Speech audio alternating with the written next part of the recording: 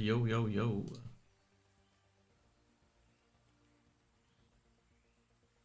Yo, yo, yo, yo, yo, yo, yo, yo.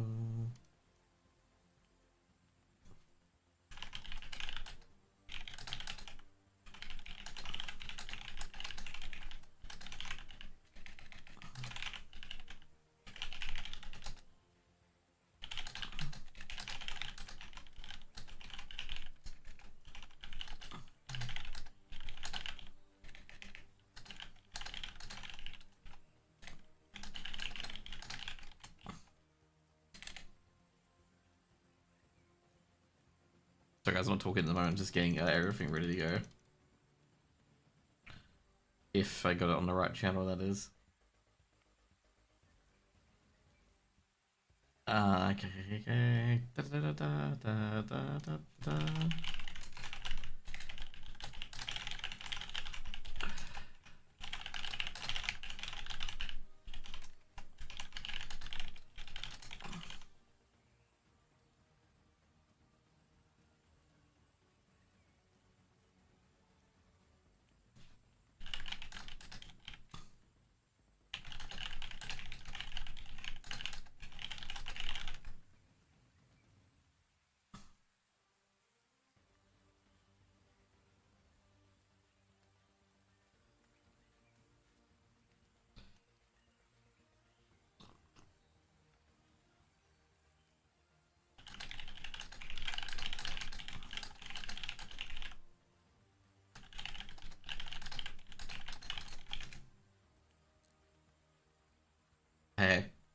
Hey, John, what have you been up to, dude?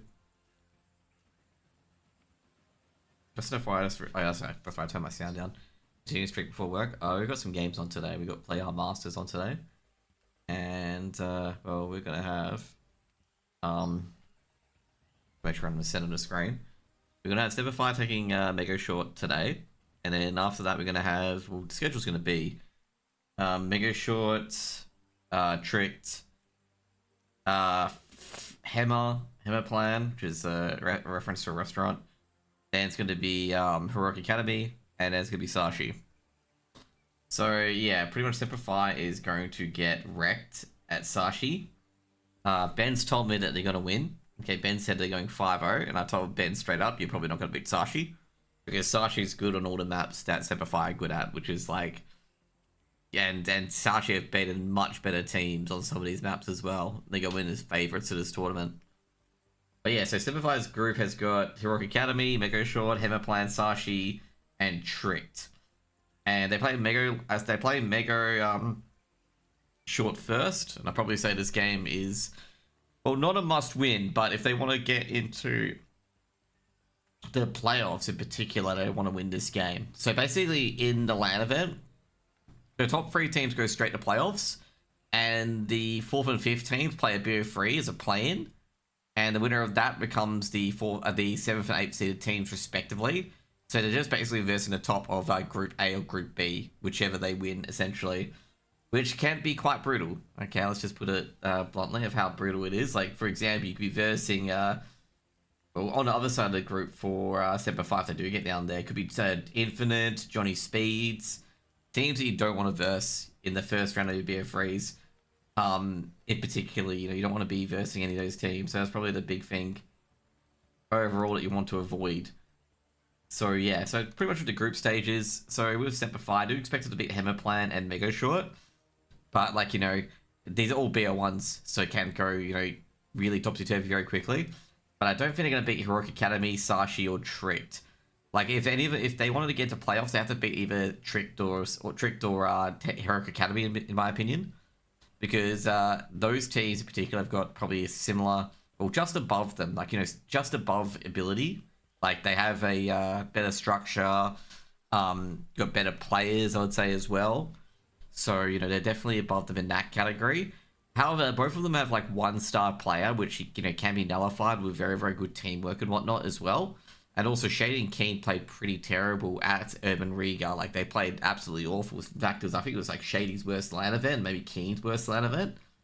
And the good thing overall was that Addict, you know, performed quite well. He was like quite near his average online as on LAN, which is really, really good to see because you want your star player to also be really, really good on LAN, and given that he is very, very good at it, I'm really, really good to see that there in particular.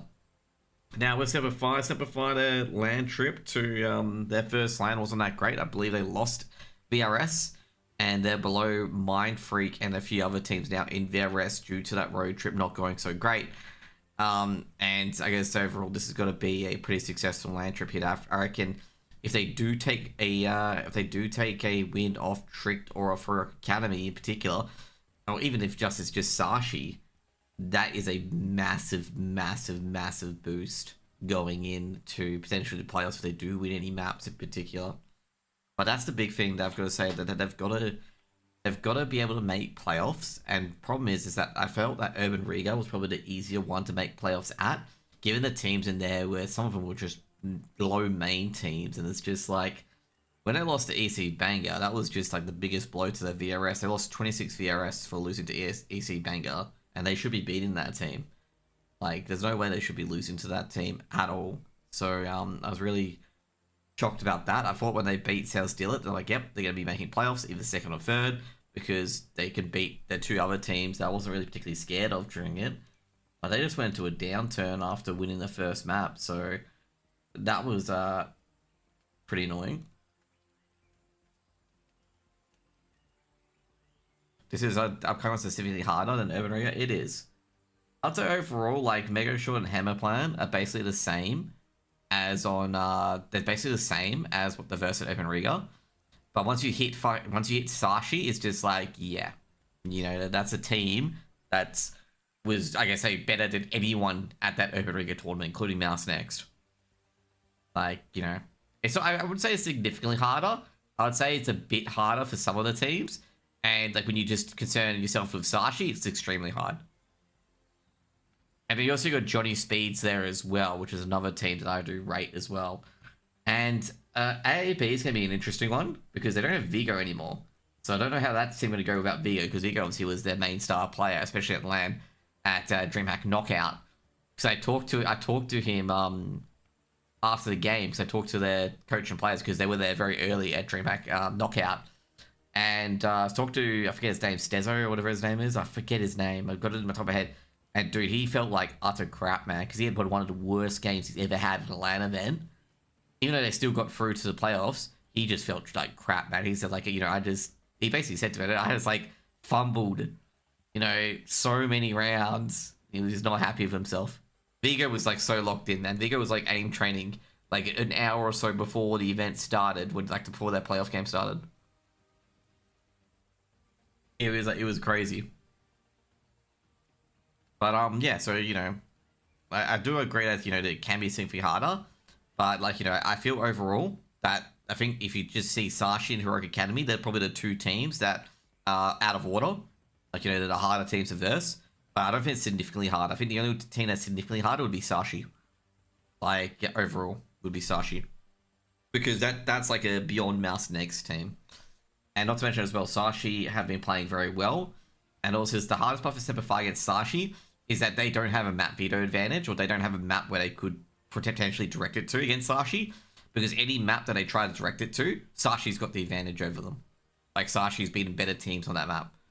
And like, you know, even if they get it to, like, you know, even if they get it to Nuke or get it to Mirage, a map that they're relatively good at, Sashi's going to slap them over the face with a trout, mate. Because they're also really, really good at those maps.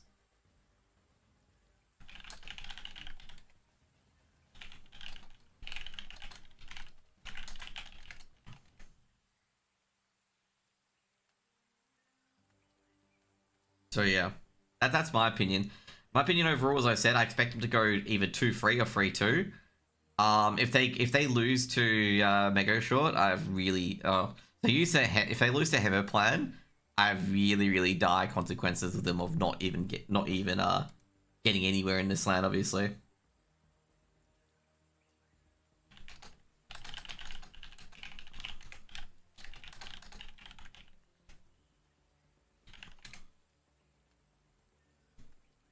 What are your thoughts anyway? I'm not sure if John's at work, but what are your thoughts anyway, Sayonara, on the event? Like, I gotta say, I think Sashi's gonna. I'm very positive that Sashi's gonna win the entire event. I think Sashi's a bit better than Johnny Speeds. Like, Johnny Speeds would be the other team looking at it. The funny thing is, the funny team I'm looking at the moment is Hemoplan. Hemoplan have like 2 players that 10 years ago.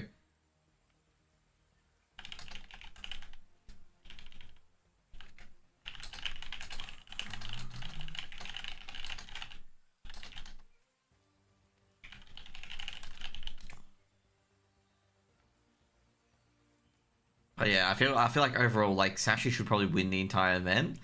The Semper Fire, I reckon they'll make playoffs. Because, I mean, this one's a bit more generous compared to Urban Riga, where, like, 4th and 5th can play for a playoff spot. But, like, you know, overall, like, there's 2 teams they could definitely take out. I think, honestly, you hope for Infinite to make it out of the playoffs because they've been playing to lose all year. So they're a Vulcans team, is that what you're trying to say? They're basically Vulcans.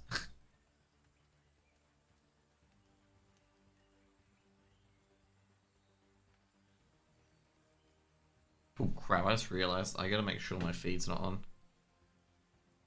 I've been testing a few things in particular. Ah, gotta turn off the feed. Oh, that's fine. Okay, I thought I had turned on the feed here. Never mind. I just checked. They didn't win a single map, so 5 events it's cooked. You know, they're gonna win one eventually, and I think Infinite are versing a bit easier, a bit easier teams now. So yeah. But yeah, Semper Fire, I gotta say that I watched the first game against Seal Steal It, and I saw him win, and I just went to bed being like, okay, they'll probably get, you know, two or 3 wins. So yeah.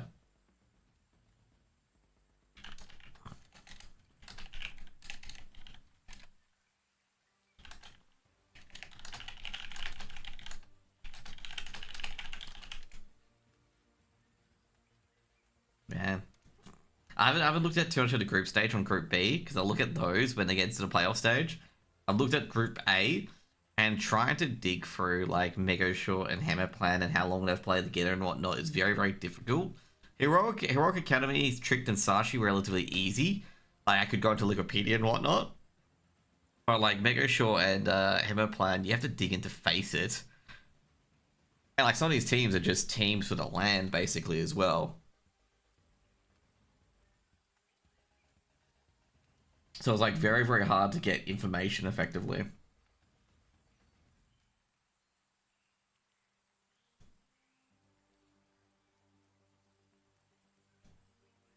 But yeah, you know, I expect Super 5 to probably get 2-3 or 3-2.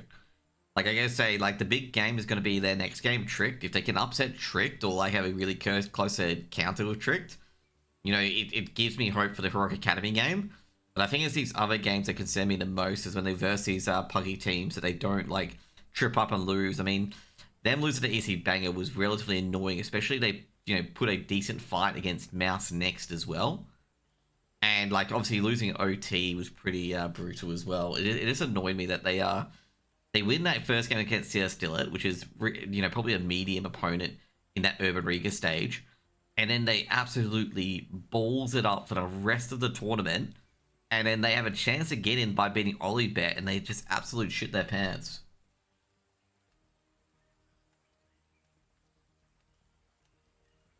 So it was relatively frustrating. And they would have, just an FYI, if they won that game against Olibet, they would have been in playoffs. Like, regardless. Which is actually quite crazy that they were able to get in playoffs on 2 wins.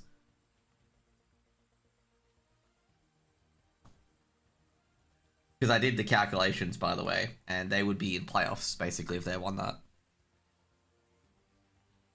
So I think Olibet were only in playoffs because I think they had a better round differential in that freeway tie. And oh, they didn't have better round differential. It was a different tiebreak. It was pretty weird, actually. Like, it was pretty weird how Riga did their tiebreaker because Olibet had the second lowest round differential. So I'm not sure what happened there. I assumed the first team got eliminated due to them being beaten by both teams, but not to be too sure. I actually had to recheck it. But I think overall they're all tied, like a freeway tie. Let me check it actually. It was season 2, right? Because like one of the teams that made it was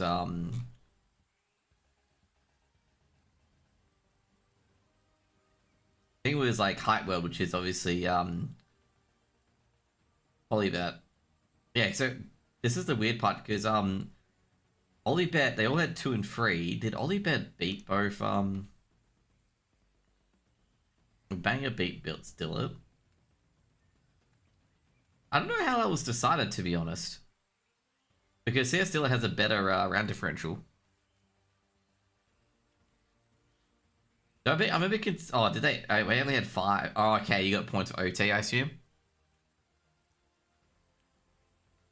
I was wondering why, like, CS Stiller had 5 points, and everyone else had, like, 6 points. I assume you must get a point for OT. It's one of these. No, actually, no, wait. Or winning in regulation, maybe?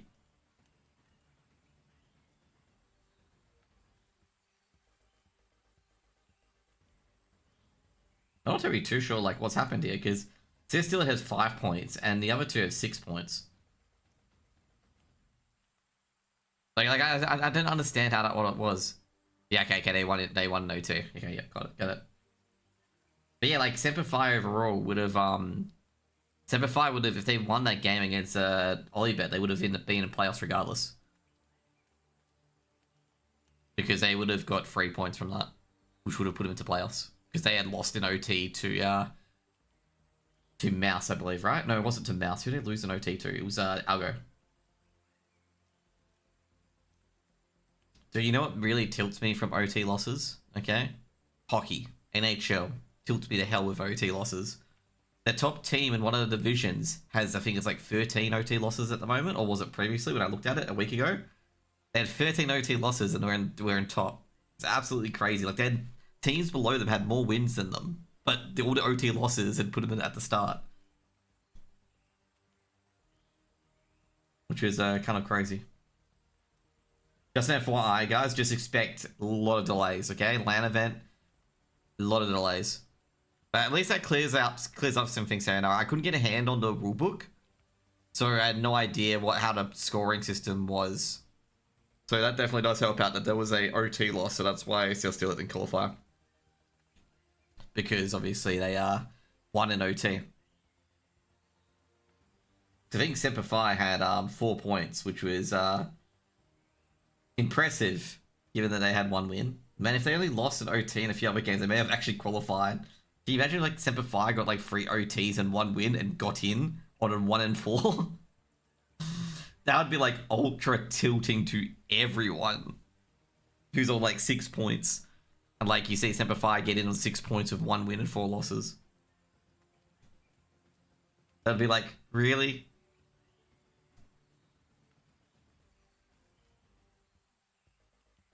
Just an FYI, we'll be using CSTV IPs until the Heroic Academy game. The Heroic Academy game will be on the main feed, so be aware of that as well. So basically, I'll put away, after one of the games, I'll put away the CSTV. I've got the feed on my right side. It's not on yet, but it'll be ready to go.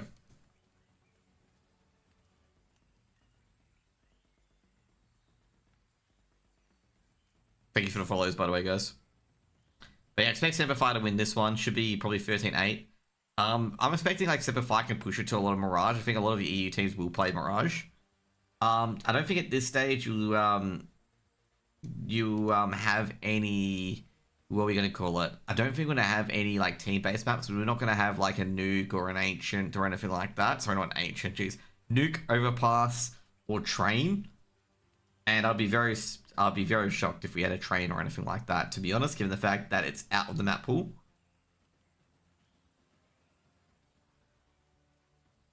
I forget their mainstream.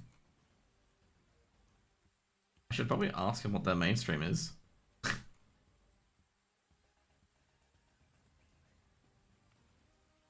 They had tickets to go to this event as well. That's pretty awesome. Okay. We'll check out the rulebook, guys, just in case, you know, we have some tie breaks or whatever it is. But let's go through the group points and whatnot. There is no Anubis, by the way. This is trade. Is there any points or group stage matches or anything like that? Not just an FYI, by the way. There's no like, you know, if you get into OT, you get a point. There's none of that this time around. That's probably one key difference. Is anyone allowed to stream this match? As long as you're approved by the PLAYR guys, which is in their Discord, and you're approved co-broadcaster, you know, you can go live with it. You had to apply for it. I think it was like 3 days ago they put the form up. They've had the Discord up for like 2 to 3 weeks. I'm not sure if the GoTV IP is like live or whatever, or if they've given it or anything like that. So yeah, but that's pretty much it. That's what it is basically. Is that there's no exclusivity on like broadcast compared to other people streaming it, but you have to be approved in their Discord. They have a Google form for it. I'm gonna say, given that they're running a LAN, they are not going to be answering any Google forms. Very unlikely, unless you know someone at the who does the admin and whatnot, and they can help you out. Because just remember, when you try to co-stream for an event, you want to be prepared a lot earlier, because a lot of these guys, you know, not only are they answering emails, but also setting up tables and stuff like that as well to get the event like going effectively. If you do want the Discord, I think they've got the Discord on their Twitter. I don't want to put the Discord here because if, you know, someone's in chat, like if there's bots in chat that just data scrape and just will join it randomly, but you can find it on their Twitter relatively easily enough. Oh jeez, Way got a 2 rating in his first game with Paravision. Not too surprised actually.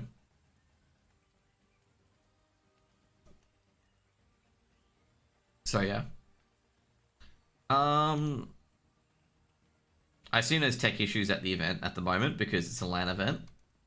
Trying to get their I'm trying to get their stream.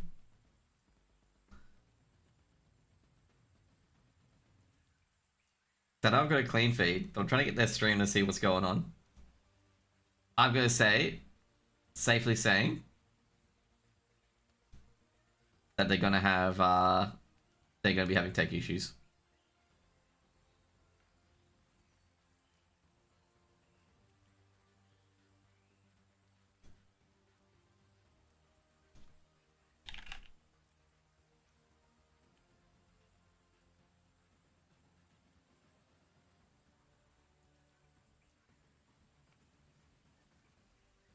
Maybe there's no mainstream? Nah, that'll be a mainstream surely. I'm going pretty well linked. Okay. So yeah, they're having tech issues at the moment. Attempted game start is going to be in about 27 minutes. Okay? So like I say, assume tech issues. If you've never ever been to a LAN event, there are tech issues galore. Okay? Absolute tech issues mayhem, okay? Because I've been at a few LANs, casted a few LANs. In fact, one of the LANs I've had to cast, I had to observe and also cast at the same time with a keyboard in my lap sitting on a couch. And I've got to say, that was a interesting sort of experience. And also, I couldn't be so expressive, like with my hands or anything like that, because I jiggled a keyboard, you know, in my lap. So, and also not to mention as well, didn't have all the, you know, observing links where you could do like the run throughs and whatnot. Not that I know how to do them at all, but yeah, it was quite an experience. And because I was on the B stream at that time, A stream was fine. A stream had like full desk and whatnot as well, so it was a lot easier to do. But yeah, I guess there can be tech issues galore. And I think at one stage we had to reset our feed like in between maps. For some reason in particular, wasn't getting the latency, or the B stream was having issues, like it was dropping frames, so we had to reset that as well. It was quite a crazy experience, and I've got to say, when I sit at home doing my own production setup, I feel a lot more blessed, given the fact that I'm not going, you know, the keyboard's on a table. I got my full mic set up here as well. At the event, I had obviously a mic and just well, not a mic, I had a headset and a mic as well. So yeah, that was pretty much it. And also on the desk is a lot different as well. Desk was actually really, really good when I was on the A stream for, I think it was Defrag Invitational.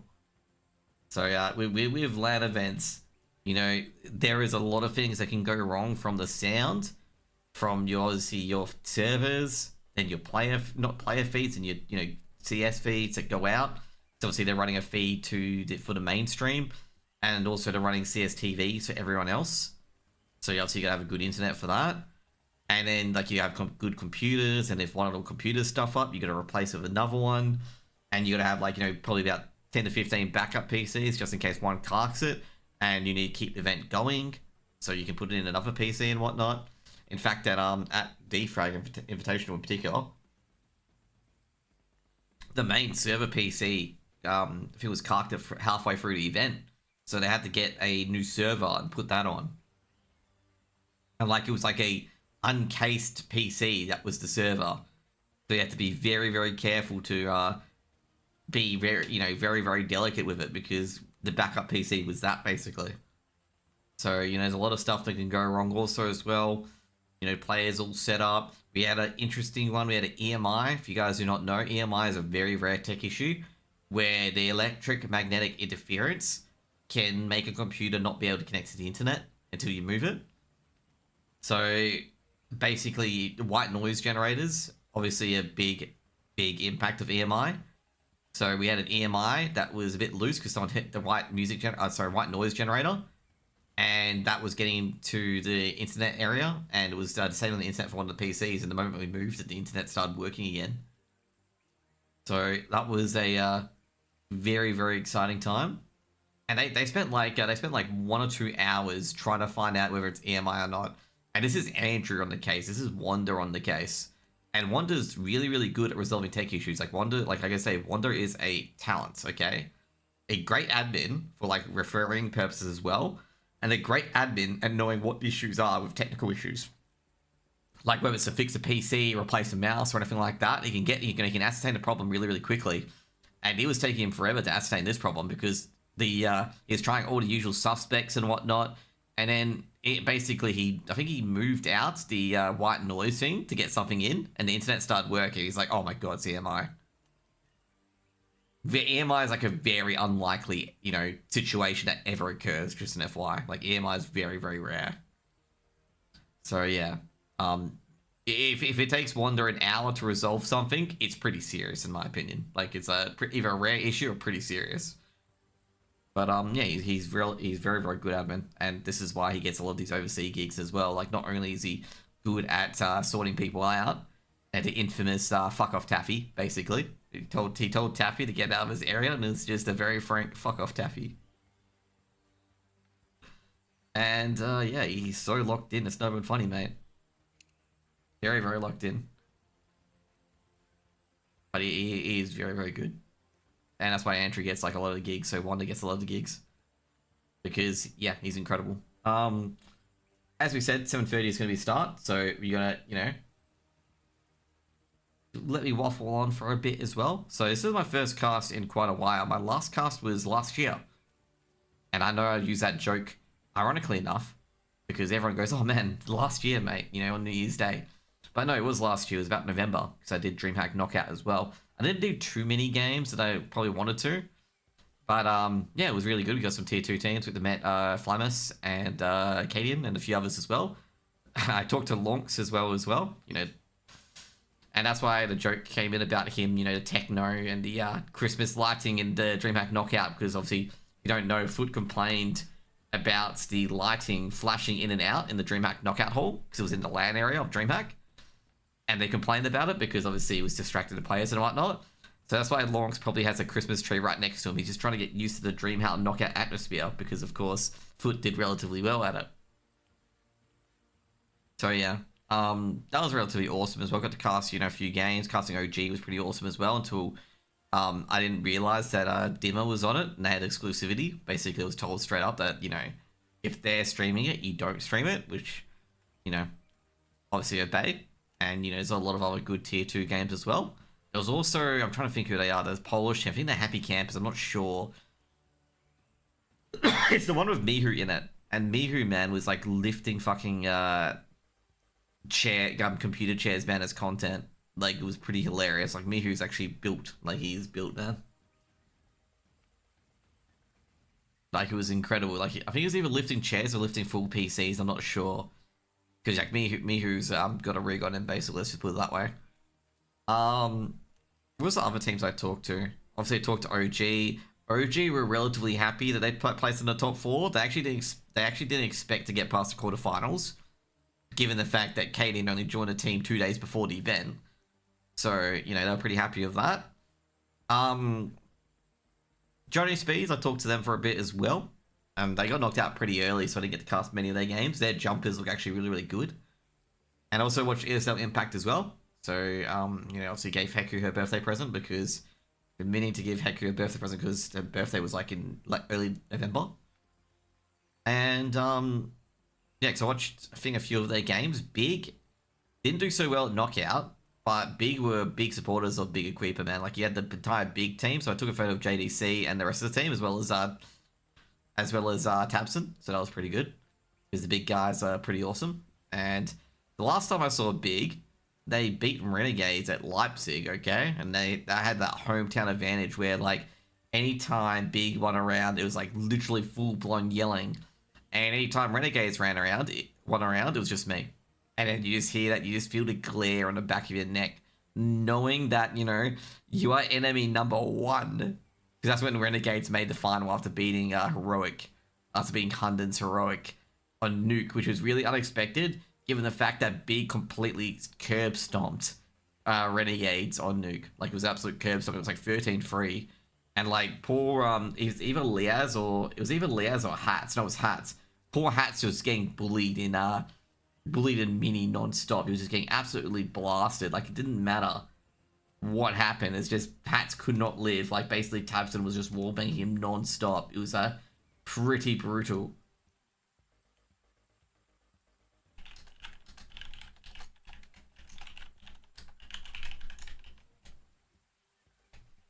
So yeah, you know, there's a lot of events I've been to as well. Also went to every single DreamHack Winter as well. My first one, or not every one actually. I started in 2017. So that was pretty good. I think I watched Nav. I think it was, no, it wasn't Navi. It was Gambit back then. It was Gambit beat. Well, Gambit won the event. Or was it Navi who won the event? I forget. But I know it was like Gambit and Navi in the finals for the DreamHack Open. And then I watched Tricked at the event. This is before they got put over to Mad Lions, and they did relatively well. I think Force were also out the event as well. The main reason I went there and, you know, to watch these teams, because a lot of these teams I've supported, or not supported, but casted in the ECA system. So obviously ECA Premier. So Force was a Russian team, of course, that, you know, Jerry is IGL, and yes, XE Power and a few others as well. And then you had Tricked, which is the Hunden, Bubsky roster in particular. I was actually really disappointed, like, out of all those rosters in particular, like, that those players in that roster, other than Sush, has really built a career out of themselves. Obviously, Bubsky got put onto the subs bench forever. Acor's just been roaming around teams over and over again, and I'm really, really shocked that he didn't get a start at Gamer Legion and, you know, kept the spot there, given the fact that ever since they've dropped Acor, that Gamer Legion have had struggles trying to find an AWPer, to be honest. So yeah, I was, you know, a bit surprised there.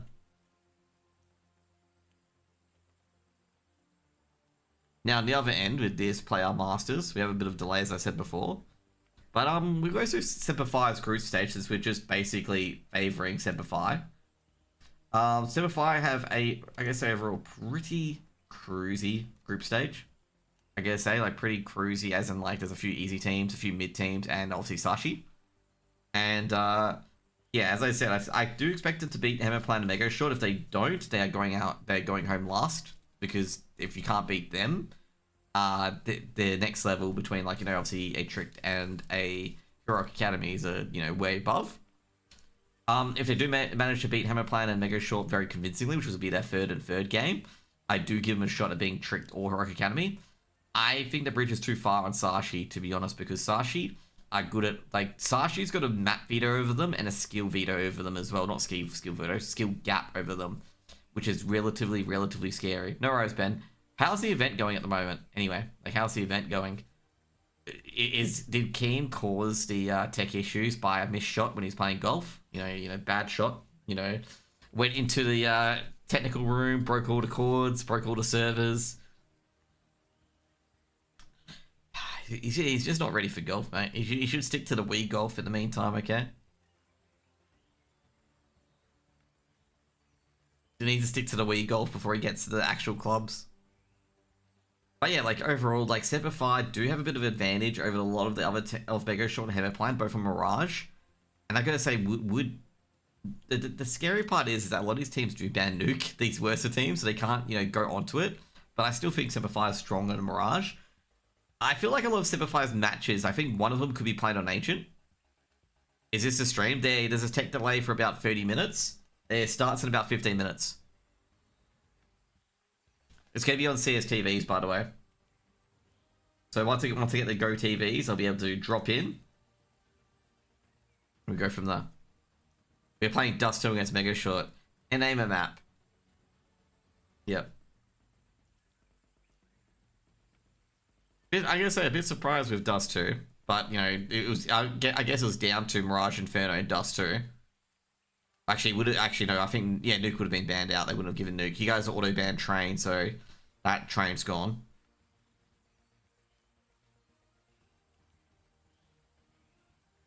I couldn't really find Megoshort's, like in particular bans. I know people could be like, oh, HLTV's got them.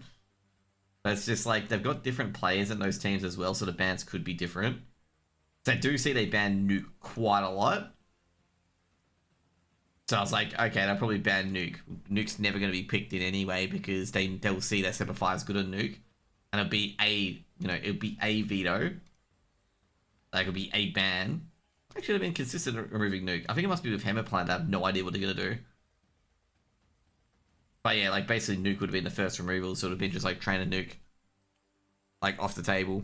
And I think overall wouldn't be surprised if, like, given the fact they've got a lot of, you know, sub-ins and stand-ins and whatnot in that Megoshort roster, I wouldn't be surprised if Overpass and then obviously, you know, Train's already banned already, and then Ancient being taken off the table to put them on Dust 2.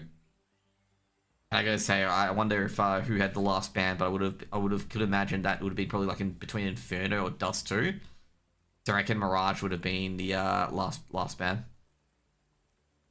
for Megoshort, because when you see Addict breaking into those sites on Mirage, especially against those upper teams in Urban Riga, it was actually quite scary.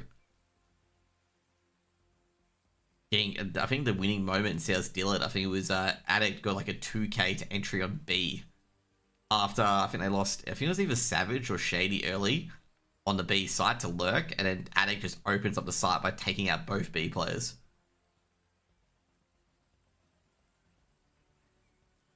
So yeah, and good luck, Ben, by the way. I know to play people at Heroic, so I've been like, can you guys go easy on that Australian team, please?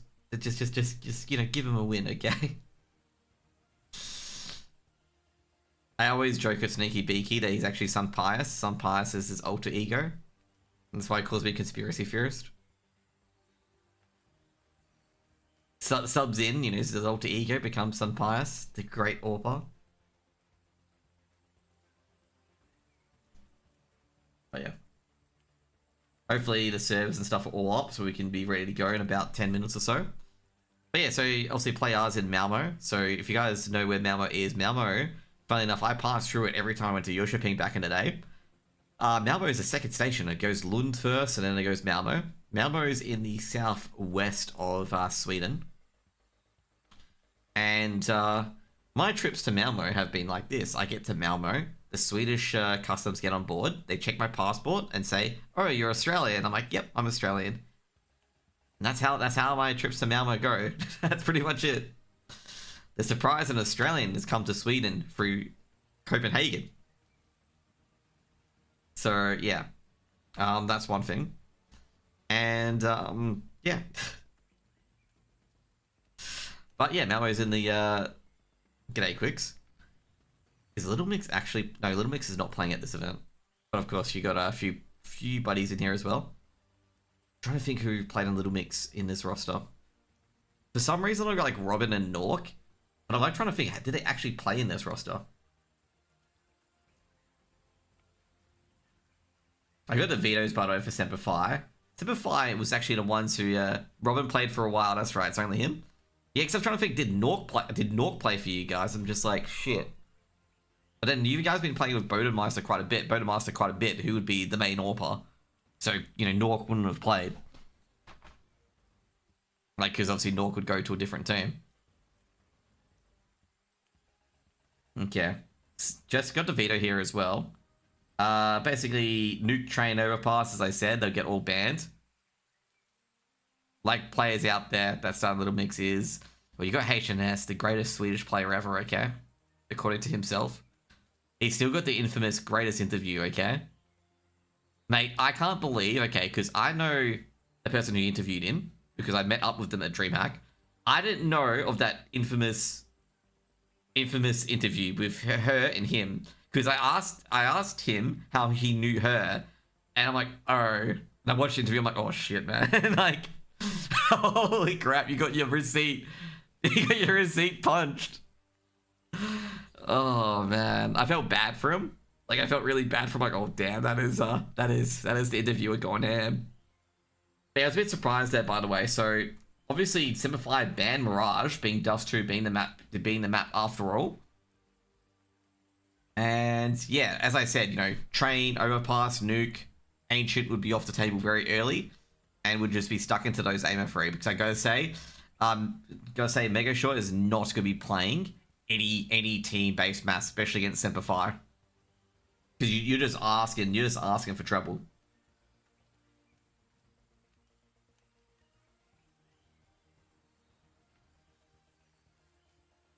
No one, bitch. Oh, dude, I remember that. And then she's like, "But you haven't won any games at this event."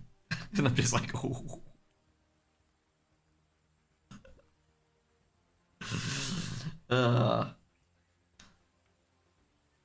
As soon as that card got pulled, I'm just like, oh man, that's gonna be a rough day. Very, very rough day. I'm not sure how they played at that event actually.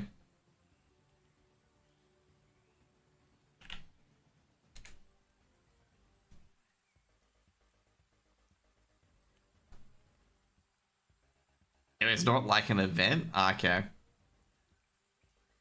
That was before I started casting, okay? Like way before I started casting. Okay.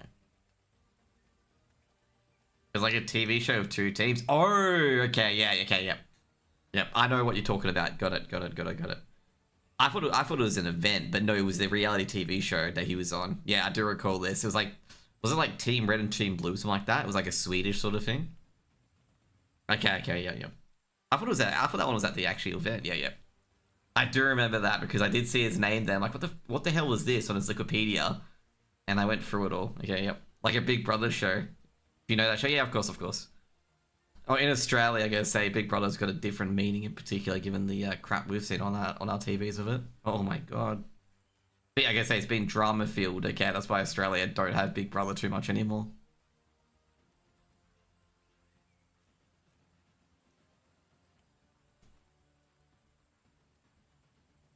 Oh, we may have CSTV info. You got told to say something like that? Yeah, I gotta say,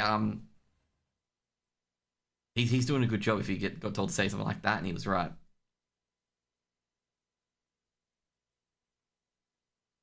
To be fair, you gotta act delusional. Like, if you want to win games, you gotta say something completely delulu, okay? You know, you can't be with the, oh, maybe, you know, the other team's pretty good. You're going to be like, nah, these guys are getting absolutely destroyed, okay? It's going to be 16-0. They're not going to win a single map, mate. I gave you on 30 kills by half. Gotta be full Delulu. And you get viral for it, you know? If you win or lose, you'll get, you know, you go viral because of it. But, you know, exactly. So now you guys know that TV shows are really, really scripted, okay? So all the viral moments are probably prompted.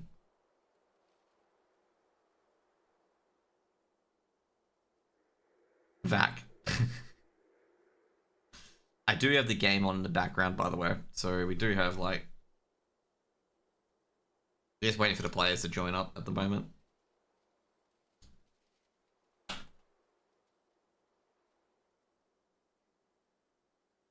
I would tell them to hurry up to get in the server.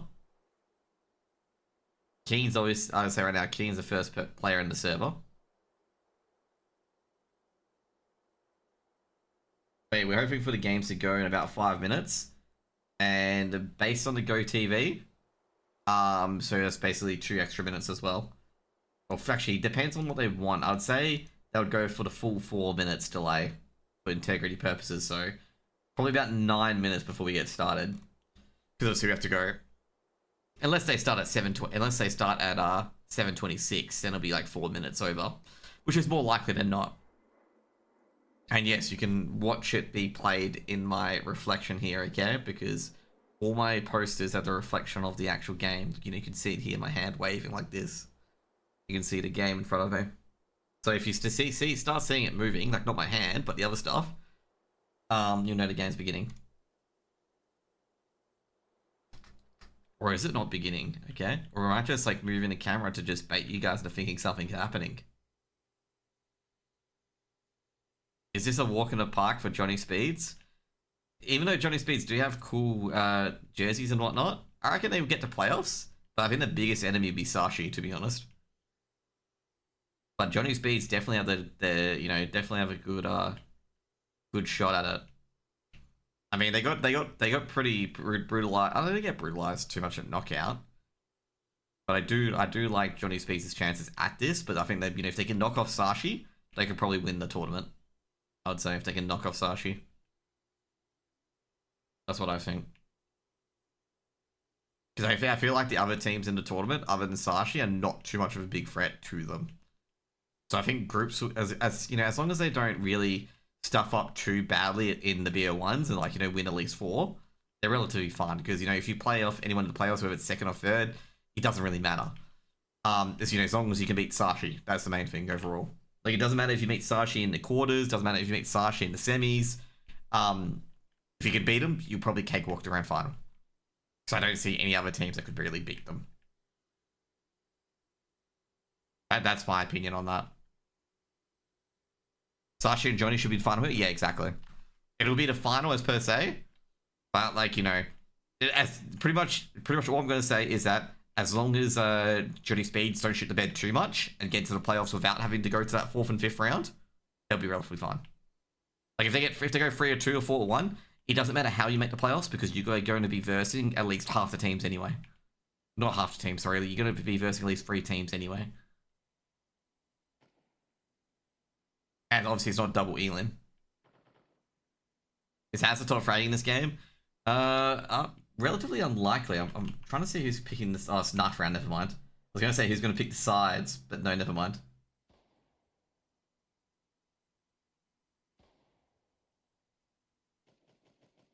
How's Semper going to do this event? I reckon. Oh, shit, I should stop fumbling over my words. I reckon it'll be 2-3 for Semper.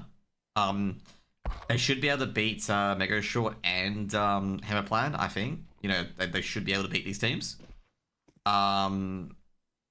Riga, they choked those events. They beat Steeled, okay, which is a better team than Easy Banger and a few teams there. And then they lose to those teams like Easy Banger and whatnot.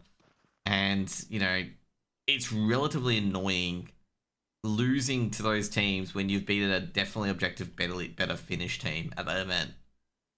And EC Banger was probably the worst defeat they had. They lost 25 VRS points because of it, and they really should have beaten them.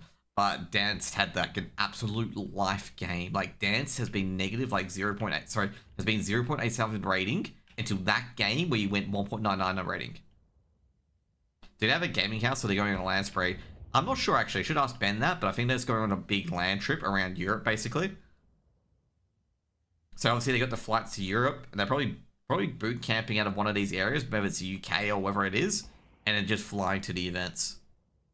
Like, they definitely have like the stays and the lands organized before going around. And they're doing a big trip around Europe for ESL Pro League, because they've got that coming up as well. I'm not relatively sure where they're at in Europe. Like, I'm assuming they've got a boot camp somewhere, and they just fly out to the events and just keep that boot camp going. Because they've also got Philadelphia, Vegas as well, that they've got to go to as well. And, you know, I said to Ben, because I was really happy with Ben doing that, like, yeah, this is what some of the OCE teams are going to do. Like, you got to take a gamble on it. And even if Semper end up, you know, obviously it costs money to go to these places and whatnot. Even if they fold or don't succeed or anything like that, they really took it on. Like, they really took it on. And obviously that can't be said, you know, about a lot of other teams where they don't really take it on and try to go international. And it's because usually because they don't have the funds. Because, like, Australian esports doesn't get too much money going into it. It's Australia in general, like, there's main reasons for it. Is one, with gambling sponsors, difficult. It is very difficult to get a gambling sponsor in Australia because of how strict our gambling laws are. Like, very strict. You can't have, like, odds showing at all 15 minutes before the game in Australia. You can't have odds showing at all during the game either. So it's like, it's complete, you know, broadcast and whatnot. So it's a tough one.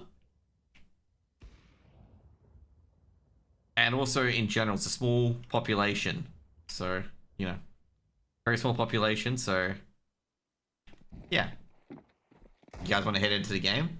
Well, you know, basically, Semper wanted to give a bit of advantage to Megoshort. You know, letting him have 5 players. Very kind. You know, 5v1. I mean, keen. I didn't think he would do a 1v9, but okay.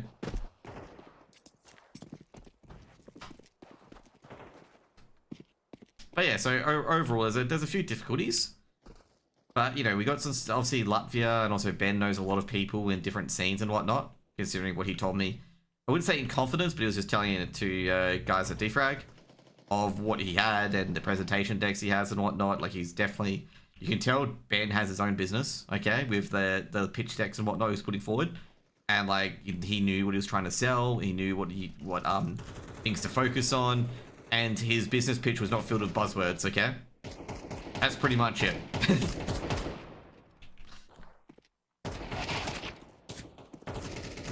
So, yeah. So, like, Semper obviously got a few sponsors. Then you use them to travel, really take on this EU stuff. I think overall, like, it could have been much easier because Ben obviously does not like how the sub-regions work in Asia. He's been a very vocal proponent against the VRS, you know, being able to focus your your VRS Asia events to certain sub-regions. So, for example, like Mongolia and China, especially with big events, because obviously Semper can't participate in it, because if it's just to Asia or just to Mongolia, obviously Australian teams can't go in. And obviously I know it's vice versa, but CS is so much bigger in China and Mongolia. So instead of complaining about it, well, he does complain about it. Instead of just only complaining about it, he goes to Europe, tries to take on these tier 2 EU teams. So, you know, if we can't get it here, we got to go to the bigger regions. You know, we got the players for it. And take some of these bigger teams down, because, you know, there's 2 ways that they win here, even if they lose. 1, they get to scrim really good teams. 2, if they win, they get VRF points. And, you know, 3 as well, they get, you know, a lot more LAN experience in particular. So they don't really lose too much. Now, we're going to get the players in here as well. I want to highlight a few players in particular. We got this guy. No, not Hazard. Sorry, Hazard. We got Addict. This is the big guy you guys should be focusing on. He is a absolute machine. And all I'm just going to say is that even though he missprayed there, he is very composed. Like, he's a player that can perform and he can do it under pressure. He does not, like, it is very rare for Addict to have a bad game. Like, very rare for Addict to have a bad game. And you know, he's relatively quite good. That's definitely the main player to keep an eye on. So with the Semper in about September or October, they picked up Azra and Addict off X-Talon. Or September, actually. And that's after Alistair left the roster. So they obviously had to get an AWPer, but Keen went back to AWPing, so they picked up 2 rifles instead. And obviously, if you pick up Hazard, obviously Valiance is going to go, which was their previous anchor. As I said when they did the transfer, I said that, hey, this is a like-for-like upgrade for Valiance to Hazard. Like, you know, probably both players have the good perks, both players have the bad perks, but overall it's just more of a side grade. But Addict for Alistair in particular, a lot of people will say that's a downgrade, but I think Addict is an upgrade over Alistair in my opinion. The major squad for Asia at the moment would be 5 Asian teams, and it's basically entire VRS ranking. So the first team, which is Mongols, will get a stage 3 invite, and everyone else gets a stage 4 invite. Sorry, not stage 4, stage 1 invite. Sorry. So at the moment, the biggest issue is that, as I've said before, is that the Mongolian and Chinese VRS teams are very overinflated for where they are. Because, like, this is a very hot take, okay? Very, very hot take. Because the Huns and Rare Atom, like, the Huns and Rare Atom did not win a single game at the major. Did not win a single map at the major, other against their own fellow Asia teams, basically. And same with Lin Vision, I believe, as well. And maybe Tyloo. I'm not too sure, actually. I should check Tyloo. But, and like, Lin Vision, for example, and Rare Atom and the Huns, they weren't even in some of these games that they were playing. So, you know, do I think Semper would have done a better job? No, I think Semper would have been knocked out in the first stage as well. Sorry, Ben. Okay? You know it's probably true, okay? But you'll get knocked out. And the main reason why it's like that is because the in Asia, the sub-regions, like certain teams can have certain tournaments. And there's been like a lot of Mongolian tournaments and Chinese tournaments held at like the major close-off date to try and get more VRS for some of the teams. And that has been a bit of an impact. But anyways, guys, let's get into the game. We've got Mix v Semper here. Not Mix v Semper. We've got Megoshort versus Semper. Knife round coming in. Winner will pick the side. FlyQuest do have the Z-Tech Masters as well. That's coming up. They have Hook Dina Land. And I think I'm a bit I wasn't gonna say I'm a bit surprised FlyQuest did I am Rio, but then I realized that Z-Tech Masters, that they are going to make it quite far in, would be a bit later.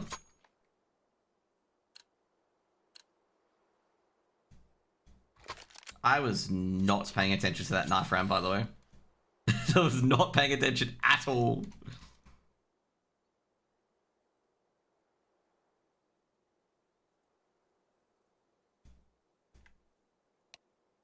Yeah, that's the Beijing land. Yeah, exactly. They'll figure it out as they go along. Yeah. Semper got a very busy schedule as well, because they're going to be back in Australia for defrag as well, because they've qualified for that wildcard land. So it's going to be interesting how that one's going to work, or whether they just give up their spot.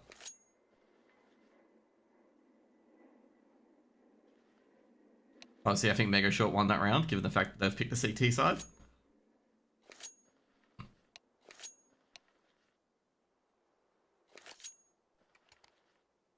T side for Semper.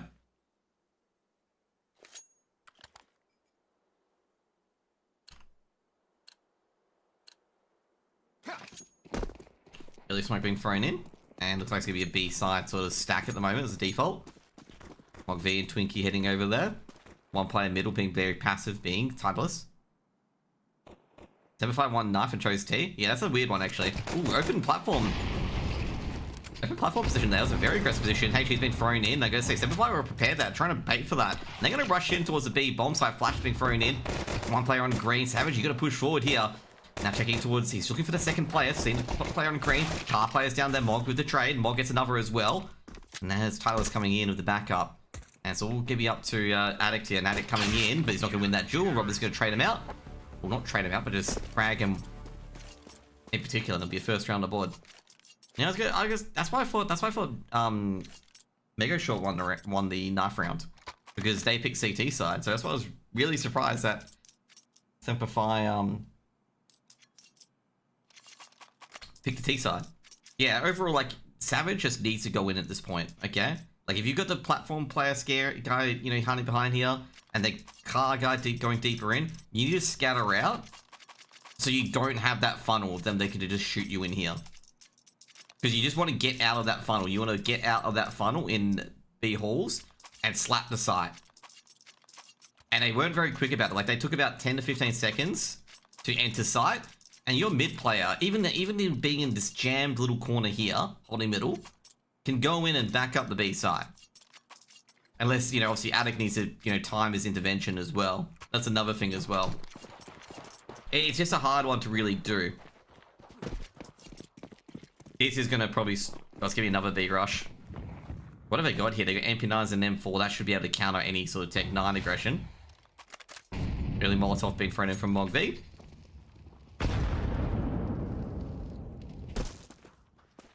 Trying to check any A short aggression as well. Twinkie. Actually going for a long side sort of defense, given they sort of smokes and stuff early. Mog V using a lot of ammo here as well. Going for a B split. No one going through middle, so it'll be all through halls. If they go all through halls, they can get absolutely farmed by Mog V. Would be an easy 5k for him. Probably an ace or 4k at least. Because those Tech 9s are going to get absolutely gobbled up. Flashbang's been thrown in. God Flash as well. Smoke's going to be thrown out as well. Tech 9's going to get stuff done. It's going to be a 1-for-1. Mog V gets the second as well. He's heard the bomb drop. He doesn't know where the rest are. And they know he's here, and Shady's going to be able to take them out as well. I'm going to say this works surprisingly well, but I won't be able to get the bomb yet. Addict's going to pick up the bomb. Should plant it for safe. It's going to be a 3v3. 2 coming up through halls already. Being basically Nork and Tilitus. And they've actually isolated and taken down Robin here as well. Addict looking towards the doors as well. Flashbang going to be thrown in. Addict going to peek out. They both look away, and they know where Addict is as well. Now, Shady on 3 HP, trying to get the headshot, but they're not going to be able to keep this site for long. Oh, geez, Shady. Very risky play there. And that should be a retake. But I'm going to say, a bit interested on Semper being able to get to that B side there. I didn't think that was very convincing. Going into that B site. But they got a 2-for-2 trade. I'm surprised they didn't pick up any of those rifles. They had an M4 A1S. You know, sitting around this area with Mog V. I'm surprised they didn't pick one of those up. They also had an MP9 somewhere around here as well. Tech 9s are great to punch. Like, Tech 9s are really great to punch into a site. But, you know, the M4 A1Ss and the MP9s are a lot more easier and stronger to hold sites with.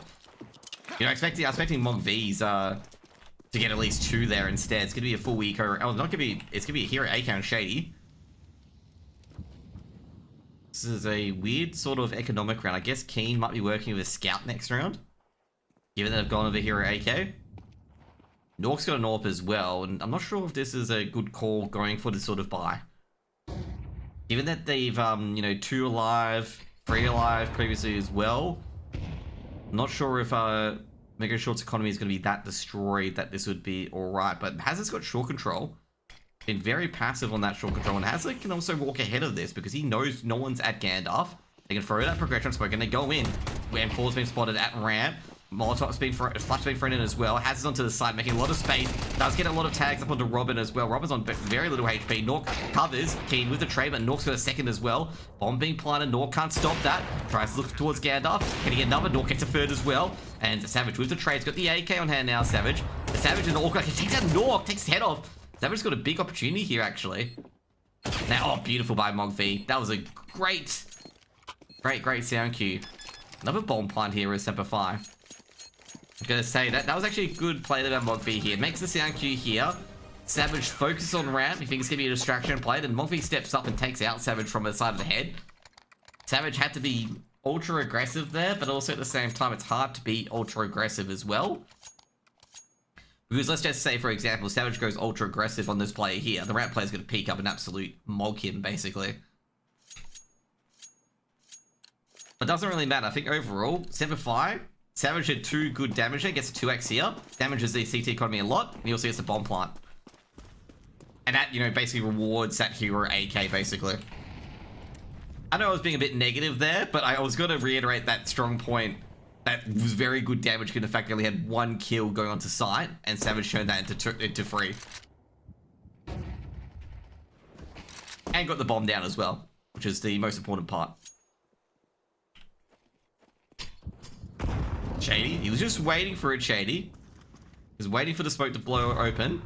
It's actually got a good position here, actually. It's given his position away, unfortunately.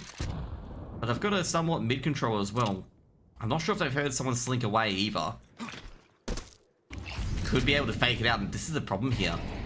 This could easily be a hit as well, given that they have short control. Because Robin's trapped in CT. They've got to go info hunting at this point because they can go short or they can go long. Nork's been relatively good. Sorry, not. They can go for a B split.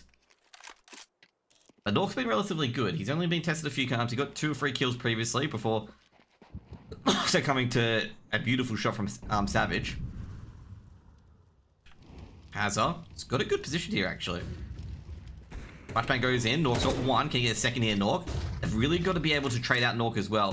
Flash has been thrown in. Attic second down Robin.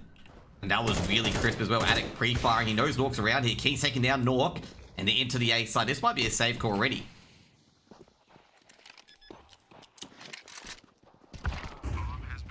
Trinky does get 1. This could be a retake call here. This guy could go for a retake instead, but never mind. Savage silences Tiltus, and that's going to be a save. They can't go in. They don't have the money for it.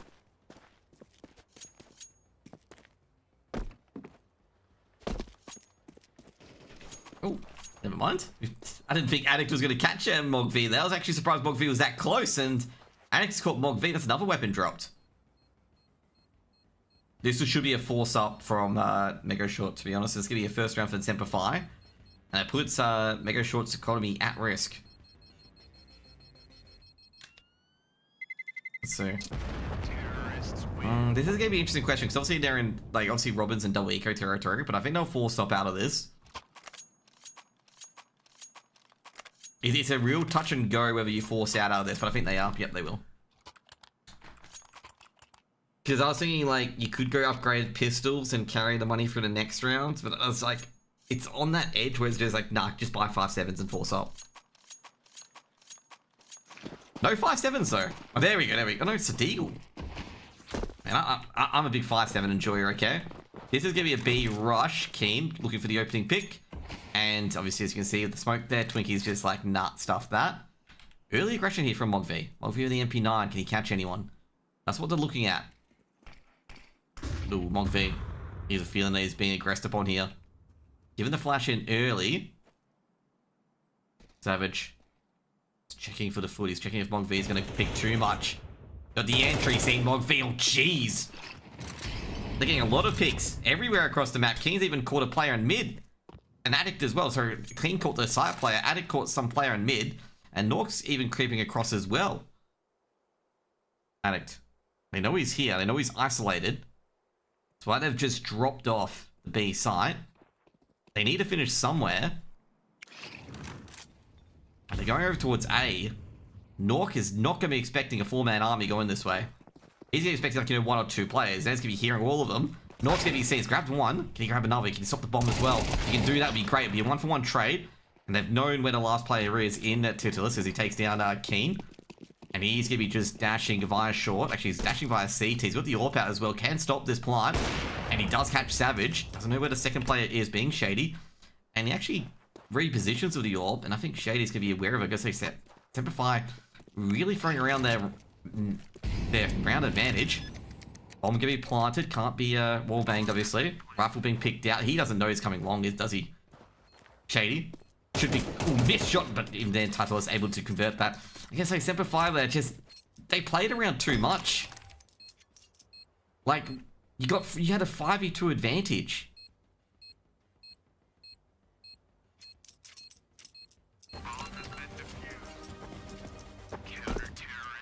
Like, you had a 5v2 advantage, so... You're taking out the player on B, you're taking out a player early exploring at A, and you're taking the player out, I believe, in mid.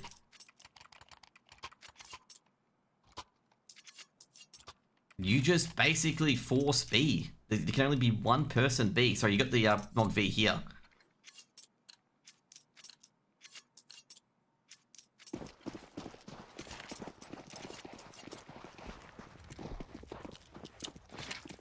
And now you've dropped around for really, really no reason.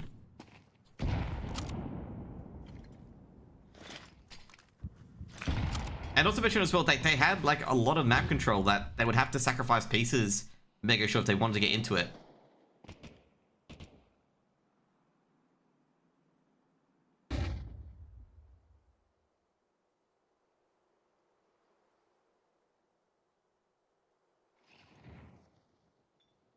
Megoshort, interesting enough, giving up short control a lot. I know they've got a lot of reliance on Nork being able to take care of the short players, and he's been doing a very good job in doing so. No mid player at the moment. Given that Robin is barely defending middle. These B players are just trapped in here. They don't realize it yet, but they're just trapped in here. Shady going in completely naked, no utility. Oh, doesn't get the shots that he needed to. They can actually just charge into sight the stage because there's no backup. Trying to play passive. Mog V, can they get it done? 1 for 1. Gets 2. Twinkie does. Gets the rest of it. And that's all he needs. And Robin with the flank. But he doesn't think about Addict. Addict just lurking there, playing the lurk role as well. He's just waiting for the second player. Gets the double tap onto Tillis. Oh, he spots a lover at scaffolding. Twinkie's actually trapped here, but Nork on the other edge as well. Aokigar, man, just because you have a gambling addiction doesn't mean it's 3-2-2. No one cleared B. They should have gone B, but no one cleared it. Like, they didn't have B cleared. Because you're just going to whinge non-stop about your bet, so I might as well give you the ban overall. They should have gone B, but it was definitely B was not confirmed cleared. Because it was their own smoke that blocked it.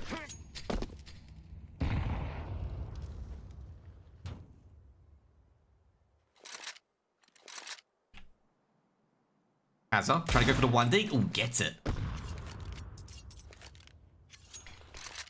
And the Swede getting 1D'd. Being on the other end of that. And that's going to be pretty brutal. And Hazza's an anchor player as well. So he's used to players coming to him and getting farmed. Him being aggressive and nailing 1D like that can be pretty brutal. But Nork, he's been very strong in this game at the moment. Been very critical to a lot of Megoshort's round victories. Light pack goes in, beautiful. Flash was a bit too far, or Nork was in a good position. We find out. Nork's going to second here, unless Shady can do something here with the Deagles. They are going to creep out, but they're just wandering to their doom. Addict. Ooh. I'm going to say I'm surprised Nork didn't bite at that. Like, really surprised. I thought Nork would definitely bite at that one. Brandished a lot more than his hand there. Trying to hold on to the site. And that should be an easy hold. Addict gets another 1D. Nork's going to be careful here because Savage is going to dome him too. And they're coming in. They don't know where their second player is. Another being thrown over. Oh shit, Addict gets the AWP out. And it's a real horrible moment to have. And Tilitus should be able to clean it up. 6-1 on the board. He's got the option where you switch to the better weapon when you pick it up. This is like one of the scenarios where you know when you have that switch to the better item if you pick it up, it's not good.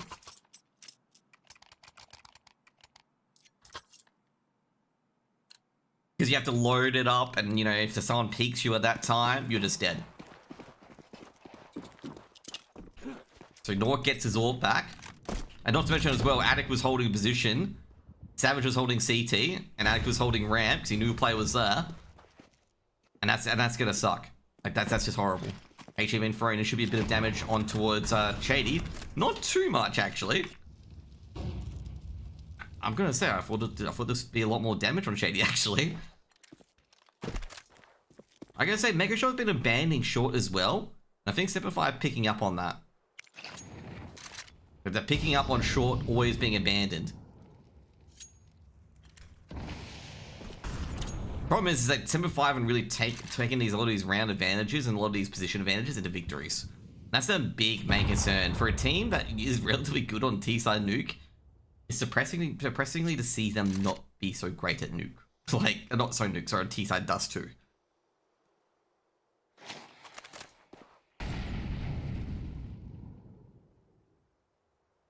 And I guess when you got a player like Nork, you can just, you know, put him on A site. Don't worry about short too much. A bit more damage on the Shady as well. Shady trying to punish the CT boxes. Robin's thinking a, you know, waterfall smokes there. Thinking that Shady's going to drop down. Shady trying to poke for info. Robin not shooting back. It's going to be 1-for-1 grab. And they're going to be boxed in for a bit as well. Nork's caught out here. Addict can't get the spray right, but Keen able to collect it. And that's going to be Addict getting a second kill as well. Bomb dropped. They got to rugby throw it over. Just rugby throw it over in the end. Great rugby throw. Addict is from New Zealand. Hence, you know, the great rugby throw there. And you always love it when you get a rugby throw like that. And Addict is going to be... Oh, he's going to be in pit. They're going to go for this retake. Mog V. Can he make a play? He's got to find Addict and Pit. And then they'll probably make a play from there. Addict's on very low HP. Mog V will definitely check Pit. If he doesn't check Pit, I'll be really surprised. Addict goes down. Going for the retake here. Mog V with a quick peek. Flashbang being thrown in, but Shady's got the other orb. And he's going to drop it for a rifle when Twinkie's going to hear that. Twinkie's got to make a play now. And Savage catches him out. Second round for Semper Fi.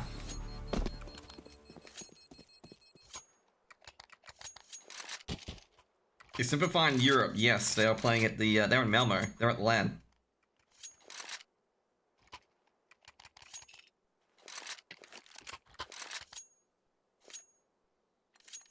That was a good round by Semper Fi, but the problem is that Megoshort are on eco. They're going to eco this. This is what I was feeling about, the previous round when I said maybe they go for eco, not a force buy. Is because they had relatively like similar amounts of money where they could buy up the next round afterwards. But Semper Fi just need to walk this one in. They need to be just like, don't be hesitant. Get in early. Don't walk into 5-7s. And they're going to go for a quick execute towards B. And no one's there. Do your 5-man USP push though from Megoshort. They've spotted Addict.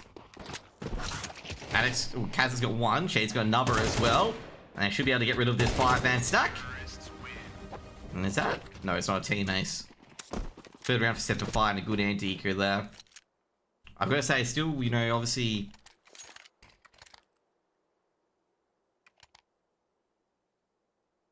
Megoshort 6 CT rounds. Relatively decent.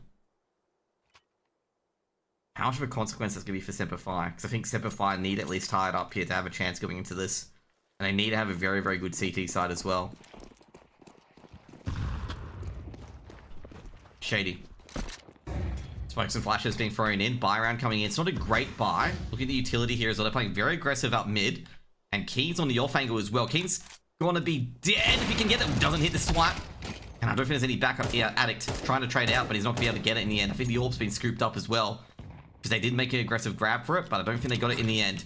Meanwhile, Shady, he's got a player napping at long, but couldn't get the aim there. He was on the top of pit. Nork stuck on the site. Shady, I don't think Shady's aware of it. Yeah, I don't think Shady is aware of it that Nork's on site. He's looking at it though.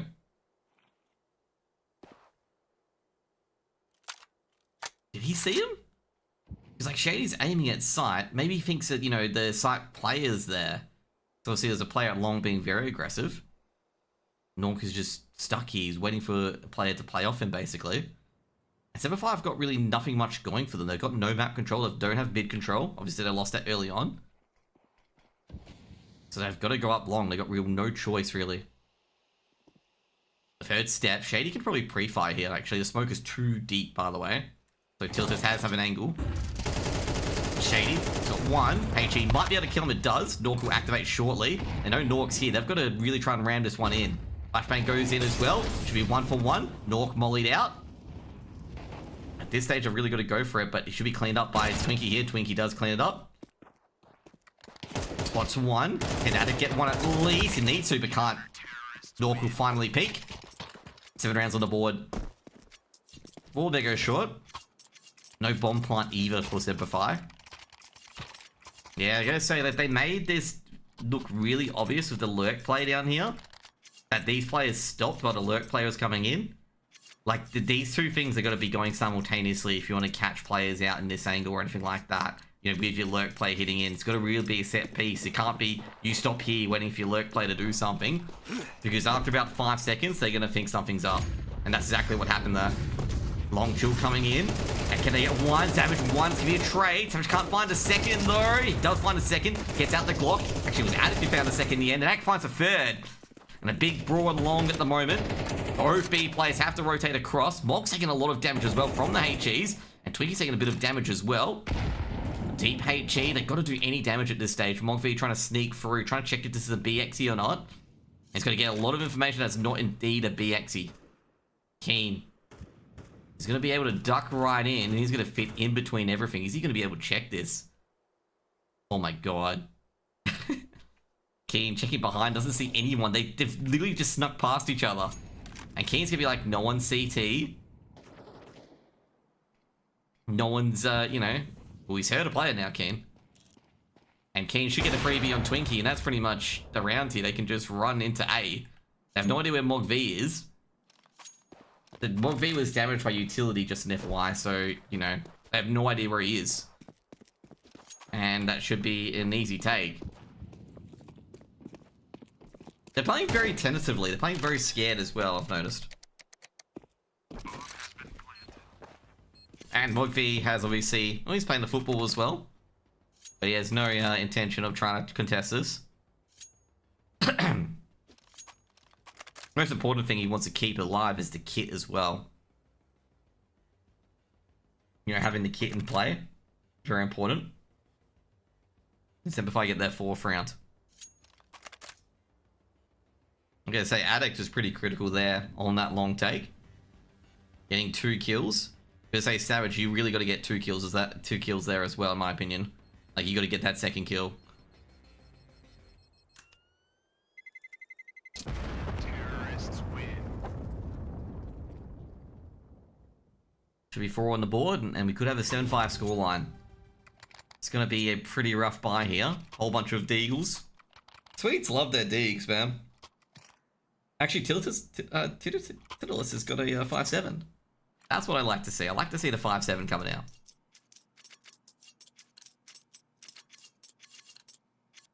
Semper 5 got a B spawn. A very good B spawn. Free players B side.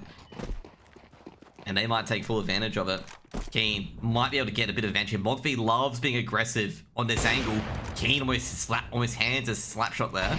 Molotov being thrown in, but Keen so deep.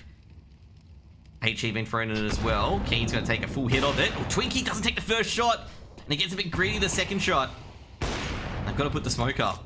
We've got no choice here. Keen gonna try to get him triple boosted. Mog's just gone straight away to Plat. Oh, he's can be seen here. Oh, Keen did see him. Didn't nail the shot. He was a bit slow on it. He's not gonna be able to find Mog anymore. Mog is just gonna get out of the sight. And Nork, he's got the line as well, but he's gonna go back off and towards mid. Might have to be a bit of a reset here. Also Semper. Smoke's gonna be thrown in. Let's go throw Nork off his line. Addict just trying to see if he can see Nork before he goes forward. And Nork is gonna back off. Now Shady. Might be able to go through to smoke here. Maybe an aggressive execute coming in. Nork is not gonna be on a good line. He's actually boosted himself short. Mog V. Ooh, he might get caught out here. He is gonna get caught out by Hazard. And Nork's he's not going to drop off. Not yet. He will drop off now. Made a bit of a noise. Hazard's heard it. And they're going to be in onto that B side. Hazard going to drop back to the other side. Doesn't have to really do anything. And they're going to have to retake in this scenario. Keen will get the bomb down. Nothing really much they can do. Hazard's on a good angle here. They know they need to clear it. Hazard's got 1. Might get the 2nd. Does get the 2nd. That would come from the air. And that is Savage sealing up the 7-5. Coming out from the B side. I gotta say, overall, you know, Megoshort took advantage of that early CT side dominance. 7-5 on the CT side is pretty decent. It's probably past score for both teams. But that was a great recovery by Semper. Semper really should have had about 8 rounds there on the T side. There's just too many fumbled opportunities. I think the 4th round in particular was a big fumbled opportunity here. They had B side completely clear, 5v2, and they fumble in a 1v1 on A side. That's like a, oh, what are we doing? I feel like at some stage you just gotta really just hit a site. Either way, rushing B coming in. Maybe a 4 stack on B. No mid aggression. It'll be Paul's aggression though. And Savage is gonna see 2 players there. And he's gonna be like, guys, we've got problems. And they've got the opening 2 picks as well. Checking towards mid, or they don't check towards cart, but they don't even hit a shot anyway, so it doesn't really matter. And that is going to be an 8th round for Megoshort. Unless Keen does something miraculous here, which is going to be very unlikely. I mean, they're not going to serve them a 1v5 on a silver platter now, are they? I'm going to say, given these USB shots, it's not looking too flash either. Give me 8 rounds on the board for Megoshort. This is just pistol rounds in a nutshell, man. This is just pistol rounds in a nutshell. Either every single bullet hits on the CT side of the USP, or none of your bullets hit. Same thing as the Glocks as well, man. Same thing with the Glock. Either all your shots hit, or none of your shots hit. The Dualies also has that as well. Either you get, you know, 5 for 4 kills of 8 bullets, you spam entire clip and get nothing. Should be a relatively easy round. Anti-eco coming in from Megoshort. AK's scout all board up. They should be able to pummel their way through the A defense. They lose the USPs. I'll be very surprised. But given as a 4-man going towards long, I don't think that's going to happen. Nope.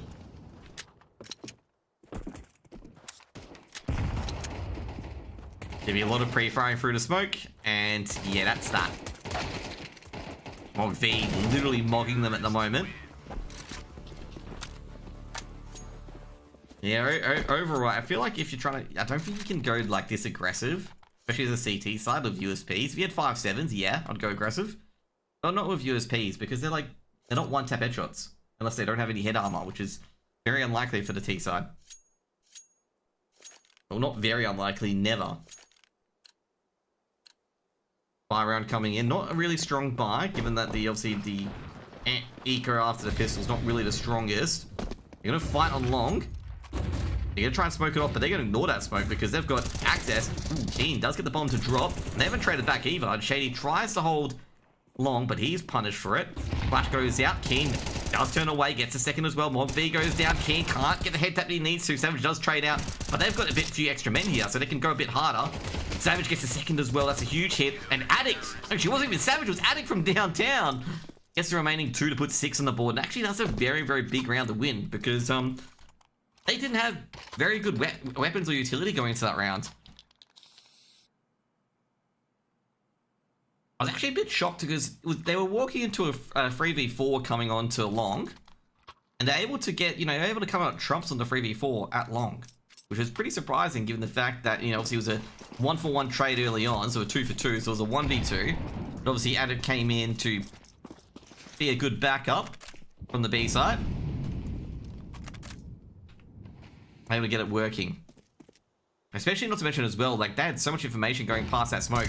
Shady dodges the flash but doesn't get the initial 2 bullets. And I think, well, they're going to try and move their way into mid. They might actually rush out towards long early. Addict's like noting this as well. Throwing a HE. Well, that was not a good HE. They've cleared out mid. They know no one's there. All they have to do is just jam up the take onto A. Molotov being thrown in towards ramp. Can they jam up the take? Savage out in the open. Going towards Gandalf. As like, can they find anything? They find one at car, but they can't get it. Oh, the HE's gone out. They try to play ninja and it doesn't work, and they're gonna have to save immediately. Mog V's gonna poke out. Addict trying to make sure he doesn't cross. Gonna play some X's to try and get some money. But at a time, 2 site players went for absolutely nothing. It's gonna be 10 for Megoshort. Yeah, the main thing overall here, Megoshort, they put up a lot to long. Semper did a good reaction, cleared out middle to make sure they wouldn't switch over. So they knew that at least 5 people were here, like they had committed to it. And then obviously they had Keen here, ready to like try and take the legs out of them. But the A players here to go survive, as long as they can. Sorry, they're not even on the site. They're like here. They got to survive or try to prevent or try to really jam them up. Getting onto the A site. And obviously the HE being thrown here probably absolutely destroyed it. Spotted both players and able to take them out with ease. And yeah, good play by Megoshort there. Recognizing that the positions that they had, they could only be really 2 to 3 positions where the other CT could be, because obviously knew Hazard was on short. They didn't know where Savage was, and they found him out, and it's pretty much round over.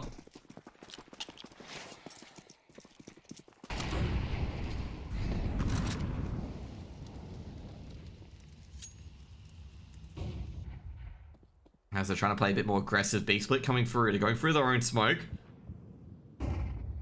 Gee, Semper getting a bit of their own medicine here. Trying to find this mid player. Savage. They're going to put the B players on high alert. Bit of damage here. Addict. Title's beautiful shot as well. Has this all by himself. Doesn't get anything done. And that's the round over. That's 11 on the board for Megoshort. Nothing they can do there. I gotta say, they did the exact same thing that Semper did to them as well. They completely split up B. They went out of their own B smoke into, you know, no smoke for a split.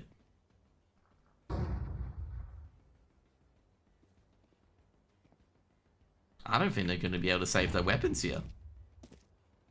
Being ducking towards pit. They're hunting him. They've got the money to. HG being thrown in. Keen going to duck down. I don't think they're going to get out of here alive, to be honest. They could go back in the bedroom, but that's a real bold move. I mean, Mog V kind of sweep in.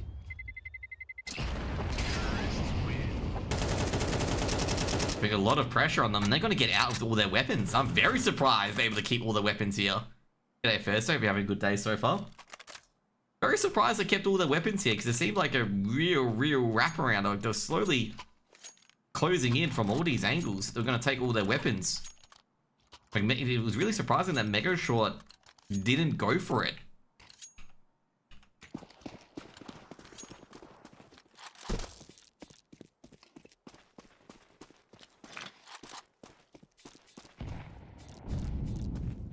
Keen. No, was a tag up on Robin. Kills Robin. Jeez, that was brutal. Ball spike coming in, obviously, to try and prevent map points. Or not map points, match points. Keen trying to get a bit of damage here. Savage takes a bit of damage. They would have heard that reload, so they know Savage is very close. Meanwhile, short, Nork, aggressing. How's they able to just shove him off for the time being?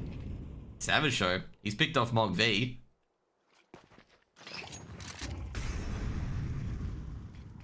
Meanwhile, it's going to be a 5v3, the scariest lead you can have. Now he's being thrown around. Shady. I think they're going to buff up B side a bit as well, given that they have the M4. I reckon Savage and Keen should be switching their weapons. Like, I reckon that should be the thing. I know Savage got a few nades, but like, yeah, Keen, you got to get off that scout in the situation. Your teammate has 11 HP and you have 100. B split coming in. This is a Lin Vision B split. Tetos has made a noise, so Shady's going to be very observant to this. Ball's not being thrown in. Shady's going to have to peek out. Might get one, doesn't, goes down. And has a with a trade. Keen takes out Nork as well, and it's just a low HP to this left. He doesn't know where Savage is. It's going to be 7 rounds on the board for Semper. And they're going to pick up some AKs out of this, as well as a few flashbangs as well. There was 3 AKs picked up. Yeah, the reason why I said, you know, I felt like King should have dropped the scout to Savage. That Savage is 11 HP. He can't really fight too much with the M4 there. But you can see there that Keen proved me completely wrong as he swiped in the scout. He'll be casting all the games, basically. All Semper 5's games. Megoshort. He'll be trying to push in. Could be a big buy here for them. Deep HG. Savage is going to catch anything. Does catch Twinkie for a bit of damage. Was wondering where that nade was going to bounce. Has a bit of a fight. Takes down Mog V. Both players having a devil of a time trying to get any of these shots off. Keen. Let's see if he's able to sneak in. He's hearing a lot of nades being thrown in. Keen. Oh, Nork wallbanged him as well. I think no, he actually didn't wallbang him. Actually, straight up shot. Keen was just running away knowing the Molotov was being thrown in his direction. Now Savage is on an island. This is a hard one to take. Do you go for it? Because they don't have any short control. They don't even have any big mid control. To be fair, I think Savage needs to just protect short. You're going to check mid, and this is going to give him the go sign to go for the A side execute. Shady. Playing long. He's going to keep his head down. They haven't checked long yet. Oh, geez, they're trying to play aggressive with this bomb plant. 4-man peek. Addict's trying to get in position. A lot of flashes and Molotovs being thrown in as well. They haven't cleaned up Addict yet. Addict here, and a lot of people above him as well. He's got one hazard. Can he get another? Nork with a trade. Can he get a few more? Addicts in a good position. He's got one, he's got two. They know they're being surrounded. Nork with a quick click misses. And basically Tittles with the trades up to Hazard now. 1v1. Hazard's got to get a dink. He knows he's got to get dink. He can't get anything else. If he gets tapped, he's dead. Missed shots from Tittles. He's got to get it to the swings and wins. 12 on the board for Megoshort. I'm surprised Addict was able to do so much in that scenario there. I thought they were definitely going to look below them on CT side to make sure no one was there. Or look towards long.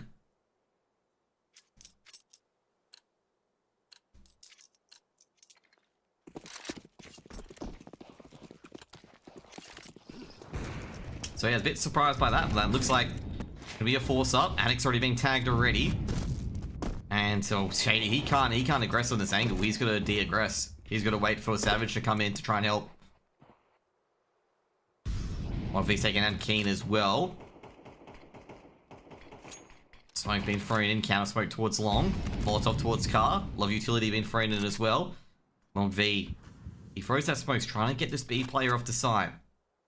Addicts basically said short's empty.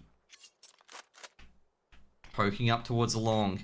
Still, geez, just trying to get some info. Savage just domes him. HE being thrown in. They don't know about B being really, really empty. Oh, geez, they dinked someone. They saw a leg. Savage is definitely seeing someone there. His Twinkie's going to creep in. He has to creep in at this stage. He's got a lot of commitment here. Twinkie's been caught out by Shady as well. He goes down to Nork. Nork is going to be a 2v2 at the moment. Nork, as he go for a pot shot on sight. He's looking at it. It's looking very tasty. Addict's only got a 5-7. And the bomb's lost on Long. As checks short, doesn't see anything. It's going to be all up to Mog V. Oh, geez, Addict's gone down. Mog V's made a bit of a noise too. But he should get an easy win here. He lose to a 5-7. Could be brutal. Should be 13-17 to Semper in the end. I gotta say that Nork was absolutely influential in that map in particular. I reckon Nork was probably the MVP for that map. I gotta say, obviously, well-deserved win by Megoshort. I gotta say, definitely that CT side start was really, really good. They were able to capitalize on rounds that, well, let's just be real, they had no business being in early on. And, well, Semper really couldn't really catch up. I mean, Semper only won 2 rounds on their CT side at the end. And, well, they did win a gun round as well, but it's just like that margin seemed a bit too formidable, especially losing the pistols early on. And I think that pistol round is going to pretty haunt them as well. I mean, those USPs not hitting a single shot as they just battled into that B side, especially when you got 4 on B as well. Probably not ideal. I'm going to say Nork was relatively important on the CT side as well. I mean, basically, Megoshort were very confident of just leaving short completely empty to be reliant on Nork's ability to just basically swipe people out of the air on short. And I mean, I think overall in that A-hold, Nork got at least 2 kills on every single A-hold. I think they only lost 2 rounds when Nork got a 2k or more on some of these things. Or was it 1 round? Because it was it was 1 round, that's right. Because it was 1 round where Nork got a 2k and they still lost. Because I think Addict got like a 3k or 2k as well on that side. Now, after this, guys, they'll be playing... Well, they'll be playing one of the harder matchups with Tricked. And I gotta say, given their... given how they played against Megoshort, I'm not holding many hopes against Tricked, to be honest. Because Tricked are definitely a much better team than Megoshort. So I don't hold much hope going into that. Of them winning. That's what I'm referring to. Because Tricked definitely have a much better roster. Now I've got to find my Tricked logo, by the way.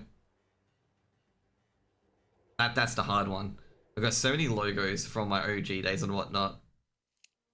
I could get the OG Tricked, which is there we go.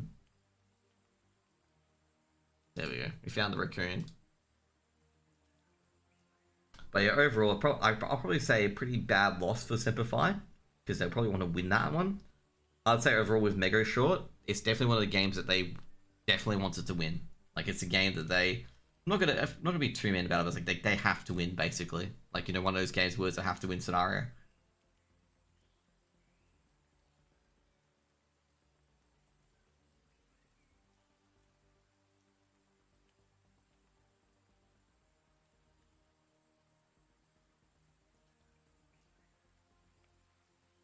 Okay. Not sure how long we're going to be waiting to our next match. Okay, we got next match will be against Tricked. So I think, oh geez. Well, I'm gonna say Tricked are pretty awake at this moment, okay? Pretty awake at this moment. Tricked basically 13-1 to Rogue Academy, okay? 13-1. Like, that was a, like, I gotta say, like, overall, Semper 5 v Megoshort was, I wouldn't say one-sided, as per se. Like, obviously there was a big advantage on Megoshort, but if you watch Tricked v Heroic, that was a one-sided affair. Holy moly, in that game. So obviously they're versing Tricked next. So Tricked won 13-1, and yeah, that I'm trying to look at this stat page.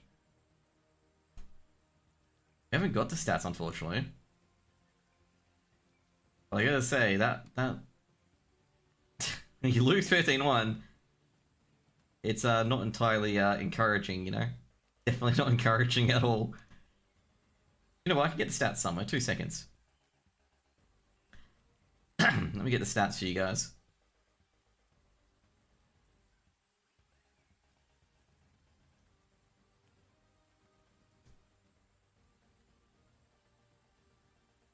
So I'll put it this way. Salazar 15 kills, Iceberg 14 kills, BO1 14 kills, Salazar the highest ADR with 104, and Orpa having the highest ADR. Yeah, I gotta say that was a Salazar special, mate. A Salazar special. It's good to see Salazar back because he was so promising when he was with static, and he just fell off the face of the earth. So it's good to see he's, you know, back in the game, having a good game so far. Apparently the next game's due to start in 23 minutes. I'm gonna ask, you know, see if that's the case.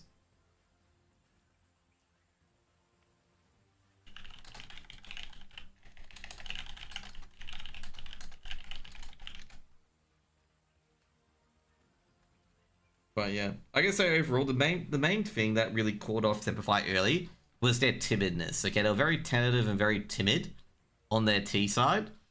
Like, there's got to be points where they know, hey, we have definitely got some sort of control, and there's only certain areas they can really reinforce, you know, that they can't really do anything of. Round 4 was like the perfect example of this.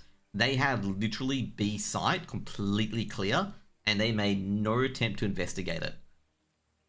And, like, it's very hard to get across on B other than holding from doors, which you can smoke and flash for.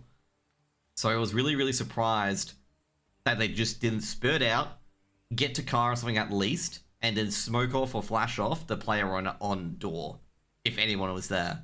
Because they had killed I think 3 players on the... Oh, sorry, 1 player at middle, 1 player at lower tunnels, and 1 player at B, which means there could be only 1 person on B. And they can't, you know, you can't really set up a cross on B from doors. You have to have someone really close up, which that wasn't the case. There was no one close up. And they really should have really just pounded for leather and gone in. And also, not to mention on the pistol round as well, Savage was just basically froze just on the edge of getting out of tunnel for about 4 or 5 seconds there. And if you want to get a good B hit, you need to flow out like water. You can't be stuck in tunnel. You can't stop in tunnel. You have to go. Otherwise, they're just gonna... You're like fish in a barrel, man. Like, they can't possibly miss. Like, there was a bit of timidness, and that cost them a few rounds.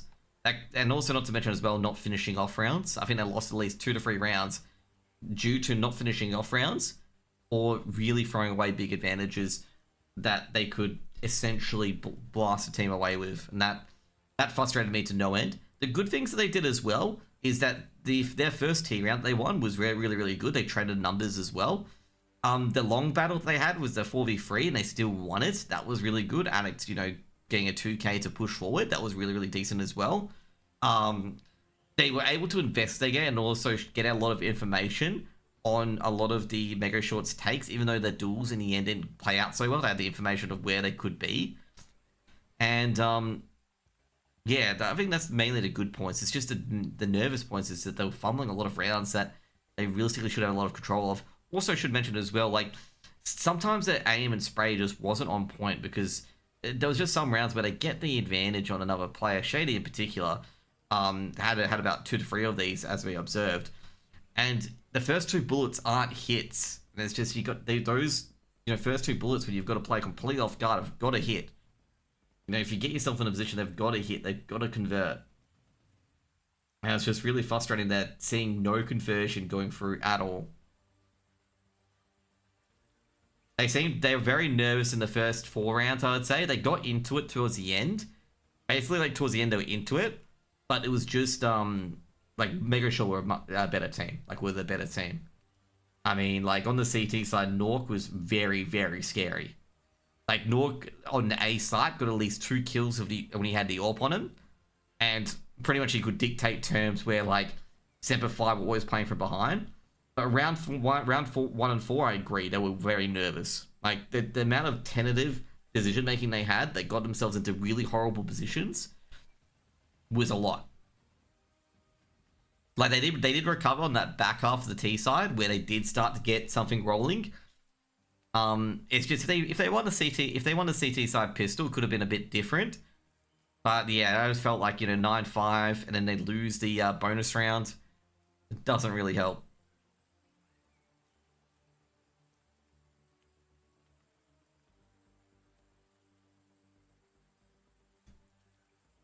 And I can say, as I said before, one of these games were definitely a need to win sort of scenario. They still can get 5th, but it's just, they still, need to win.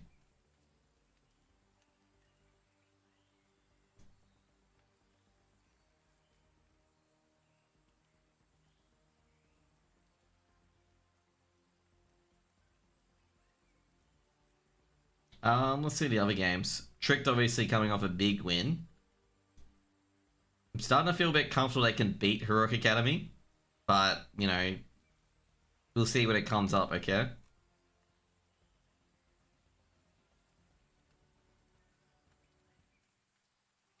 I'm not sure if they're waiting for all the games to finish up before they play.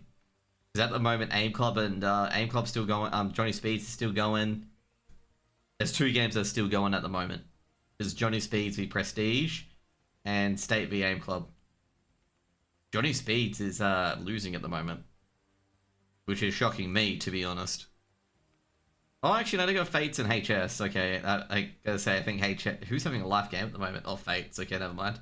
HS is having a pretty good game as well. I gotta say, one of the biggest missed opportunities is definitely HS. Like, HS is one of my favorite players. He is so aggressive. Like, he is so good and so aggressive. But yeah, with him, he was in Game of Legion for a bit, and he was in a lot of different teams, but just never really broke out the tier 2 scene. Like, I have massive respect for HS. I have not met him yet, but I have massive respect for HS. I just love it because he's like super aggressive, really takes the opportunities on. His biggest weakness is dying in stupid places. Like, like most people who are over aggressive, they completely move away from their team. If you've watched the Ash video about it, where Ash talks about entry players who like get too far away from their team and die, and he refers to Gizmy, HS has this issue as well. Like, HS has the same issue where he creates so much space, but his team can't trade him, basically. The over-eager entry, I think he calls it.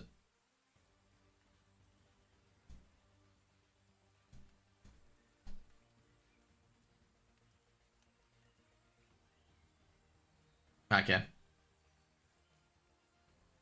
By the way, we're asking whether or not the when the Semper 5 trick game will be. The obviously HLTV says 8:45, but we're not sure on the time.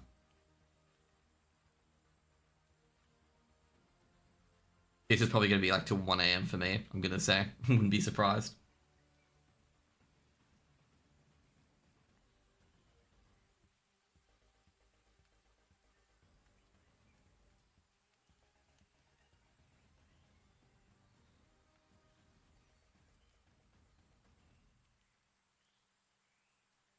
State have got 6 map points at the moment against Aim Club. Ooh, Quez is on that roster as well. Quez and Paddy. That's an interesting roster. A lot of Danish teams have been on different areas. And the remaining teams, you got Zoots and Ursin. So they were on Game Agents and a few other teams as well. Now, Johnny Speeds is slowly pulling the rope back from Prestige. Just an FYI, they've been super clean at the moment. Only 3 kills from Prestige in the last 2 rounds. Draken has turned god mode at the moment. Draken's got like, I think, 5 kills over the last 2 rounds. He's increased his increased his kills by 50%.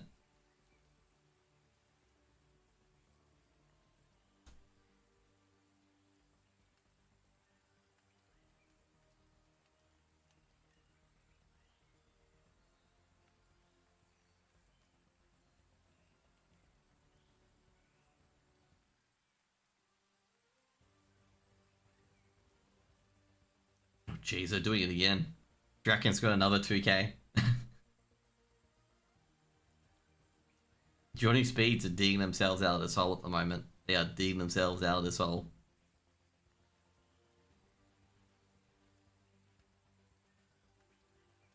Dude, what? This is the worst part though.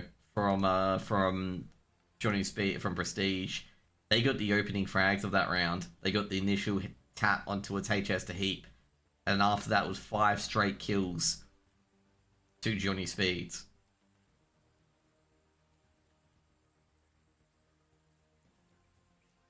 I'm not gonna say it's mentally crushing, but it's just like, ooh. Just an FYI, they're asking all the teams who are in Group A whether they start the next game because all of Group A's games are finished.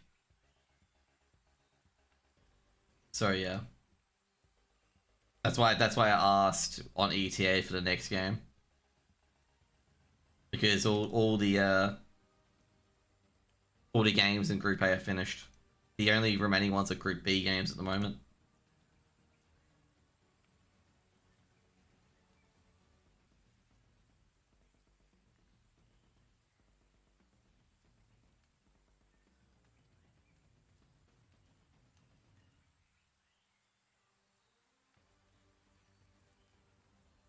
I've got to say, I'm not too positive about Simplify's chances going into ESL Pro League. They're progressively getting harder and harder opponents, basically.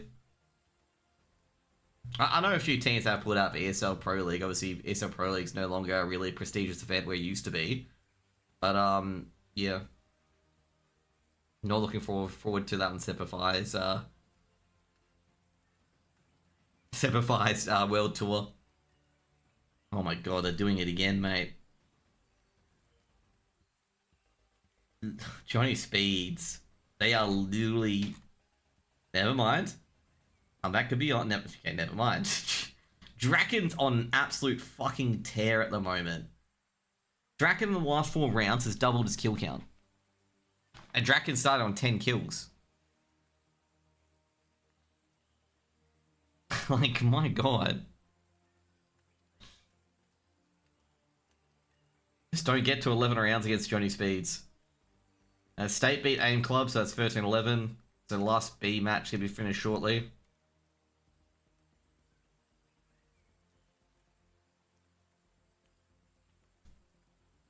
With the Tricked. So they got the vetoes ready for Heroic and Hammer. They'll be playing Ancient. We've Tricked and Semper. I have no idea where they'll be playing at the moment.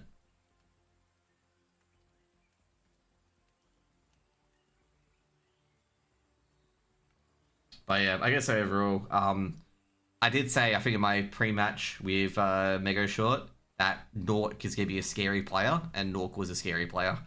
I don't understand how Nork can't really make it into Tier 1 or Tier 2.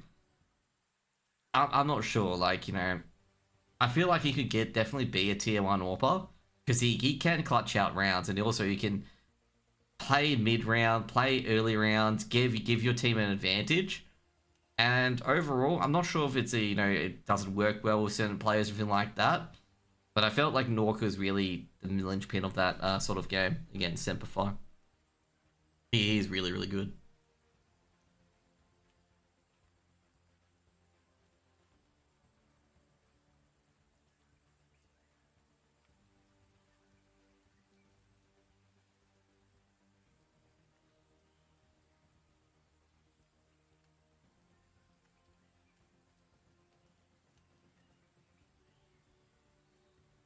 The last game at the moment is Prestige v Johnny Speeds. Oh, wow. Finally, Prestige win rounds 12-9.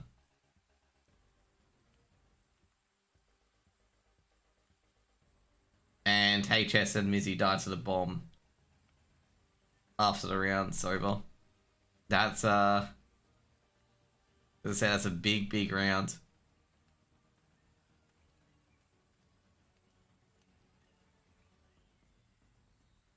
That's the last round of Group B, by the way. So, I'm not sure if it's waiting for everyone to finish up, or...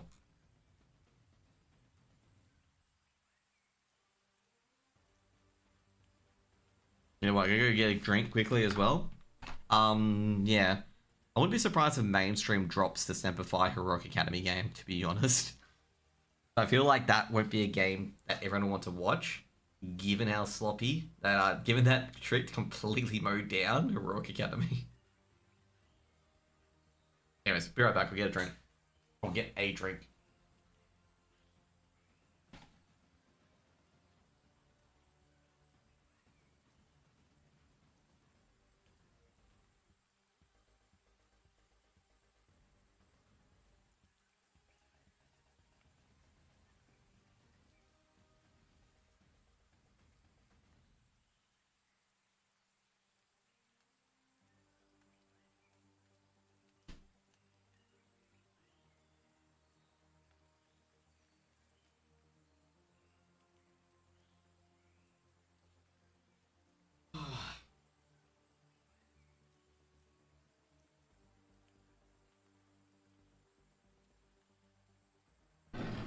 How's everyone in chat going today? I'm trying to think what have you guys been up to today? Okay, obviously I'm trying to think. Second week back at work, people actually working this week. Like, mate, okay, I gotta say right now, the first week back at work, okay, literally all I did was just follow up clients and had a few client meetings, and that's it. Every single product provider, because obviously I'm a financial advisor, if you guys don't know, like, they responded to me the next Monday on everything I wanted. And, yeah, that was, how that rocked. This week, a lot more people were there, so that was awesome. But, yeah, overall, pretty productive week. I had to clear out our archives. Like, I had 10 boxes of files, like, full files that I had to sort through. Because, we need to make sure that we didn't have... like, basically our old boss, my old boss, for some clients he had original documents for, like original trust deeds and original wills and stuff like that. And, because we only realized this, I think it was like when we were sorting through the archive initially, that we found someone's actual original will. And basically at this point, we were all like, guys, we got to sort this out and return the originals to every single person. Just an FYI, if you ever have a will or anything like that, make sure you keep it yourself. Don't give it to anyone else. Okay, I don't know why our ex-boss wanted to keep the wills of our clients, because, yeah, we should only have a copy.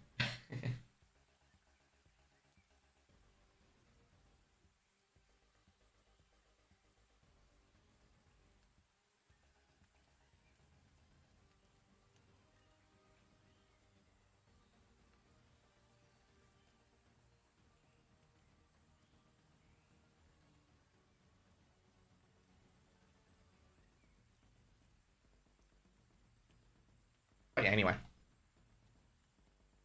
So, pretty much I sorted through 10 files of archive in about 4 days.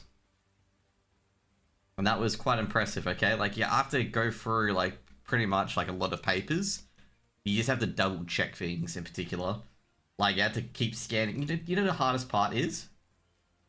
Is trying to scan signatures and being like, is this a actual... Because obviously if it's not the original, you can shred it. But I was going through it being like, is this an actual thing? Because like there's some of the originals are signed in black pen. And it's very hard to tell with black pen, unless obviously it's clear as day, whether it's a copy or not.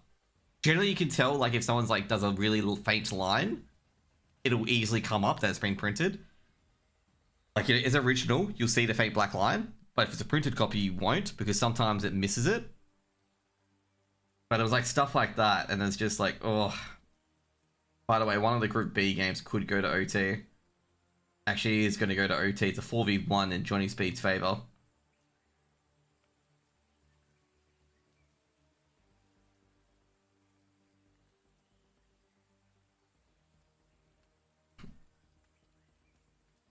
So yeah, I think we're going to get an OT. It's going to be 12-12, Johnny Speeds and Prestige.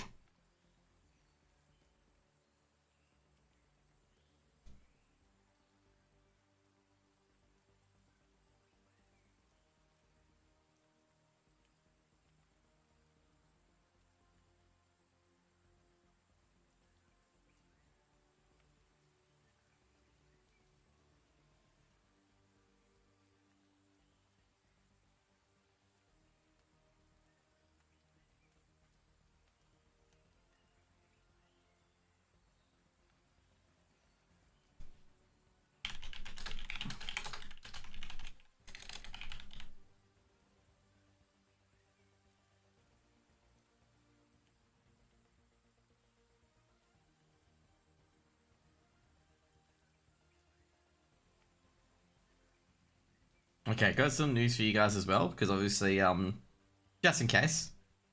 So, they'll start all the games as quickly as they can, other than obviously the Prestige and Johnny Speeds game, like any teams that they're versing. So it'll be like kind of a rolling schedule, pretty much.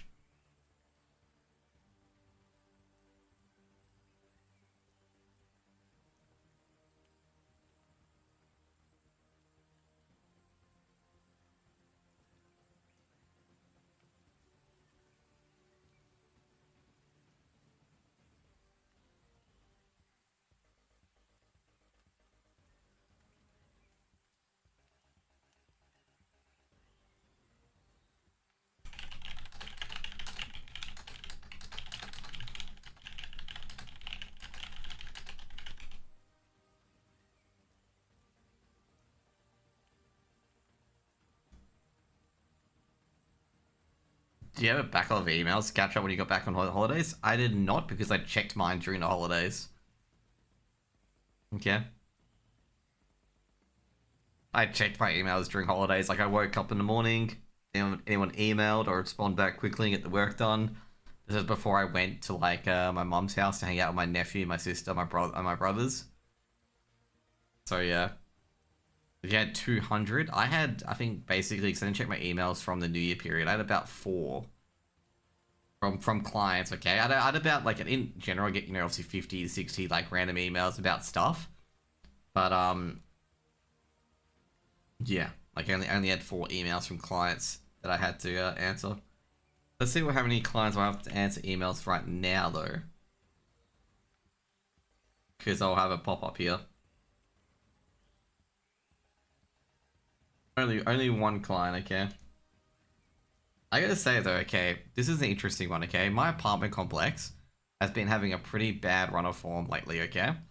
On Christmas Day, apparently, fortunately my car wasn't in the complex at the time, but apparently had a big fight break out in our apartment complex by people who came on the streets and whatnot, because the cops got involved afterwards. Fortunately, I was at my mum's house, chilling when this occurred, because it happened like 6 or 7 o'clock, or 7 o'clock, or 7 or 8 o'clock, okay? Apparently this fight happened, and a lot of cars' windows were broken into and whatnot, because they literally used the time to break into people's cars and try to steal stuff. And this has been a problem for a while, by the way, like the streets around us, like, there's a certain houses or two where they'll just go in around looking at people's cars and break in to see if they've got anything worth stealing in there. And we've had people come into our apartment complex in a tailgate with backpacks looking at cars and whatnot. Which is really, really frustrating. So obviously the cops come around. And I did see the cops coming up and down the street, like going into their houses and picking these people out because we have CCTV, obviously. And yeah, and the other one was, we had a bushfire. I think someone obviously lit something or threw a cigarette or like that. We had a bushfire to the left of my apartment. I obviously can't see it because my entire left side is just building. But, yeah, like to the left of my apartment, it was a bushfire. And it's quite a blaze. And I found out an hour after it started, okay, that there was a fire there. And an hour after it started, it was already put out. Like, it was already extinguished. I went and checked. I'm like, oh, I better go check just in case there's something bad here, you know? And I'm like sitting there being like, oh, okay, never mind. There's no fire. Fire's gone. And I'm like sitting there being like, oh, like, you know. Ooh. By the way, guys, we got into the game. Okay. Map is Inferno.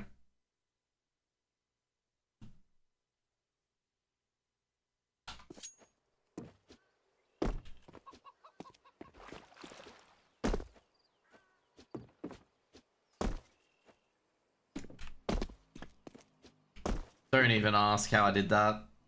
I swear I had the HUD selected. There we go. Looks like trick to forfeiting. Take that, Alan. Take that. I know you're here, Alan. Take it. Trick to clearly forfeiting, okay? Nah. The raccoon team will be here shortly, okay?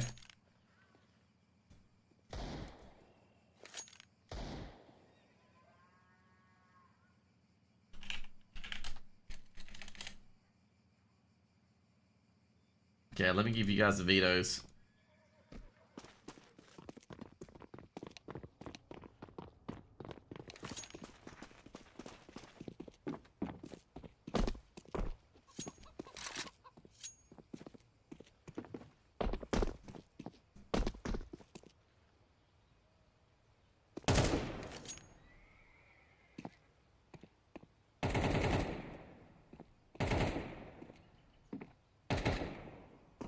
I haven't got the vetoes at the moment, by the way, guys. Obviously, you know Inferno's giving the map pick. Obviously, the final map.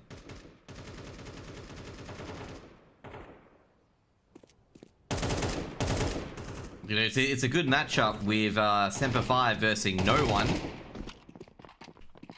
I expect Trick to probably potentially win this year, to be honest.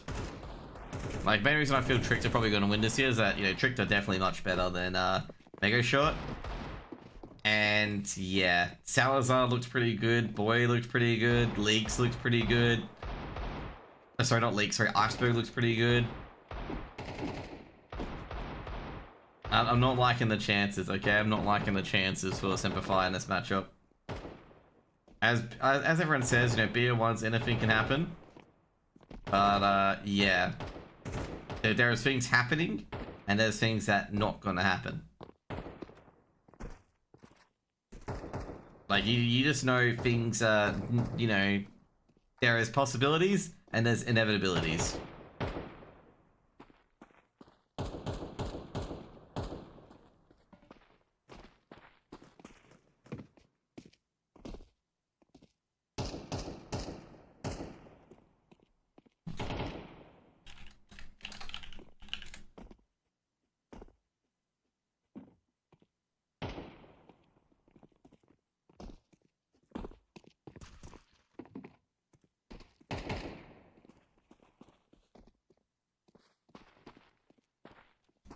Did Johnny Speeds win?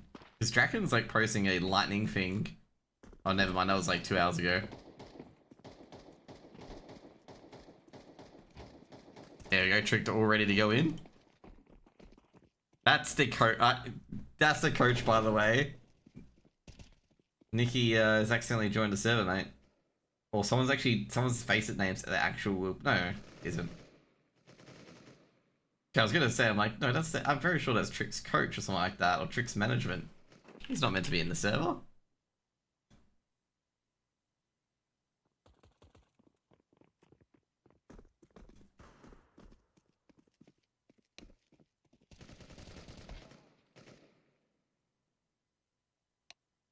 No, it's meant to be Nikki B, okay.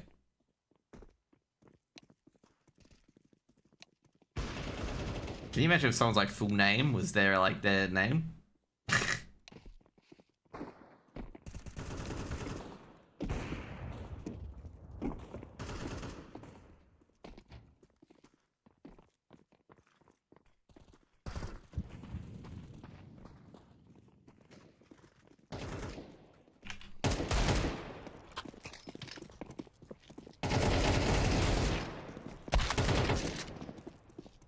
Okay, I thought that was an AWP shot. Oh, savage. Yeah, we got the game starting very shortly, guys. Everyone's readying up. Tricked versus Semper. I love it when the HUD is definitely wrong. 2 seconds, guys. We'll get that HUD fixed very quickly.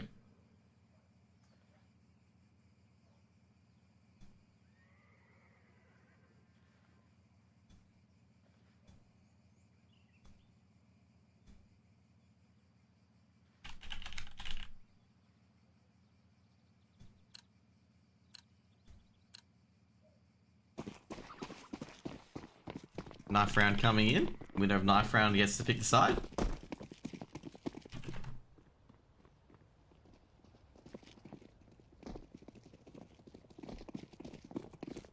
Looks like they're, finally they're coming together. And this is not looking good for Hazoroko. And looks like another knife round. Oh, a knife round lost for Semper. I'm trying to fix the trick thing at the moment. That's being a bit of a pain in the ass.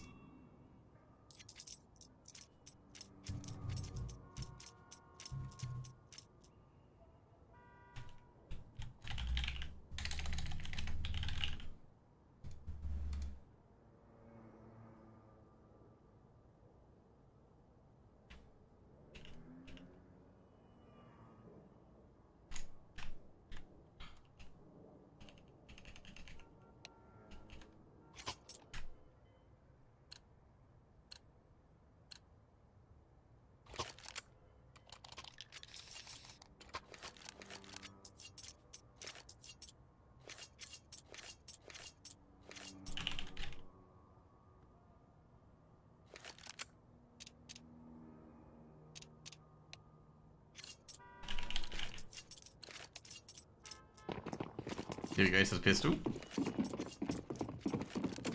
Semper starting on the CT side. Finally get the thing fixed, by the way, the HUD. Hopefully don't miss too much. Bit of aggression coming in early. No kills though. Ooh, aspect goes down. Not a good start for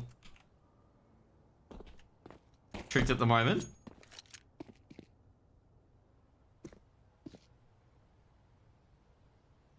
Still being aggressive.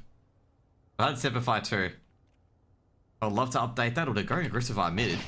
Alex catches boy completely unaware. Ooh, Salazar, beautiful shot. Shady trades out. And they're just going to go to the A site. They don't actually have to fight this, and they know this. B site players go pushing forward as well. They're onto the Molotov in front as well. They don't cross. Oh, jeez, he's being doinked and gooshed. And Keen will be able to get onto the A site. Can fix Semper shortly, actually. I know Nicky B is going to go for this. Is he going to be successful? It's an entire different thing in particular. Entirely. He's going to be successful. Nicky B. What can he find? Spots one going up in towards apartments. Alex misses the first, but gets the second Nicky. And they know where he is now. And they know he's got no time. And Nicky being tagged, being gooshed. Can he still survive? Nah. Keen with the wallbang. First round the board, and Semper get the pistol.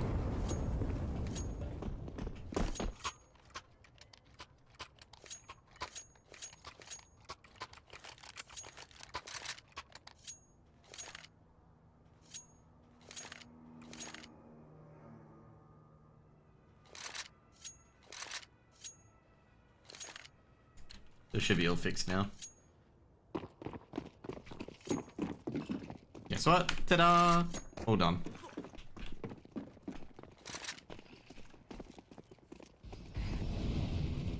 They've got this human pyramid, right? Ooh, is this good? What do you guys rate this? Hazard? Oh, geez, boys got a kill as well. They might get a few kills here. It's gonna be 2 for 2. And they're gonna have to force their way into this. Yeah, I was gonna say the human pyramid's looking pretty good at the moment. Shady and Attic grab the other two. Now so Salazar. And Salazar.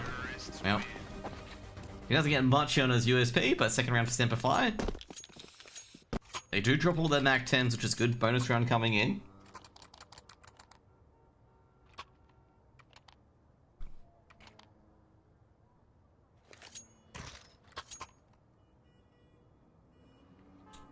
Semper, good T side start so far. Less nerves compared to last time. An upset over Tricked will be actually pretty huge for Semper. Be a big upset. Given that, you know, Semper did lose to Megoshort early. Banana aggression coming in here. HE is being thrown in. Iceberg, he's actually going to commit here. Being tacked up heavily, goes down to Savage. Now, Nicky's going to throw a smoke out. HE been thrown in, trying to get the trade desperately. Can't get it. Now they can isolate the jewels. Now, Salazar could be caught napping. Isn't. Salazar does grab one, takes a lot of damage. Hazza can't really go through in apps. He's been blocked off by that smoke. Smokes have been thrown out as well, and this is forcing a rotate from Salazar, who was trying to get back to the B site. Haven't got much room here. Semper They've got no mid control. Try to be very careful. They're committing a lot of players to mid. They're going to have to clear it out eventually. Savage's got one. He can just tuck back in. He doesn't need to engage this. Savage drops back completely. Keen's taking down Boy. And Savage should be traded out. And that means they're going to say there has to be 1B. And that guy's a fish out of water on A. And that means we can just go to site. And that's exactly what Keen's done. Photo smoke being thrown in as well. It's going to be a safe call from Trick. They can't really commit to this.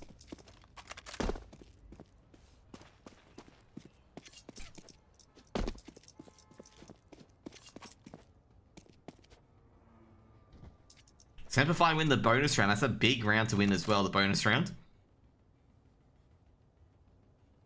Generally speaking, the third round's generally to either the CT or the T side that wins it. Given whoever lost a pistol, because they'll have a better buy.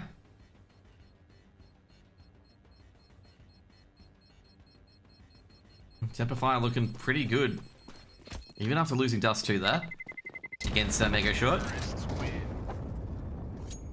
F4's kept by Leaks and Nicky B. I wonder what's going to happen here. It's going to be a half buy, so 5-7's on Boy already. It's still a dangerous round for Semper. It's not a regular half buy, and there's going to be some 5-7s running around. They're going to be a bit careful with the money as well, because they want a full buy afterwards. Just want to confirm Iceberg as a 5-7, but you know, a lot of 5-7s being opened up here.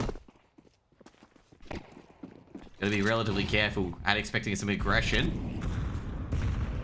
A lot of HE's been thrown in, a deep Molotov as well.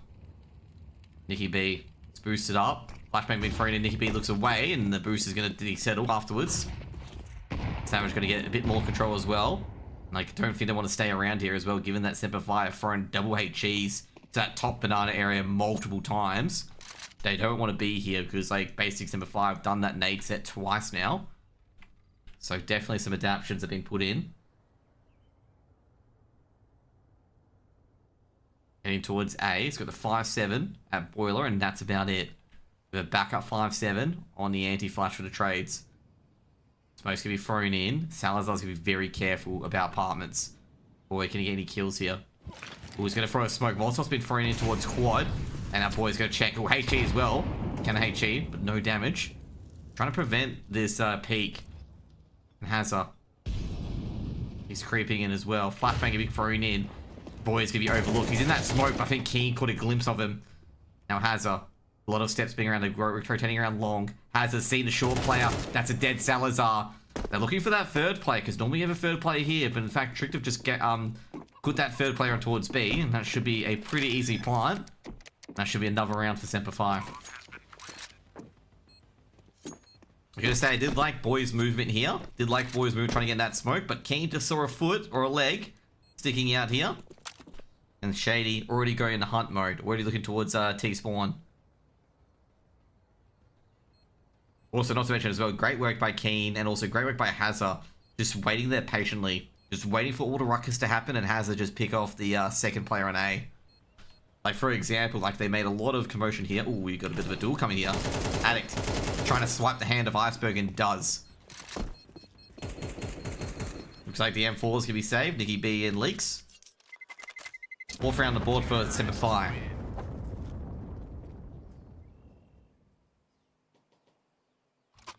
But yeah, not to mention as well, it was a pretty weird sort of setup here for Tricked. They had a short side, you know, one player at Boiler, one player at Apartment. is always pretty strange. What they have to do is like pick one of these guys' pockets, which they did. And then obviously Salazar tried to creep up here. Hazard had him locked like this. And like I said, I think they were a bit surprised to find there's only 2 players on the A side. Because they were definitely searching all these boxes and all these areas and even pit as well for them. And they were just like, where are they? They were definitely expecting 3 players on A.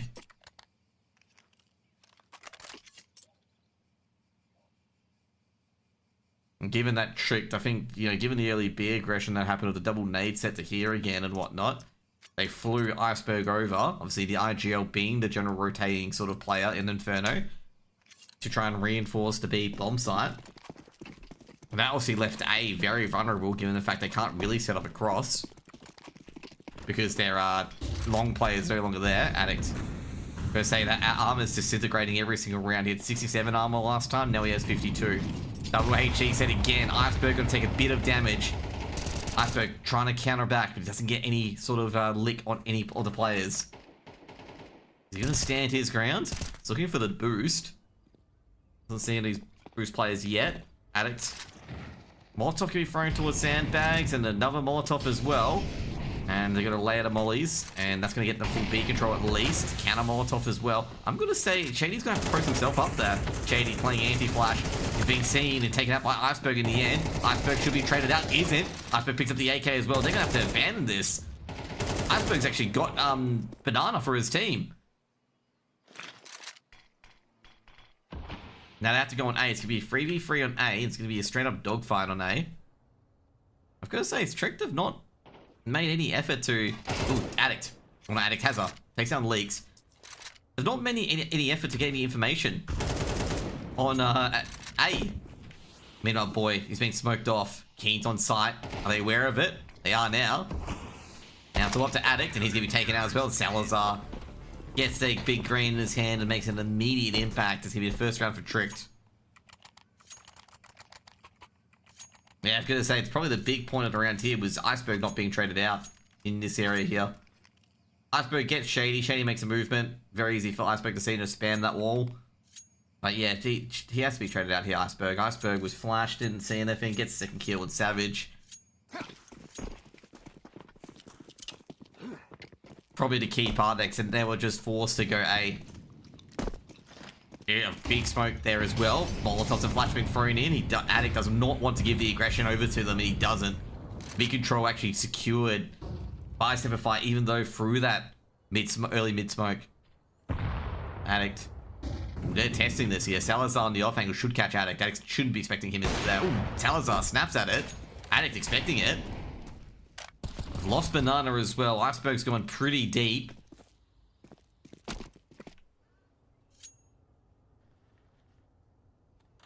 Don't know how long they can keep this for because they've got one set of smokes. They can throw another deep set of smokes again.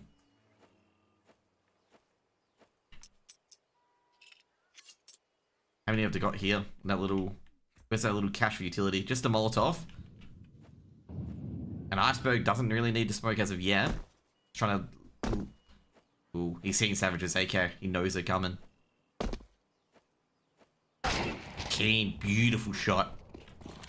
Straight between the eyes. Or up to Nikki B now. Nikki B throws the smoke almost immediately. They're going to charge through the smoke. HG comes out. Nikki B's going to be 1-for-1. Leaks actually catches the lurk of Savage.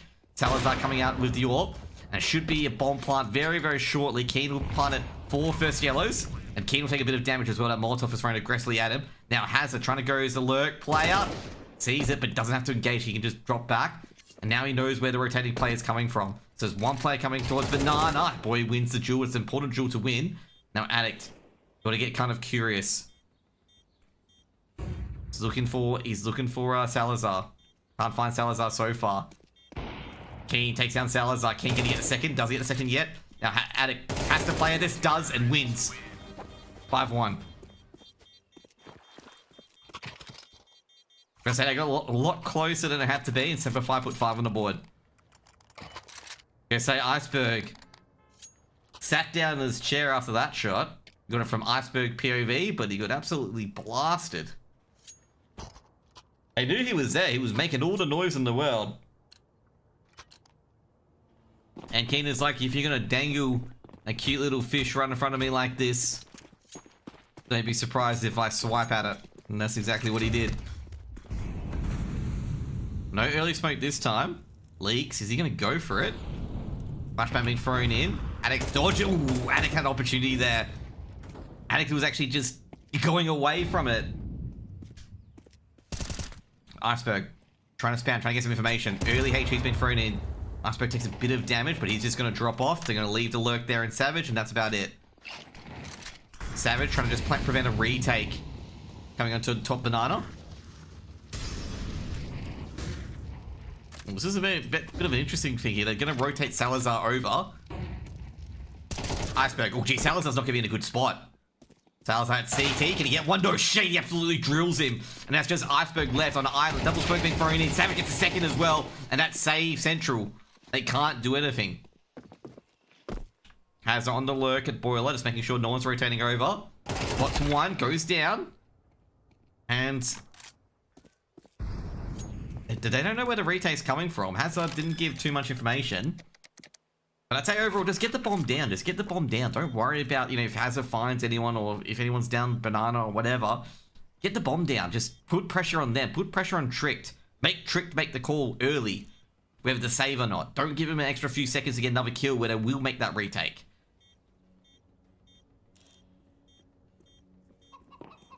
You got 4 players on B. You'd have them cover. Should be 6 rounds for Semper 5, and they'll at least go in half time. We'll not be able to lose to half. 6 rounds on the board for Semper 5.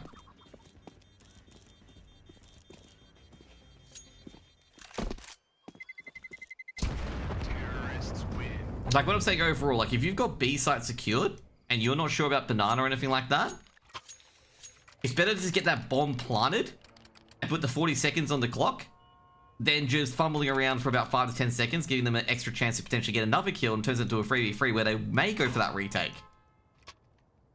So just slap the bomb down. Got a few 5-7 seconds there where the bomb wasn't down or planted. Give me another timeout from Tricked. Nothing's, like I say, nothing's really going their way at the moment. There's been a few rounds where Salazar's been pretty decent. But, like, that B-site defense, they've won 1 outing, or 2 outings on banana.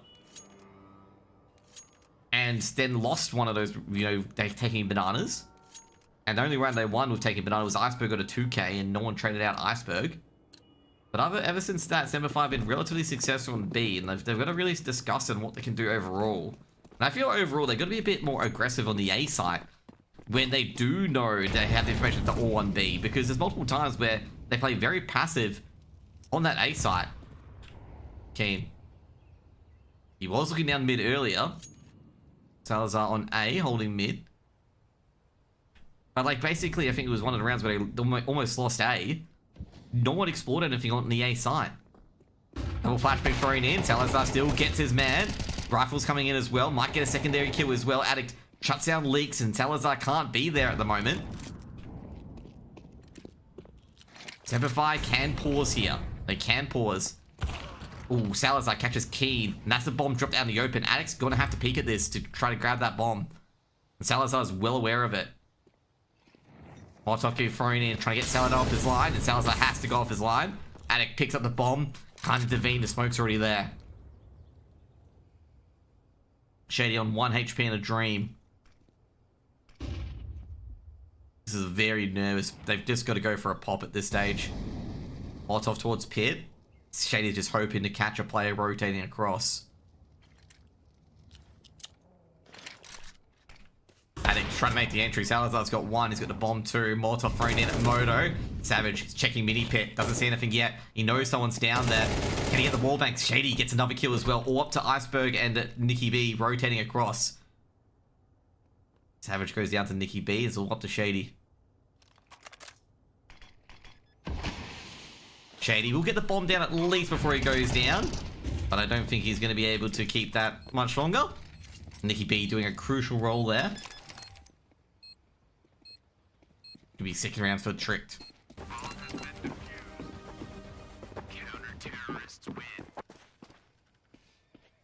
I'll say Semper 5 not electing to go B. A bit surprised by that. thought they were definitely going to go to B. They've been relatively successful on B.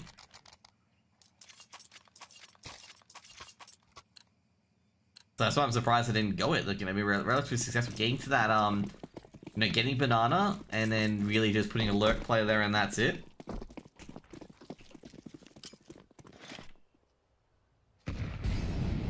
Gonna be a half buy coming in.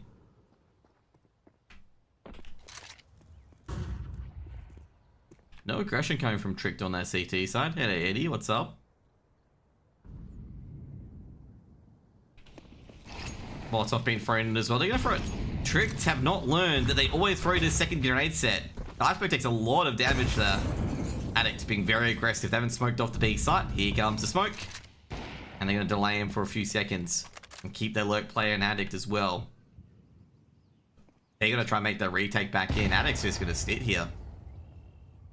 Salazar's been warped back in as well.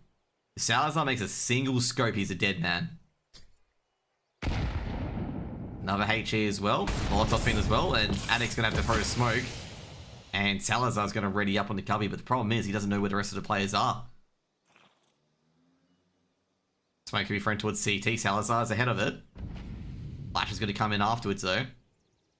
Salazar misses, and Shady drills down Iceberg. Iceberg only had 40 HP already, and Shady's going to just push that smoke. He might catch Salazar completely unaware. He is going to catch it completely unaware, and that's the B side open. Ooh, Shady almost hits a slap shot as well on towards Nikki B. And that's a bit of a fumble from Salazar there. Punished. Shady have a 2K of Mac 10 out of all guns. I think he'll throw away the AWP and, you know, he has to throw away the AWP at this stage. Don't give him it. Throw it away. Throw it over the fence. You got a fence there. Throw it over. Picks up the Mac 10. There's an M4. There's an M4, mate. There's an M4. Iceberg getting an M4. That's where Iceberg get an M4. Oh no, yeah, he did have an M4. Shady. Shady. Come on. Pick this up. You keeping your Mac 10? Oh, Hazard took it. Well, at least pick up the Galil. Sorry, I didn't see Hazard. I thought Hazard had the Galil on him. Never mind.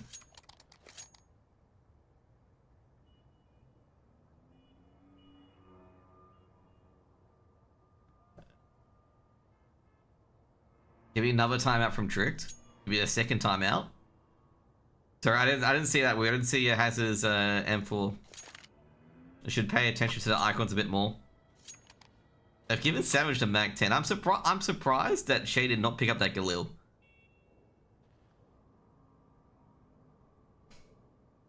Because this is a buy round. They're not going into an anti-eco. They're going into a buy round. As you can see here, Tricked have invested a lot of their savings. Because obviously Tricked is on full loss bonus, so it's going to be a buy round.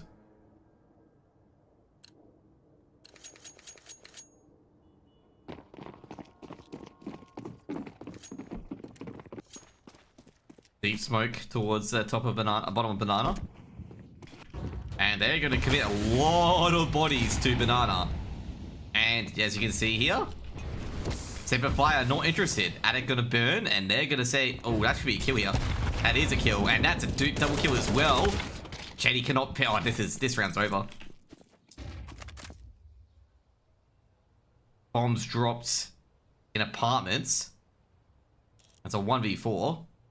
Kane, he's going to find the second player, but every second that he can't find the second player, this progressively gets worse. Iceberg, oh, should have really hit that. Should have really, really hit that Iceberg. Even got the pop on towards Keen there.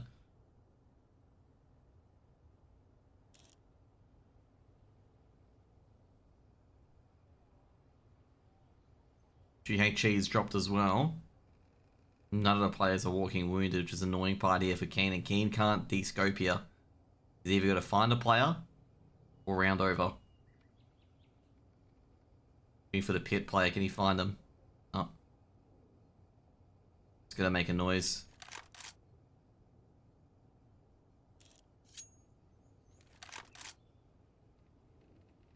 Wasn't close enough to pick up the bomb. The pit player's gonna peek.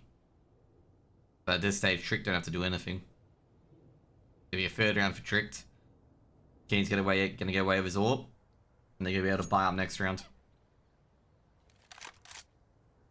Yeah, I gotta say that AXQ just fumbled massively. Great utility damage from Tricked.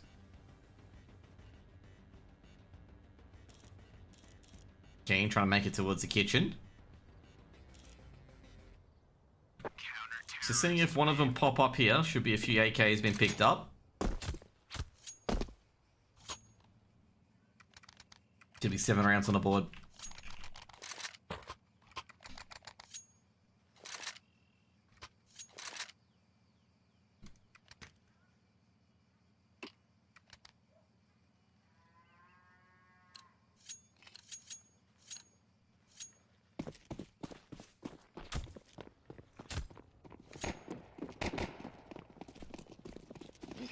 Buy versus buy coming in. Semper need to win this round here. Otherwise their money is gone. Meanwhile, Nikki B playing very aggressive on the boost position. Actually got 3 players towards B here. Oh geez, that's a very aggressive flash. I'm gonna say they're gonna be paying attention. No, they're not. I thought they were gonna be paying attention, but they're not paying attention at all. They're completely ignoring the threat on Banana, which I'm really surprised with. Salazar, basically Nikki and B and Salazar potentially rotating off that they're not.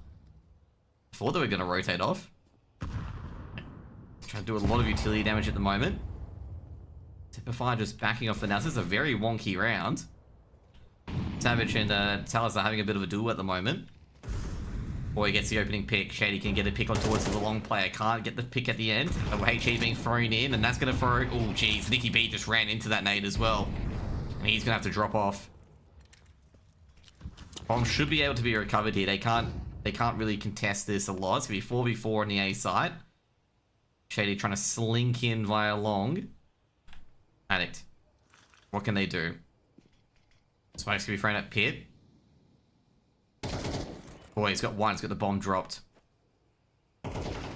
Been pointed out by Shady. Shady's going to be traded out as well.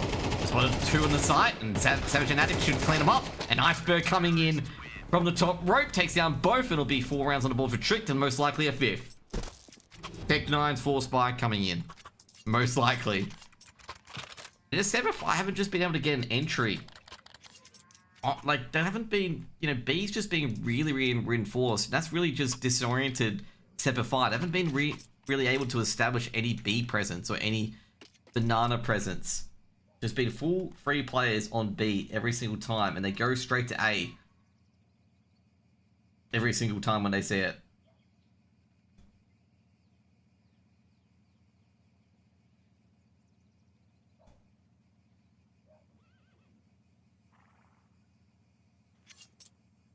Savage is not at top of the scoreboard. It's Shady at top of the scoreboard.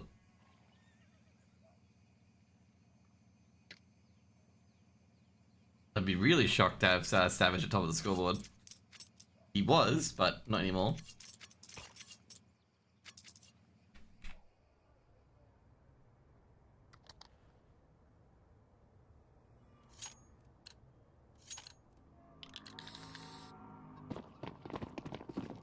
Got some AKs on Keen and Savage. But I guess, guys, they just haven't been able to get that B position that they usually get early in the round anymore. And since Tricked have been taking a lot more control of it, it makes that A hold a lot easier for them. And that's been the main winning point with Tricked at the moment. It's been getting that B control, getting that Banana control. And Semper just have to go back to A. That's their backup plan. Go to A. Iceberg goes down, but I feel like it's going to be a match medic. Unless he got pinged by HEs, which is possible as well. Keen had taken damage. Oh geez, Salazar. Beautiful shot. You know Savage is around here somewhere. Semper is accelerating onto the A side. Boy is completely none the wiser. And Boy is going to be playing backwards. He might be able to get a few kills here.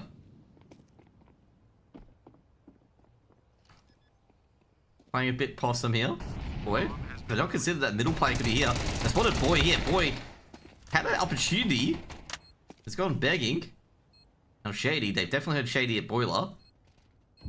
Shady tucking in. Salazar checking Boiler. Oh, doesn't even get it right. Oh no. This is a disaster from Tricked. They got all the opening They got the opening. Oh, Shady's got another. They had everything fall their way in the opening other than Iceberg going down. And Leaks, he's just got to rush in there. He's not going to get anything. Shady's just going to swipe in and get a free K to end this 8-4. Tricked, they were going so well as well. They were about to wrap around 3 rounds in a row. And they just fumbled it. It was a 5v4, but they just got enough kills to make it doable on the A site. And they've been relatively good on the A site, but no. Shady just essentially turning it around on its head. Boy, I gotta say, he's gonna be wondering, how did I not get a single kill? Because they all whiffed their Tech 9 bullets early on. They're just gonna be like, how did we not get a kill there? How? Nikki charging in. Addict being tagged up slightly by the Glocks. Shady coming in the dualies.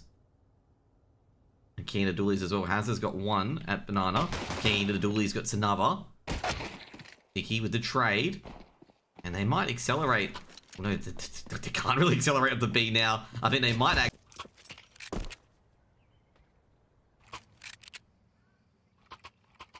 That was getting a bit dicey. Especially with the Latvians going for this ultra aggressive A hit. Or A stop. And shit, obviously Keen getting left out in the open after Shady went down. Addict able. Safe pair of hands. Trick's gonna go for an eco. Just a flash and a Glock. If they get a plant, that's great. So Hazard with a very early smoke. Has to get a couple of kills there. Oh, they do line up. HE could be a double kill. They do run away from it. Hazard does get 1 in the end. Now coming into the MP9 is Addict, and it gets 1 more. Bomb drops, and it can get a few more. Savage cleaning up though. Hazard goes down, but doesn't really matter. The MP9's clean up, and that's a lot of money for Semper. They do keep a lot of their nades as well. That's actually a key component I'm going to say here. Normally in these bonus rounds, you have no nades because you'd have used all of them to kind of keep, players out of sights. But they didn't use all of their nades. Semper had like 2 full sets of utilities still, even after Hazard went down. So this has given them, this bonus round isn't really a bonus round for Tricked. They can definitely lose this, given all the utility on Semper. And I wonder if Tricked will pick up on this, given the fact that there's 2 smokes. HE, great damage. Another HE with a lot. Jeez, these HEs, they're just launching in at this stage. Oh wait, Addict bit wily with the spray there. Does get his kill in the end. Oh, Molotov being thrown in. They're trying to trap Hazard in. And Hazard's going to have to lock in that waterfall smoke coming in. Hazard's on an island. They know it. Hazard going to be able to escape. Did he poke? No, didn't get any damage on Nikki B. Now heading to that A site. Mustard picks. I'm going to be honest with you. Okay, I know your picks is obviously a name for, knowing stuff. But if you're going to sook, because the team's not going to do as what you say, I think you should take the picks out of your name. That's all I'm going to say. Because I just feel like every time someone has, picks or bets in their name, that they think they're, some guru on betting or, picking or whatever. Keen. They're rotating in. 1, 2. Oh, jeez. Should be the Palmer's player. Jeez, I gotta say. The Palmer's player not getting a convincing kill there. And Shady able to clear this up. Should be 11-4.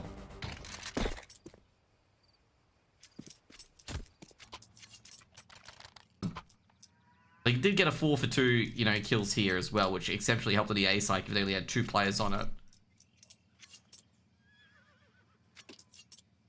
Mason, I'm gonna be straight up with you. You are going to be up to 2 o'clock, most likely. I'd say, you probably know if Semper is going to qualify. If they win against Tricked, is if they beat, Heroic Academy.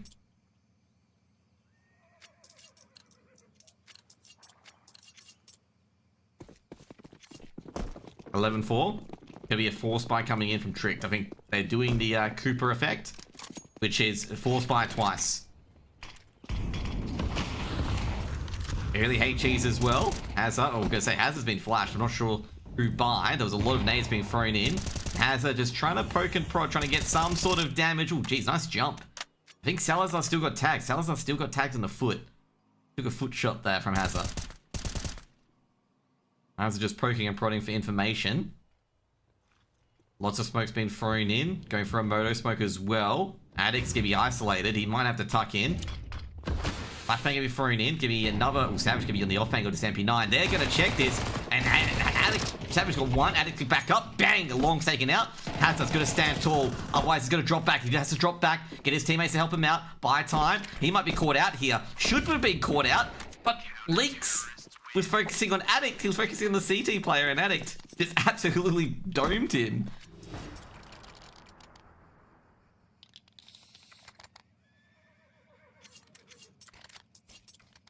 Mustard Picks, when I say take out Picks out of your name, I'm talking about the fact you're about to mold over Semper Fi, being, oh, Semper Fi is good now, and stuff like that.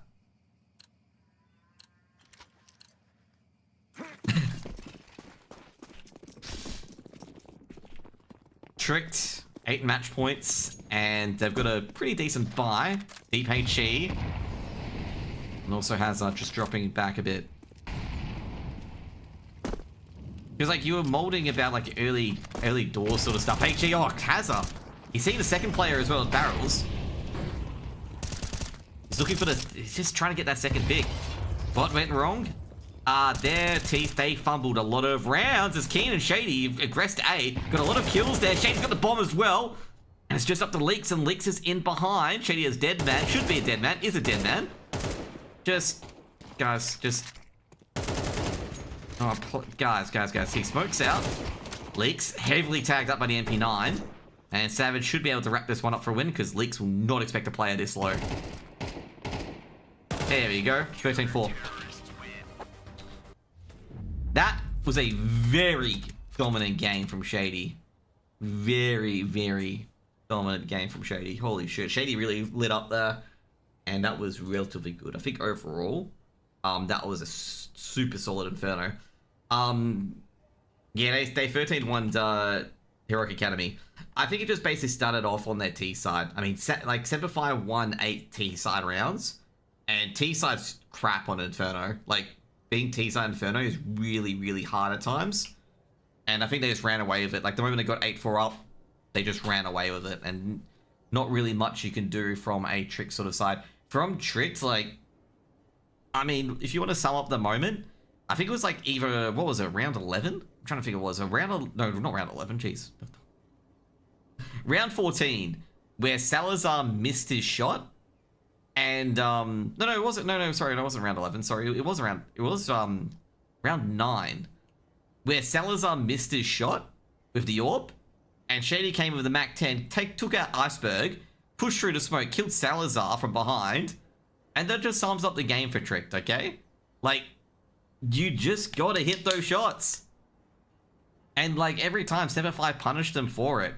And also, to get, like, an overall of, like, what really happened on the map as well, is that Semper Fi, like, basically Tricked figured out a bit too much into the end of the half that Semper Fi loved putting a player in B as a lurk, and then either slapping A or slapping B. And that's where they worked off, and Tricked realized it a bit too late, and that put them into a really deep hole, and then obviously losing the pistols. And then also as well, with the second round, they didn't get Semper Fi to commit so many nades. So Semper Fi going into round 15 had a full set of utility on everyone. And like Tricked were thinking, oh yeah, they're gonna have 2 nades each. They won't have too many nades. We could probably rock into A or rock into B.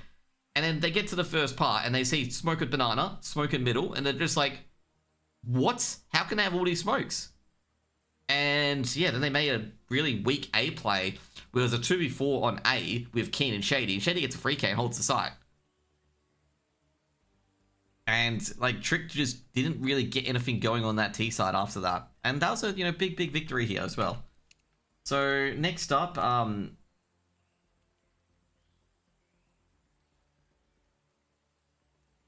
Semper Fi play. I'm trying to find the game, man. Semper Fi play Hammer Plan very shortly. And I can see how Hammer Plan's going in their game at the moment. This is in Malmo, this is in Sweden. I'm trying to check the other games at the moment. Well, Hammerpine lost to Heroic Academy 13-2. So this is going to be a... I'm going to say right now, this is going to be a wild group stage.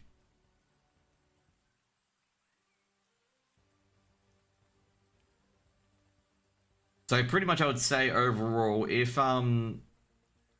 Semper win this, is most likely they will get 4th or 5th. Like if they beat Hammerpine, they'll likely get 4th or 5th. Like as in like, you know, the lowest they can finish.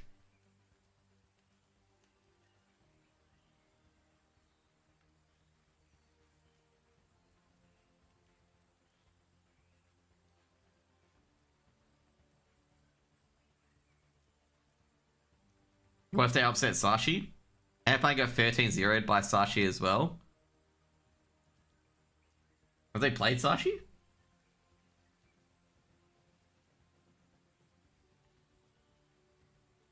Let me see. I'm confused. Oh no, that was Sashi's first game. Yeah, I was gonna say it's Sashi's first game. I just saw it just then, sorry. What if they upset Sashi? If they upset Sashi, it could be 2nd or 1st, depending on what happens. I guess overall, they're not gonna upset Sashi. Sorry, I saw a flicker of light.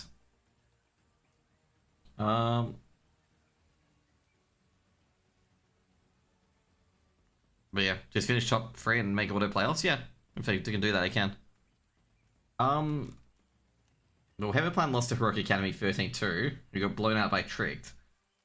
So I don't know where this is going to go, to be honest. Like this group. This group is up there. The next games will be Semper v Hammerpine, which we're going to have to wait for. If Semper win this, they could look at least securing 4th or 5th with the win. And if they beat Heroic Academy, it's likely that they'll secure top 3. But the problem is, like, if 3 teams get, you know, 3 wins, obviously, then it just goes down to hopes and prayers. But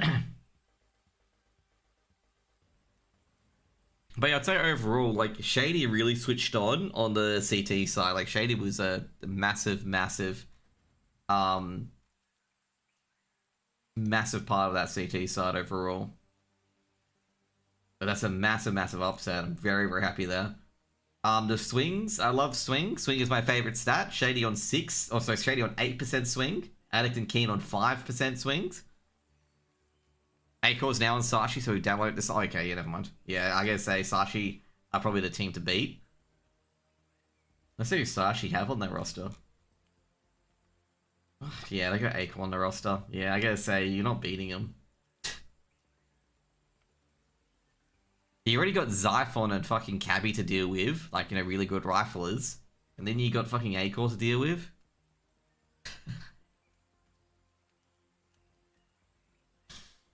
Yeah. Well, Sashi win their 2nd game as well.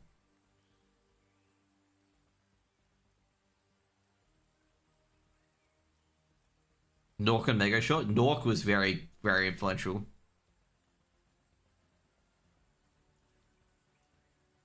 Boy's not on Sashi anymore. Boy, you just played Boy.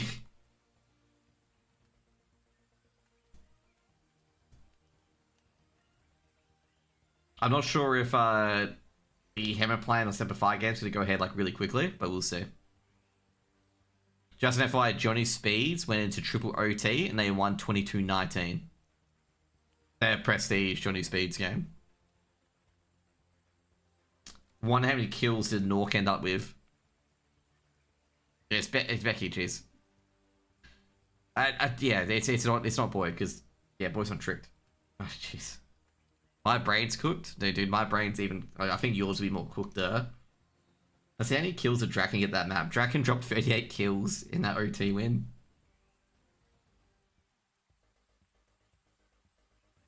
$100 fees versus Semper. I'm not sure if you're going to get that anytime soon, actually, unfortunately. Well, actually, you may get it. You may get it. Because, you know, also 100 thieves need to... Oh yeah, that's right. You got the heat wave. You got the heat wave, mate. I gotta say right now, I've tried to sleep in 30-degree heat. It's not fun. Like, it is not fun. It's like a sweatbox, mate. Our radio station, okay, our radio station's like, okay, you know. Our radio station's like, you know, oh, go down to 23 degrees in the evening. And I'm like, 23 degrees is still hot, okay? Stop saying it like it's low.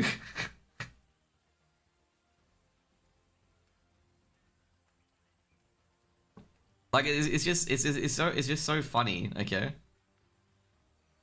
100 fees are going to go to every single LAN event, 100%. There's no ways that they won't at this stage.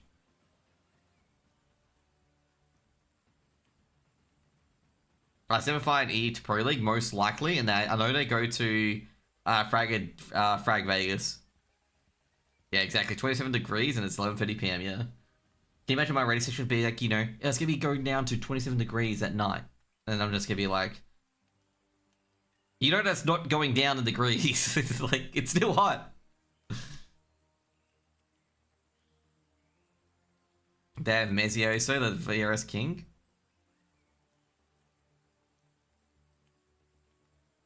Yeah, he's going to calculate how much VRS he's going to lose if Semper sweep him. It's my inner Ben coming out, okay? You can calculate the amount of VRS points they're going to lose when Semper sweep him, okay? Device never heard of him.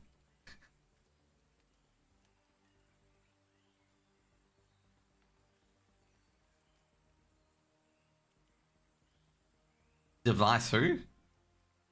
Mezio, so you said they have 3 events in Feb. Yeah, they're just going to be grinding out events. They're going to do the NIT method. Like, as long as you place pretty good in your lands, your VRS is going to go sky high. Like, just due to the land buff.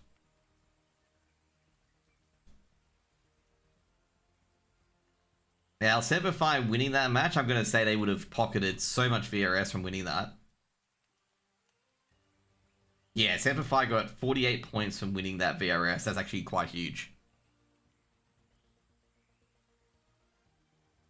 I mean, email CS teams that do vlog content, such as 100 Thieves.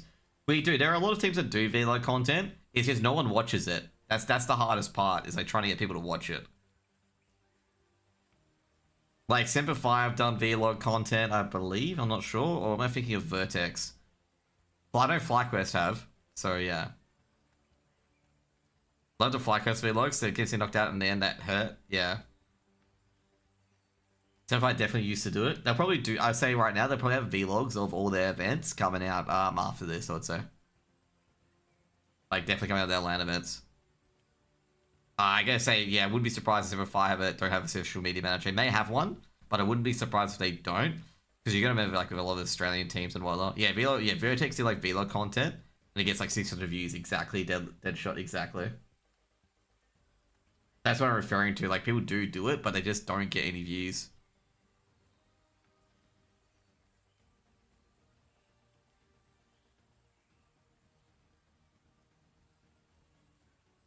So yeah, I'm not sure if they've hired anyone to like edit and stuff like that as well, but we'll see. Oh, I gotta change the logo. Crap. To be fair, I think I'm just gonna put these guys as like,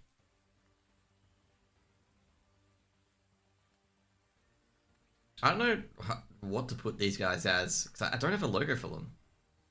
How long till the next match starts? I'm not sure. I haven't got an ETA on it.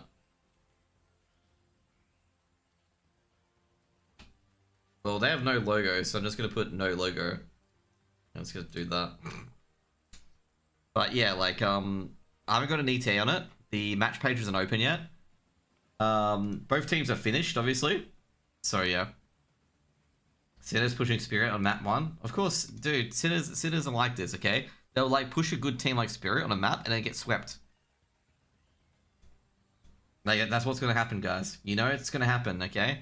They'll push Spirit, you know, like the first map, either they win or lose, and then the next map they lose like 13-1. To be fair, they did pick Nuke, okay, they did pick Nuke. But yeah.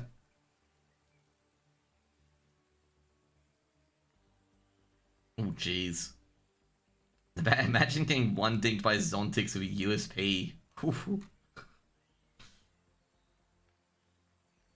I hope that roster goes well. I don't know how to rate Magic's as an IGL, but I hope that roster goes well. Okay. Like, you know, I'm not gonna. I feel like Spirit have gone like, let's go full firepower with what we've got, which was, you know, they do have like Magix and Zontics who are pretty decent, and Donk obviously who can like completely, you know, like there's no hope. Okay, you have to put up the crucifix being like, oh, don't hurt me when against Donk, because you know he's just holy crap. Talking about that, Donk got a 4K. That's all you need to know. Donk just went, you know, he just. You just hear a smoke and you hear screams. That's all you hear. Just give you an idea, okay? That's what happened last. Oh crap! You guys can't see it. But yeah, don't go to 4K just then, okay? Can't be bad as phases on Navi's exits. True, true. But geez, that was a brutalization. But yeah, like when you've got Donk on your team, and Donk is absolute mechanical pariah, basically, a mechanical outlier, you can win a lot of things. I was really surprised, obviously, there's been a lot of debate about this, that Donk didn't win the Player of the Year. I'm a bit surprised by that, because I thought Donk was definitely Player of the Year. Like, definitely. Considering where his team ended up, and given the fact that he had so many top-line stats in both playoffs and group stages, that you know, he carried his team over a line, you know, over the line a lot of times. And yeah, you know, I think it was the 26 out of 28 metrics, or was it 25, that he was the #1 player in. I think at that stage you just got to give it to him, okay? I was like, it's no, this is Donk's award, mate. This is no Zywu. He did play well, like Zywu got a lot of MVPs, but it's just like, mate, Donk's done everything. Yeah, but as Forward said, if team success is a factor, it's not an MVP award. You get what I mean? It's not an individual player award. It's a team award. And I agree with that. To be fair, I gotta say it's good to see Rops get his due. You know, Rops being #3. Rops is probably one of the most versatile players in the CS2 scene at the moment. Like, Rops is one of the players that can play support, they can play anchor, they can play entry, and is very composed under pressure. He can be a playmaker too. Like, Rops is like an advanced version of Rain, basically. He's gonna become Rain, where he can effectively just play anywhere. So yeah. Also, Vitality has better players which can take away the ability to see Zywu shine. Like, at the end of the day, like, it's just like, Donk, I guess overall, like, Flames did say Donk and Zywu are very, very good. Like, to my interview in IM Melbourne. Like, if you've got as Donk or a Zywu, you can just win tournaments off your own back. But like, overall, you can't really put that capability in there and say Zywu should win it, because Vitality can have players take away stats. Well, Donk can have that as well. He did have Shiro, Tania on his team as well, which are pretty good riflers. But yeah, I'd be taking Donk, because Donk's just, like, you know, Donk is a key part of that team. Like, if he goes missing, Spirit don't win, period. Like, he's like Spirit's big win condition. Like, I'm very sure, like, you know, basically, if Vitality could trade a player, that would be probably trading Flames for Donk 100%. And I know Flames wouldn't mind me saying this, but, you know, if you've got Donk's one of the best entries in the fucking game. Like, you're a player who can, like, get a 2K consistently on entry, which is, like, most people's dreams. Like, can you imagine being an IGL where your entry can always get 2 kills per round? Like, it's just a dream. It's just a fever dream at that point. And not to mention it as well, like, you know, if he lives, he can get a few more picks as well. Now, the real question is, what is wrong with the Falcons? Well, at least it isn't where the Falcons were previously with Dupree, okay? Where Dupree was their best player. That's the main positive, okay? I could respond with a meme being like, just one more star player. Just one star player. Just one more star player. Okay? Just one star player. No. Okay, if you want to know what's for the Falcons, it's Nico's choking, very important moments. Which is not a good thing.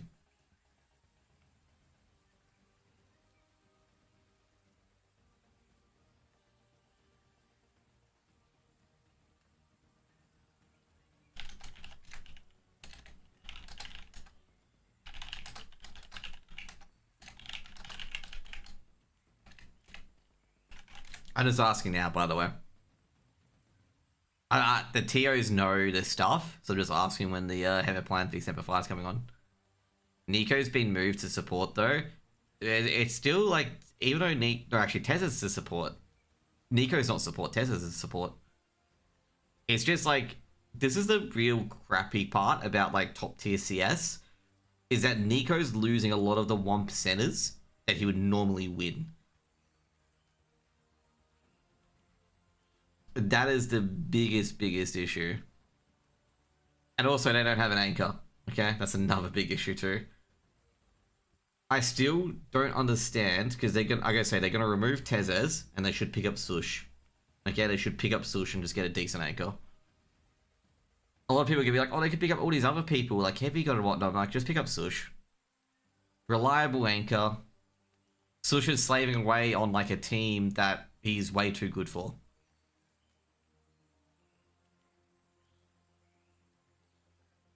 If not, you can just pick up Heavy God or some, just, you know, Sush anchors. Yeah, that's pretty much like Sush is a very good anchor. A lot of people have said as well, like Nico's going to go into an RGL. But the problem is, if you want Nico to go into an RGL, you got to kick Kixan. The problem is, Kixan's a young RGL that's actually decent. To be fair, Falcon's like roster movements aren't too complicated. Like I'm making it sound complicated, but it isn't too complicated. It's just the main issue that's been hurting Falcons is they have no anchor. Okay, no player that can be an anchor. And that's been killing them so much because like everyone's like, yeah, they have no anchor, just fucking storm the site. They all have flashy players that if they go wrong, you've got a site and you fly around.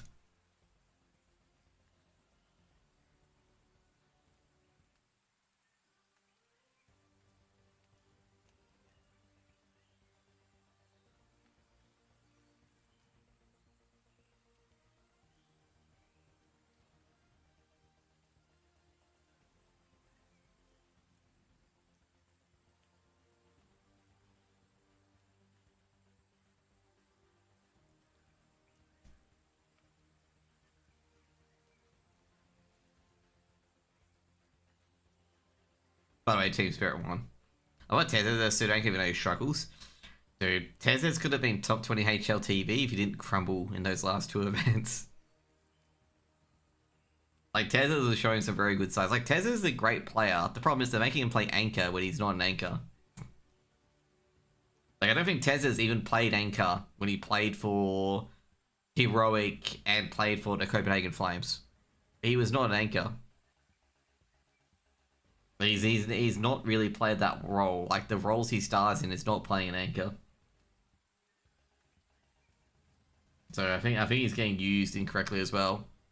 To be frank, Heroic also had JB and Sushi, yeah, exactly.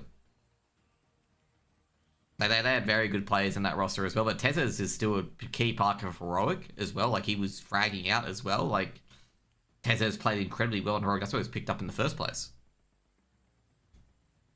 I mean, he showed like a lot of signs when he was playing for Copenhagen Flames initially. It's the reason why Heroic picked him up, essentially. Because they needed, like, basically I'm gonna say overall, like, that steal of because basically who they picked up, they benched two players, and that's right, they picked up the duo from Tricked. Or from Mad Lions, and I'm just like, that's a steal of the century, and that's when they picked up Swoosh. I'm trying to think of the other player they picked up in that trade where they picked up they benched two of their riflers. I think they picked up Refresh and Sush. I forget what riflers they picked up. Let me check Heroic's roster. But they picked up two really good riflers, and they won ESL Pro League after that. I think it was refresh and sush. Let me find it. I can check the Wikipedia for CSGO.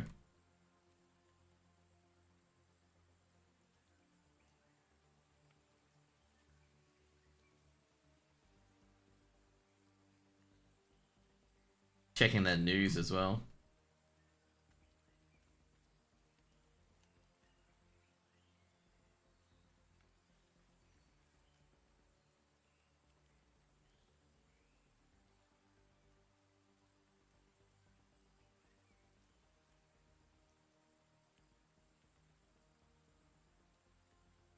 Yeah, that's right. When they picked up refresh and sush. That's right. Like, that was an absolute steal, but I feel like they did something else before that. Nah, it was the refresh and sush. They picked up those two, and that was, like, absolutely massive. Because I think they won ESL 1 after that, and ESL Pro League afterwards. And obviously those were, like, two big players in Mad Lions as well. And, like, people were shocked on they benched two rifles in Heroic, and I'm just like, well, yeah, that was Cologne, right? Yeah, that was Cologne. It was online, though. But, like, they did very well at events.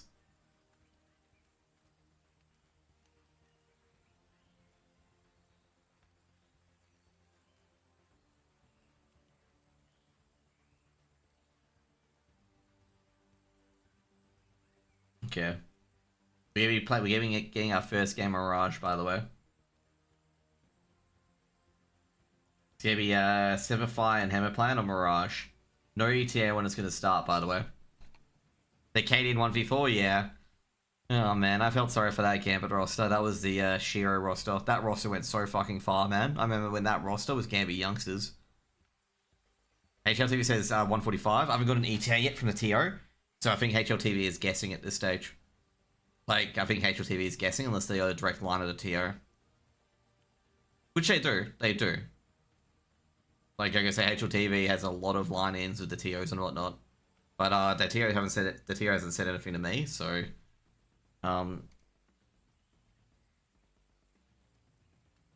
yeah. Don't got 28 kills on Mirage. Oh man. That kid's a beast. Checking the other games at the moment for PLAYR. Unless Pepper Plan lose 30-0, I doubt they make that start time. Oh, to be fair, let's see what the other games are.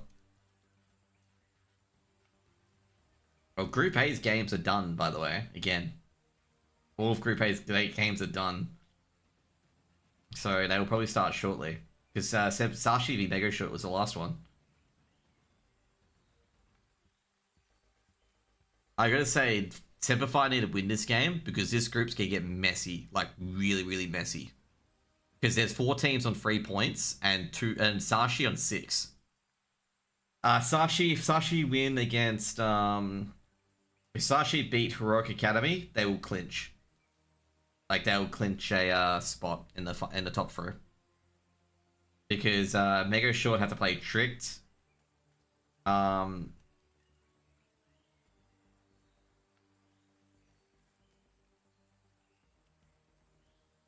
Well, they got a bit of a scheduling thing going on.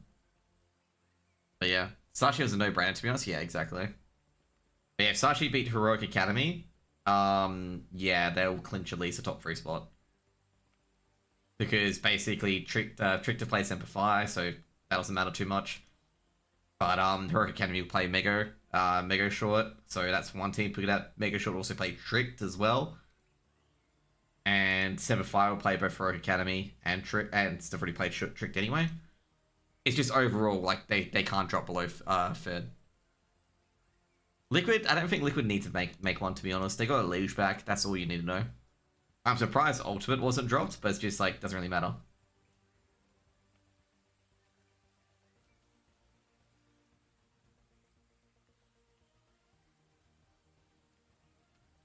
That I need one? I'd say Ultimate, but I don't think they need too many. I'm surprised no one has picked up Dexter yet, okay? They'll not get tier 1 trophy on sign up. Yeah, because I feel they've got good riflers in there. I feel they're all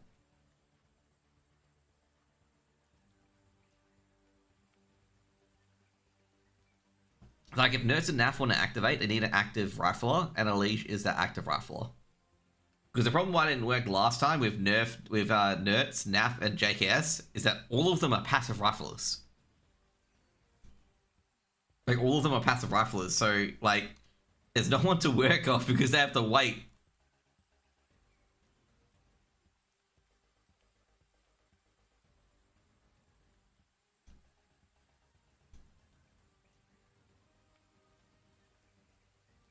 Nerds was meant to be the entry, I believe. No, Nerds is a passive rifler. Nerds on Heroic was a passive rifler, while on that roster, because I think which roster was for the Nerds on in Heroic? Because obviously Heroic has sold multiple rosters. But on it was a Heroic lineup that they had. Nerds was the passive rifler, Tez's was the entry. Or Tez's was the aggressive rifler. But yeah, as I said, if you've picked, I'm gonna be straight up. If you've picked Nerds to be entry, you are not scouting out these players properly.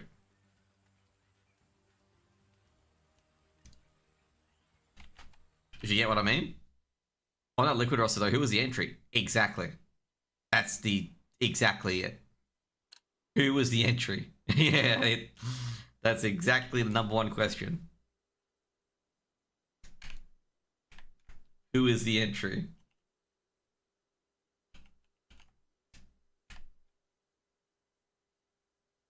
That's why that Liquid team just sucked, because like there was no aggressiveness. There was no entry. Just FYI, we got Hammer Plan. The map is Mirage. NAF was in a must stomp as well. I know NAF didn't play too well. I think he was expected to get kicked. If he kicked NAF, I think that was just dumb. It wasn't a player issue, it was a team composition issue. Like the team comp was just wrong. If you want to fire anyone in particular, you fire your guy who made that team. We're gonna be straight up.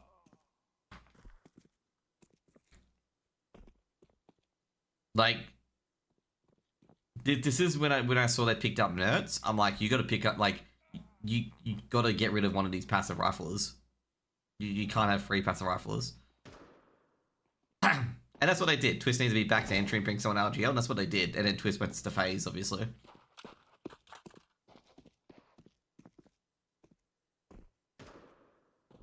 So, I'm going to say right now, this game could be really close. Because Semper have very that move, and yeah, it basically that Liquid roster had some promise, and then they picked up Nerds, and then they did not get an aggressive entry, and that ended JKS's time on that roster. Like that was nothing to do with JKS. Like that was a team comp issue, and JKS was just the easiest one to kick.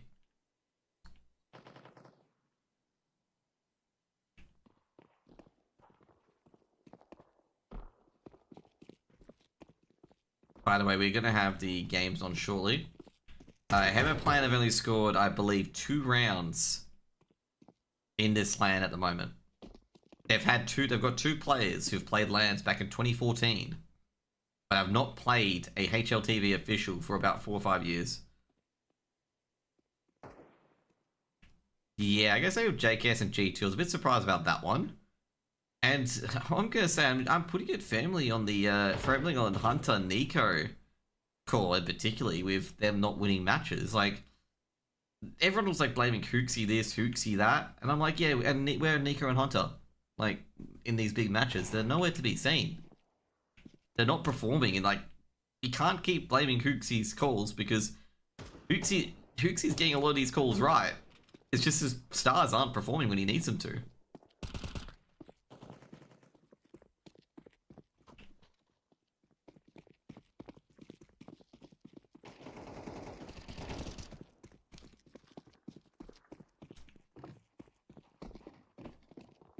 Yeah, that's what the G2 guy said in an interview. That they thought Nico was gonna leave.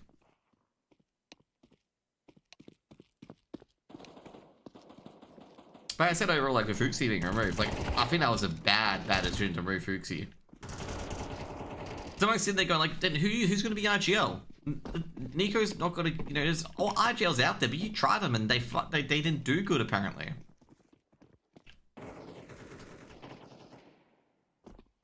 Like, Carrigan wasn't a good IGL, Galaxy B wasn't a good IGL. Like, Fujitsu should have realized eventually that it's not a problem with IGLs, mate.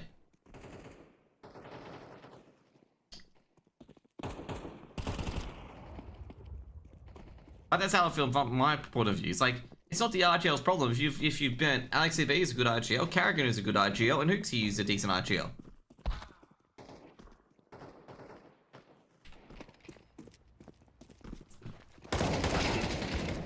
What are we in?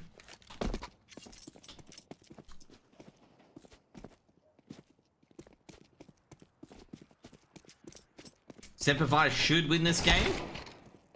But we've had Semper lose matches like this. So this is not guaranteed. This is warm-up, by the way.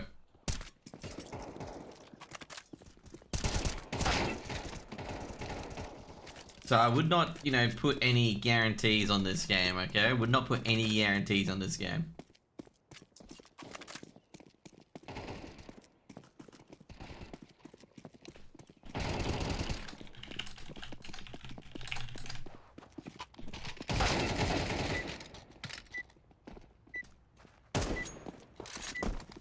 Yeah, that's incorrect. That's the 4th round matchup. No caster curse either. Oh, do I need to like mention like Semper losing to EC Banger? Like they shouldn't have lost that game. They beat like better teams in it, which is annoying me. Annoys me so much. They should win this game, but they will probably lose this game. That's what I'm gonna say.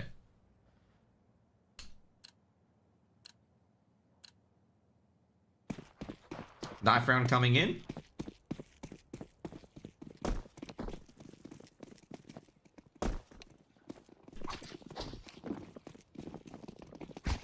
Oh, jeez. Like I say, he did not expect Keen to be on that angle, by the way. That gets a backstab. Oh, jeez. I gotta say here, I think Dumb was not paying attention here. Keen swiped him here. Semper gonna start CT side.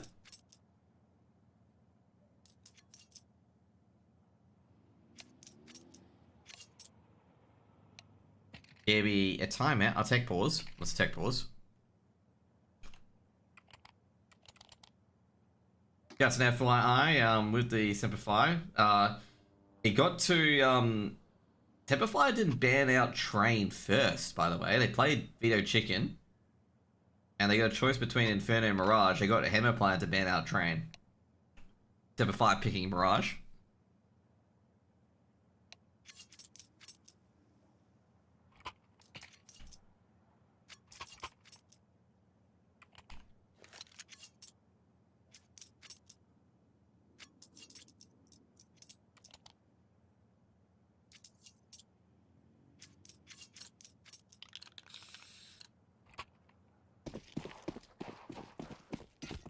Hammer Plan. We've only registered 2 rounds this tournament so far. They want to get something going at this stage. Shady dropping into mid. They went too aggressive middle, so Shady can take a lot of space here. Shady spots one. He's going to drop back, but he's going to be good. He's going to actually have to fight for it. Shady goes down. They're rushing up mid. Now, Addict, oh geez, Savage covers Addict very well there. Trying to sneak their way into Addict for a second. We try to work on triple. Savage goes down. Has dropped as well. They're going on to every single side here. Addict drops back. He's going to be gooshed out. And Keen coming in via murder hole. Has been spotted. Really needs to clean up. He can take down Benji in the end. And he does see Benji. And Benji's got a high advantage here now. Keen trying to isolate these jewels for this 1v3. He's not going to get these jewels. Yeah, should be dead here. Ooh, gets another one, but Essenio should be trading him out. First round on the board for Hammer Plan, winning the pistol. Yeah, this is what happens when you over eager entry. So basically Shady goes down here. He has nobody within a mile to trade him out. And what's going to happen here is that they just essentially, they bowl over into mid and split sides and somehow get winning duels in particular. And yeah, just in this area here, they just need to get more than 2 kills on the A side hold. But it just all starts from Shady getting taken out. Force up on the CT side. To be fair, I gotta say, I do back this force somewhat, given that Hammer plan were very, very, like, letting go of these rounds. Taz up, been tagged up slightly. HE been thrown in, that's a bad HE as well. As they're gonna drop off. Surprised Keen hasn't rotated over to Scout. Keen's tagged up a few players himself. You can see here, a few players taking a bit of damage early on. I do back this force part because Hammer plans execute on both the A and B side was letting Semper fire back in if they held any of those kills. Yeah, as I expected, wanted Keen to be on this angle with the Scout to help Hazard out. Smoke's gonna be thrown in. Keen just waiting there. Gonna smoke and HE. Oh, beautiful shot by Yasinio. Oh no, they're not focusing. Addict's got 1. Might take a second here. Is gonna take a second. And this is what I was talking about as well. Addict's able to keep the AK as well. They can go in for a retake here because they've got a bunch of guns at short. Like, they don't need a kit, they've just got a bunch of guns. Addict can be boosted up. Addict's got armor as well, by the way. Problem is, they're all coming from one direction. One, oh, jeez. It's team kill. That's not good at all. Addict try and get the head tap, but he can't. Jeez,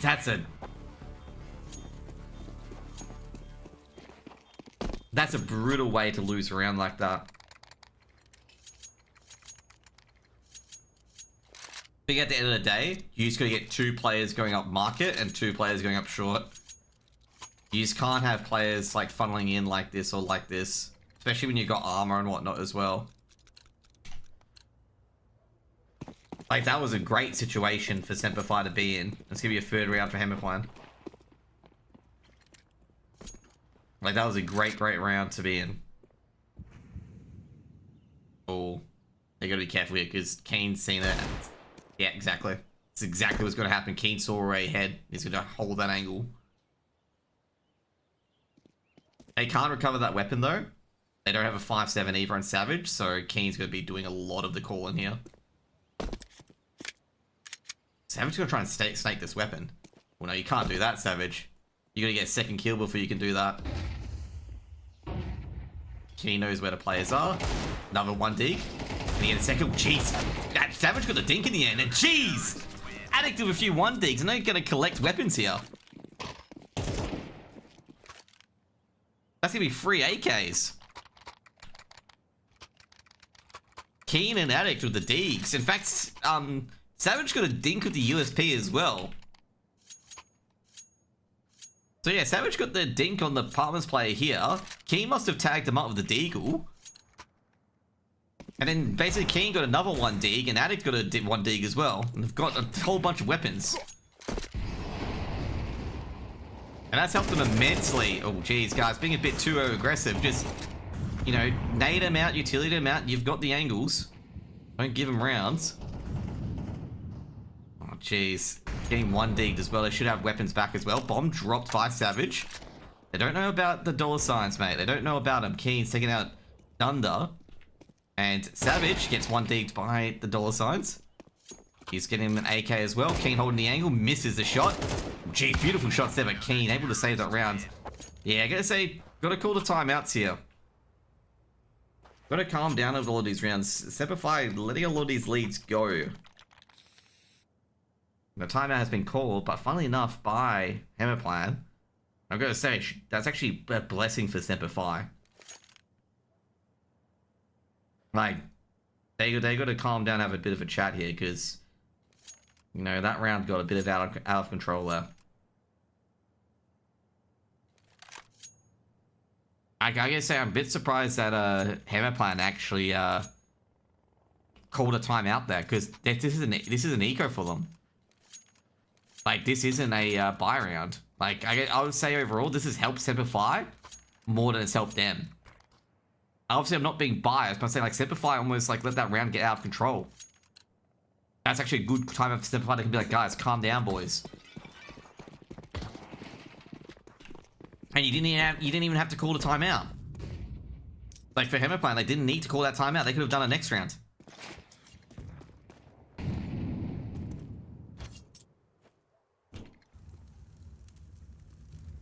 Azza on the off angle. They've got middle control. They're going to say Hemiplan just... If you got mid control, they know where you're coming. Or use Eco Disgust. Yeah, exactly. Because Semper is still jumpy from almost losing that round. And Hemiplan have revealed nothing so far. And Semper just clearing all these locations out. So guess who at this stage of where they're going?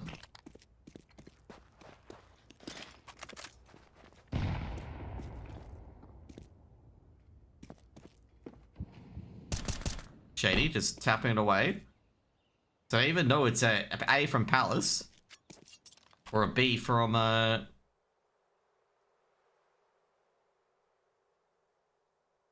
Apartments. And now since Has kept their smokes, he can just do this. And that's 17 seconds for them to execute. And they can throw a HE. Keen's got the aim, does a lot of damage. And that's the round over. They have to rush for a smoke. And Has got them both dead. Jeez, Has missed a lot of shots there as well. Addict's on the back end of it as well, trying to do a lot of damage. And there's obviously a fake bomb plant, but doesn't really matter because Savage on the other end swipes it. And I think overall, like Hemiplan, if you're going to do anything like that, you need to make sure that you have some sort of control here. Because otherwise they're just going to clear these angles out. You know, Keen cleared out unders and stuff like that. And it's going to be like, well, they have to be here or here. And all those lines are funnels. As you can see here, they're all funnels. We only have to keep like 2 players in each areas and they just funnel in and die.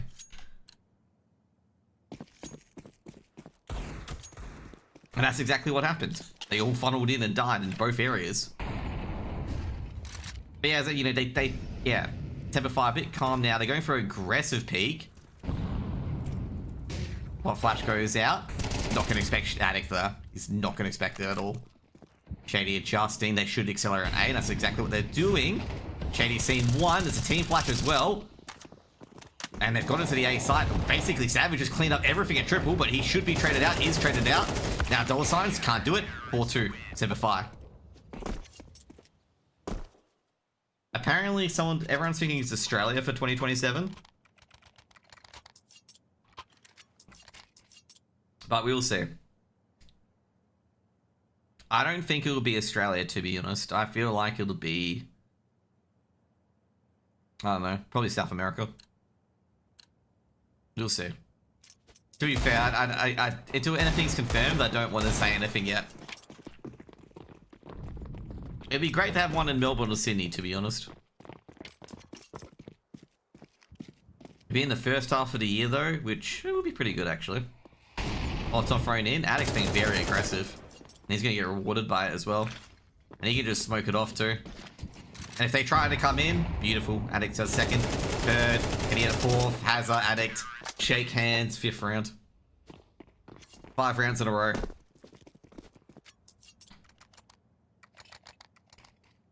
I think it's just time zone wise. It pisses most people off that he makes the most sense of the leaker's comment. Yeah, it could be time zone.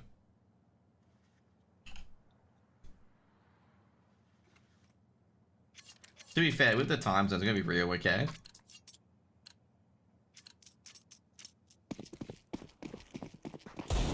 Like, a lot of the IM Melbourne times will play at like 2 o'clock East Coast, which is like early morning EU.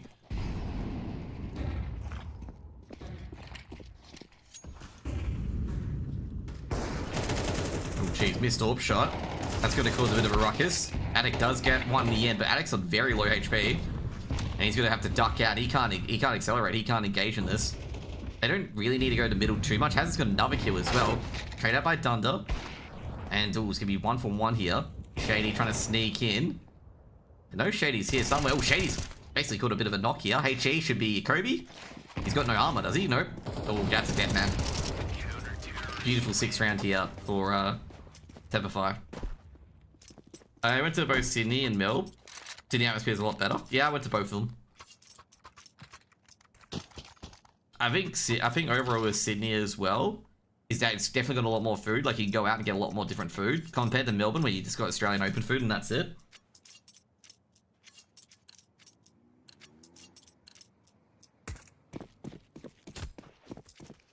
I worked in Melbourne doing interviews for Defrag. I'm not, if the major is in Australia, I don't think I can do any sort of work in particular, especially for stage 1, stage 2, and stage 3, because I'm in a business, so yeah. Oh, he third steps.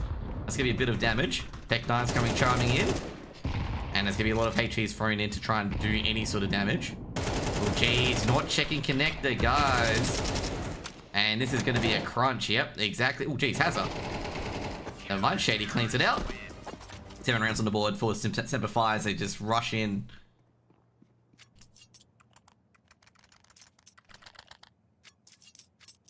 I think Semper Fire with this victory will secure at least 4th or 5th. They will clinch 4th or 5th if they win this.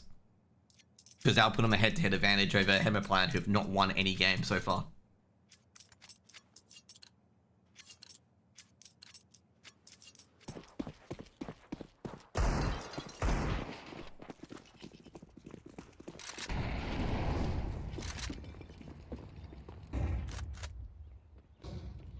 Alice pop. Savage just stay shadow. Keen's got one. Savage is creeping around shadow. He knows the player's coming around him. HE's been thrown in. And Savage. That was a spray you want back. Should have got at least 3 there. Oh, Keen. Got 1. Yeah, he couldn't get the shot there, unfortunately. It's not wallbangable. He knows the player's close by, I was going to say. Hazard's going to help him out. Addict lurking at stairs. Bomb's actually not planted for him. Oh, never mind. Keen, that's actually a good shot there. It's going to be 8 rounds on the board.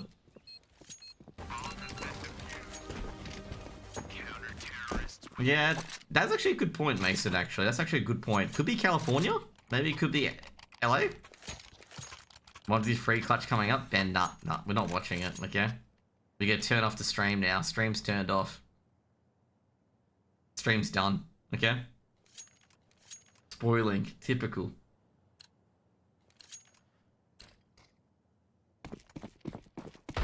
You wouldn't, it would be funny if it's for Hemiplan, like Hemiplan win a 1v3 clutch.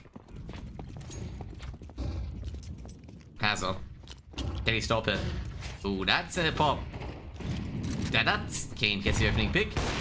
Keen takes down Benji as well, but he's gonna be traded out. He's not gonna live. PKG. Now Hazard, what can he do? He switches from left hand to right hand. And they're gonna be dead. Shady's, they're watching the position, mate. Yeah, I was gonna say. Down he goes. Oh, it's Savage. 1v3. Oh, man.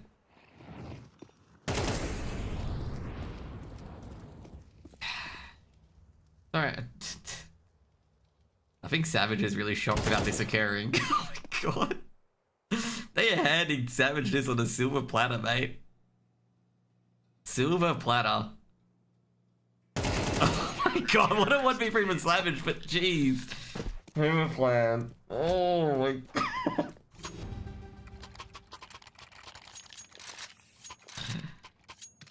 Oh, beautiful 1v3 by Savage, but I gotta say, Plan misplayed that so much, but Savage, I gotta say, he's gonna be loving that. Great, I gotta say, Savage had some great placement here. But geez, not clearing out the site. Savage gets the bomb dropped here. Means this player has to act, this player has to act. They don't coordinate at all, and they give Savage so many 1v1 duels that Savage is smiling from ear to ear from that round, man. He's just happy as Larry. And given the fact that, like, you know, Semper committed 2 players towards short, and they both lost their duels, Keen is definitely not going to keep his eyes off mid. They're not going to fake this one out. They know the player's unders. He's trying to fake him out. And these players are not going to throw nades mid. They need to throw nades mid. You need to throw a flash. You need to throw a smoke. Otherwise, you're just wandering into this Keen orb. And this is exactly what's going to happen. They know you're here. Thunder gets 1 at least. But the problem is you've traded 4 for 1. Now, dollar signs. Savage is going to ascertain that he could be lurking in A site. Or could be unders. He doesn't have the bomb, so it just doesn't matter at this stage. Oh, beautiful shots, but has over the trade. 10-2. Semper romping their way over Hammer Plan at the moment.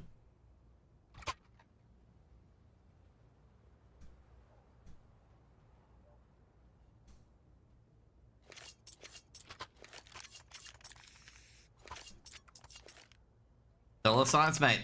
You gotta say. Mate, do you want me to say dollar sign, dollar sign, dollar sign, dollar sign, dollar sign? He's got like 15 fucking dollar signs in his name, mate.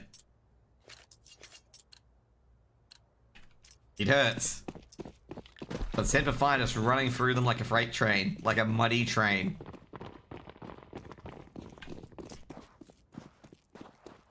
This round coming in, and they hit a train. It's choo-choo! 5 sets of footsteps. And they're coming in. Thunder misses his shots. Gets gooshed. 1 for 1. Good start so far. Now Hazard gets a second. Trade up by Dums. Dums going to drop back in. He doesn't need to commit. Bomb being planted. Addict trying to plant that bomb quickly. They're trying to stop Addict, but they won't be able to. Goosh comes in, and Addict trying to work his way towards bench. You know the players' sides there. Addict takes down Dooms. Can he do a bit more? He's still spotted both players at the moment. Addict working off bench. They're trying to get the... Addict goes down. That's going to hurt Keen a lot. Now Keen... Oh, dualies. He's hurt him. Keen just has to dodge. Just has to play... Ring around the rosies. He's trying to go for the bomb. He's got to reload as well. Keen's just going to wait there all day. Is he out of bullets? He doesn't have time. He doesn't have time at all. Jeez, Keen has just delayed him for 10 seconds. And Semper have stolen away his pistol.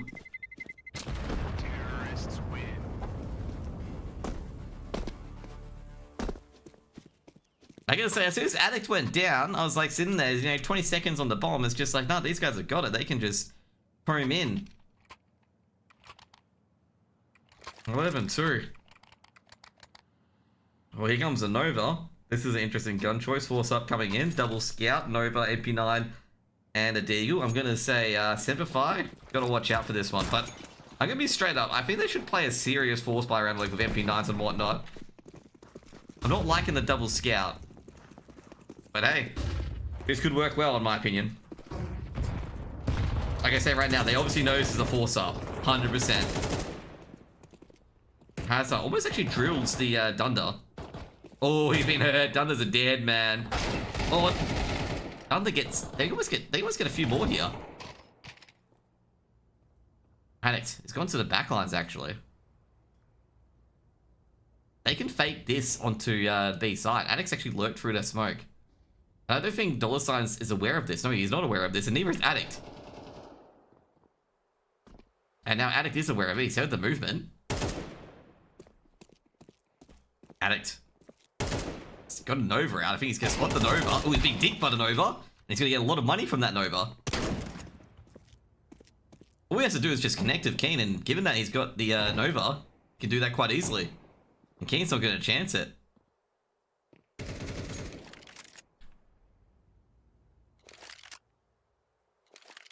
Meanwhile, Shady is just rushing through A at the moment. Sure. Oh, I'm a bit surprised. Yusino is just, you know, basically having to gamble it. And Keen's just going to have to plant default at this stage. Keen's going to start running. He's going to start putting those Nikes. He can't check the rest of the site. Actually, no, he's got a bit of time. Yusino coming around at the moment. But Keen's at default.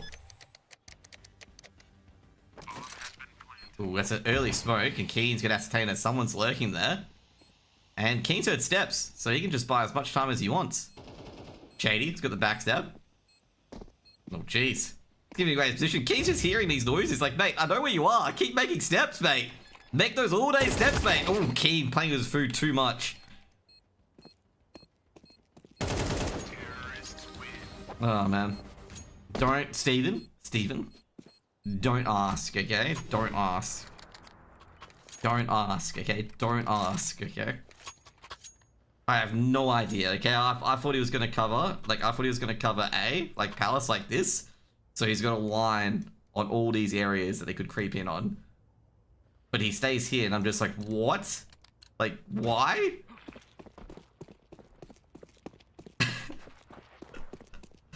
It's not the part they're not coming mid. Is he's just not holding a position. You get what I mean? Like he's like a knight on like the corner of a chessboard. 1 for 1. Shady trades. And that's over. This is over. Dums might get a kill here. No, he won't. 13-2. Like, I'll put it overall, okay? Like, when you play CS sometimes, you want to make sure, like, obviously great win by Semper, but you want to make sure your position actually matters. Like, if you get what I mean? Like, you want to know your position actually matters.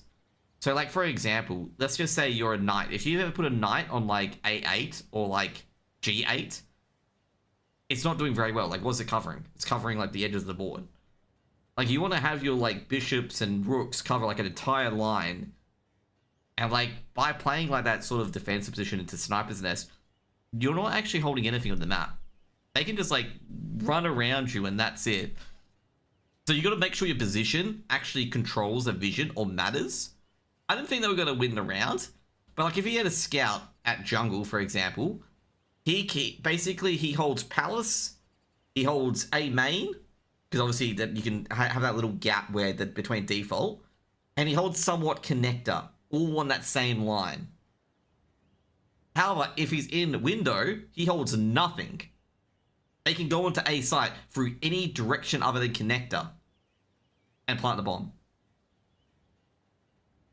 Did they get any VRS for that? They probably did.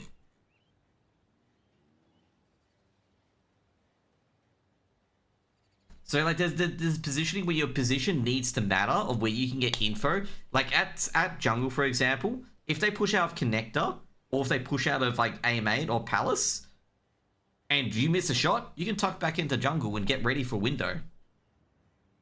That's what I meant. I think Semper may get a land points. That's what I'm referring to. Nah, they're not ranked, so they get no points. I'm referring, like, basically as well. Yeah, I don't think they get any points, though. But yeah, I think overall, they get about 32 points. They've only got the points over Tricked at the moment. But either way, win's a win. They're at 880, so they're 912. Okay, so they did get points. It's just not showing on HLTV. That's what I was looking at.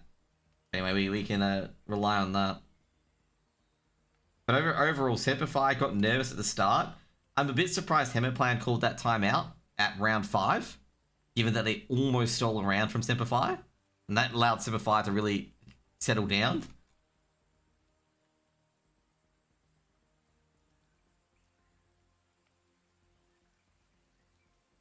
Yeah, it doesn't show how much points Semper got from that,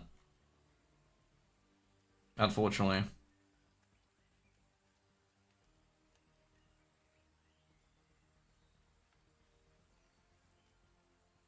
By the way, that confirms Semper will finish at least 4th or 5th.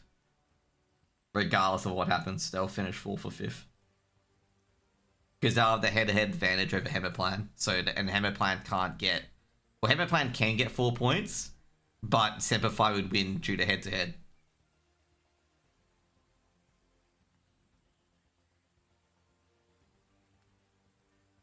Like, they either win head-to-head over Tricked, or they win head-to-head over Hemiplan.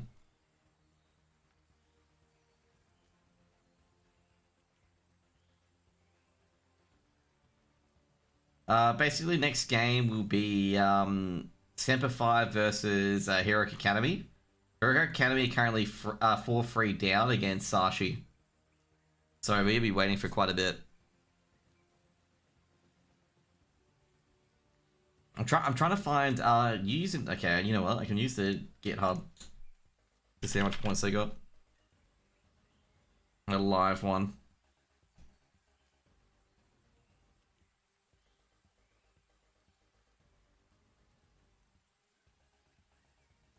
I think they're ahead of Mind Freak. Yeah, definitely. They'll be ahead of Mind Freak now. This is the HLTV like results page is not showing it. Let's go check their rank instead.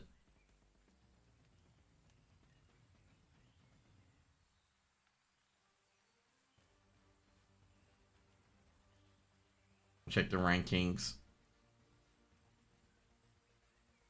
Dude, I'm not having a good day where these rankings are, man. On the HLTV page, I'm just like, it's like basically a monkey of a symbols in my head at the moment. Yeah, Semper got up to 912. Trying to check their ranking details. They got 56 points from Tricked, and they got 56 points from Hemoplan for winning. And this is because of the LAN wins. They don't have the LAN win stuff. So I think Semper only have 3 LAN wins at the moment. So they get that LAN win buff of 168. I don't think they've got any head-to-head off Tricked, by the way. We'll see.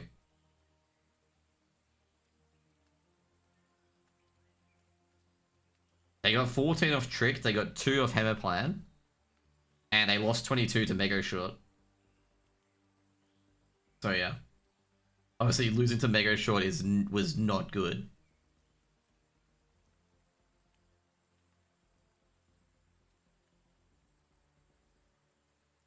I think Semper will at least make playing. Yeah, I'd say they're confirmed playing. Because I gotta say, all the, like, let's say if Tricked win and then lose every other game, and Hemoplan win their last 2 games, and problem is Hemoplan's gonna play Tricked as well if Tricked win this, so it'll make it even worse.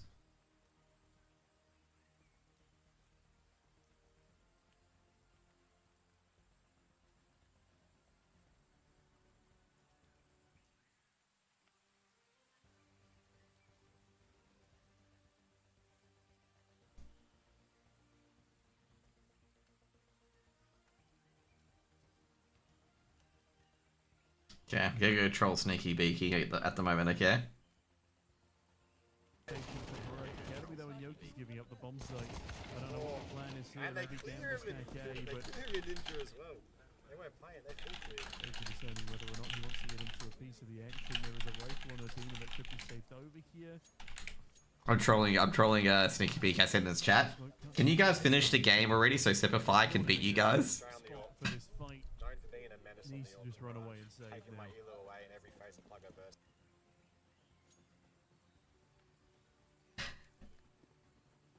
Sashi do pick up that 6th round. And Heroic's economy is... Sneaky hasn't read the chat yet. He's gonna read it. He's gonna be like... He's gonna be like, come on, Jose, mate. The 3-stage loss bonus. I'm gonna say I'm a bit surprised that Heroic Academy, is like, they've been really up and down. It's really been disappointing. Provided this hunt isn't successful, Cabby looks like he wants to go for it. They know that there's an AWP in play on the CT side, but no, decides against it, keeps himself healthy, and Sashi win the round with 4 players left alive. They're slowly starting to put together quite the impressive streak. That is 3 rounds in a row for Sashi here. Heroic Academy really need to start cutting him down. We will get to you when we get to you, Joe. Heroic Academy call a timeout. Much needed.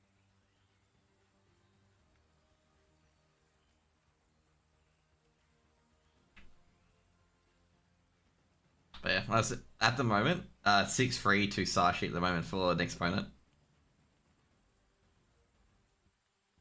But yeah, Sashi, geez, Sashi were a bit stymied against Heroic Academy earlier, but they are starting that meat grinder, man.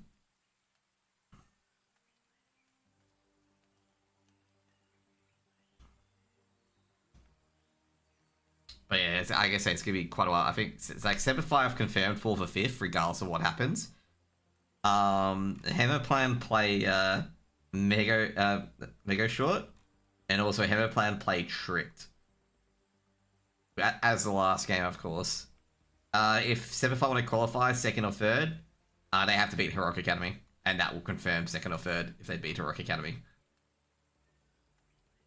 I'm just going to check the groups now. Like, if Semper beat Heroic Academy, that will definitely clinch it. Because Megoshort does have to play Tricked, so one of them cannot finish 6. So yeah. Like, if they win, they're in playoffs. Because, yeah. So if they beat Heroic Academy will lose head-to-head tiebreak. And also will be on 2 points with 2 games remaining. So they can't, even if they get 6, they lose head-to-head. Also, if they lose to Sashi, they'll be 3-2. So obviously, if they lose Semper, they can't get 6. Tricks play Megoshort. Therefore, you know, whoever wins out of that one doesn't really matter because one team can't get 6. And yeah, that means the Sashi game will be basically a battle for first if they win this game. So if they beat, so if to be fair, if Megoshort win all their games, they can finish top. They've got to beat Sashi, obviously. Actually, no, they lost to Sashi. That's right. But yeah, Semper, like, yeah, we'll see what happens with Megoshort. If Megoshort drop a game and Semper beat Sashi, Semper will finish top of the group.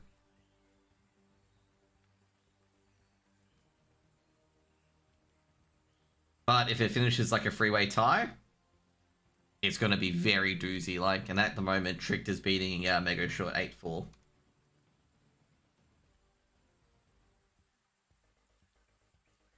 As I said, that game like really just doesn't matter. How old is the Semper roster? We'll see. I think they're relatively young. I'm gonna say I wouldn't be surprised. I wouldn't be surprised. I would say Keen's probably oldest in rosters, but let me see.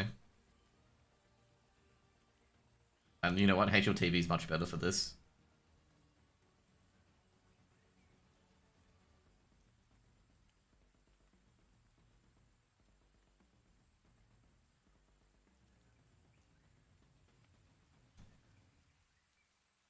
Yeah, Keen's 20. I think Keen's the oldest, actually.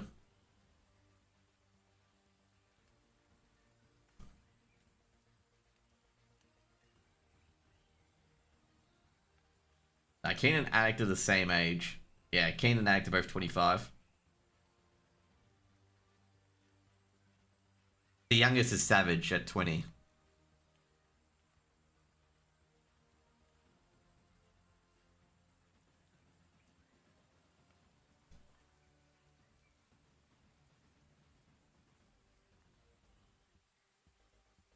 Oh, jeez.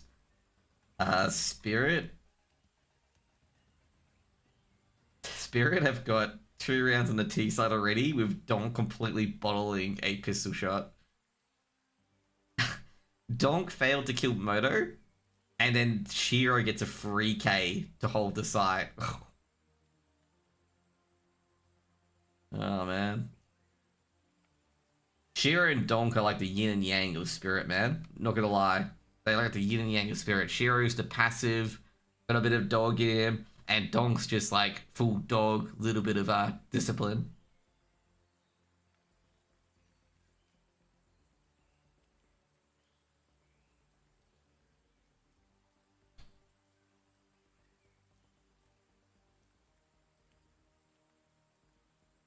As soon as they're just done, yeah, exactly. I mean, Magic's got a free K to end it as well.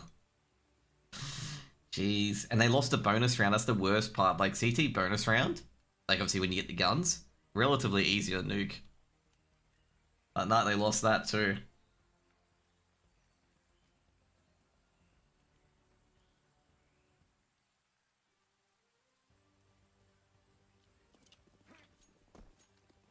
Yeah, the top 2 teams in this group right now are Sashi and Semper.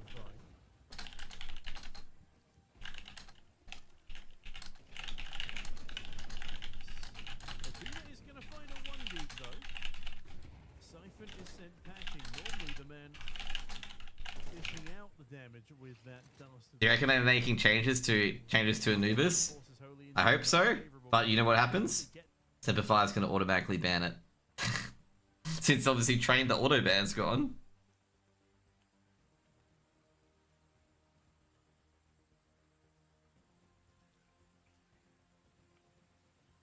But yeah, I was a bit surprised that Train got taken out for Anubis. Everyone's like, oh, you know, I didn't like Train. Train wasn't, you know, as it was back in the early days. Train, I could say Train played exactly the same as it did back in the early days. Which was like, you know, Train was if you get Ivy and if you get main, if you get, you know, either Ivy, main, or Pop Dog, like 2 of those areas, you could hit A. If you didn't, you went to B. And it was still played like that map. I just think of extra steps, basically.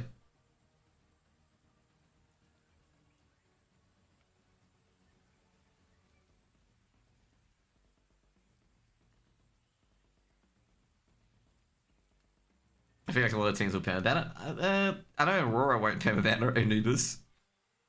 I reckon there's a few teams that can play Anubis. But yeah. Didn't like Train and CSGO or CS2. Train is a very interesting map. And I think a lot of people had a lot of nostalgia of Train being good. Even though Train was just like, if you get Ivy, if you get Main, or if you get Pop Dog, like 2 of those, you hit A. If you don't get 2 of those, you hit B. That's pretty much it. Pretty much it. That's how the strategy worked. And also, you had to have a lot of utility to get into those sites, like a ton of utility. Anubis was very fun. Like, Anubis is a very, very fun map. Like, I like Anubis and Ancient a lot because the CTs have to be active. It forces the CTs to be active.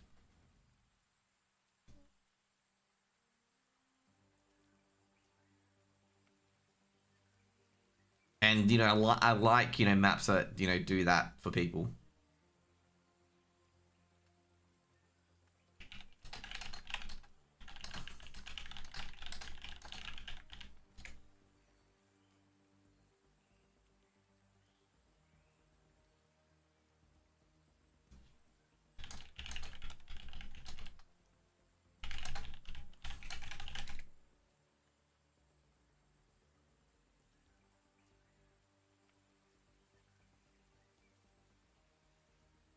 Do you think Cash will get a Confinex update? Yes. And guess what's going to happen? They're going to trade out for Mirage, okay?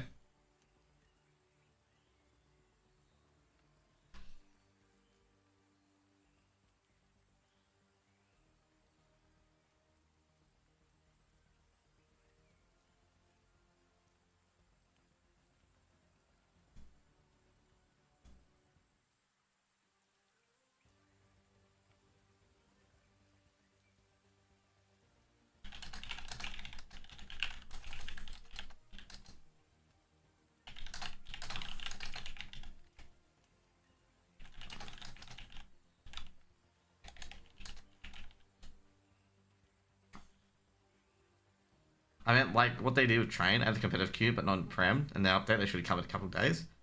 Yeah, but they probably put Cash in. I remember Steam do have it now. I thought you meant in the map pool. They'll probably do that. Vertigo is still in the map pool somehow.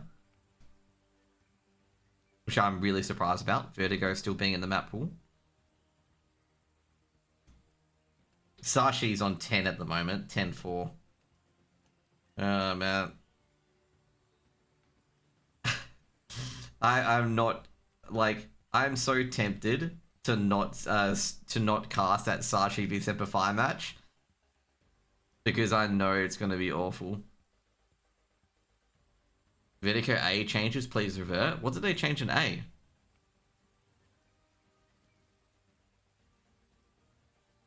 Oh, you mean the no elevator in A? Is that right? To be fair, I think that's a good change. You can't rotate via elevator.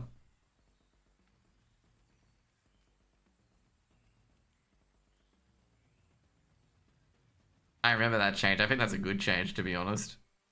Because like it was too easy to rotate onto A, which you could just play 1 mid, 1 B, free A.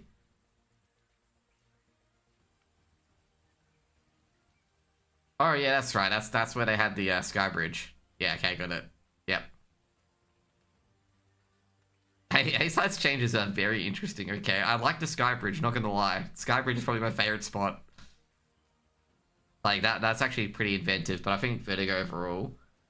I'm actually gonna go back to Vertigo and actually look at it. Because I have not, you know, obviously, I've not casted Vertigo for like a year almost.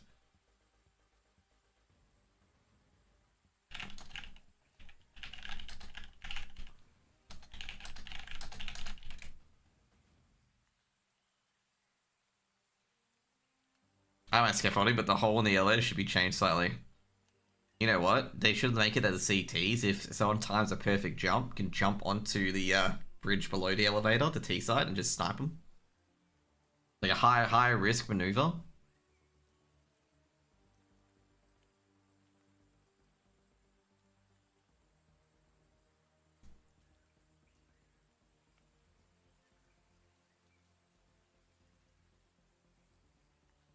Sashi are just basically focusing on A at the moment.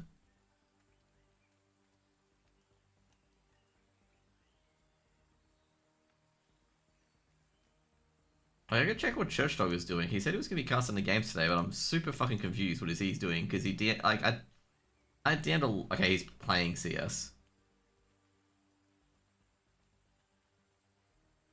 Okay, they did offer to come cast for me.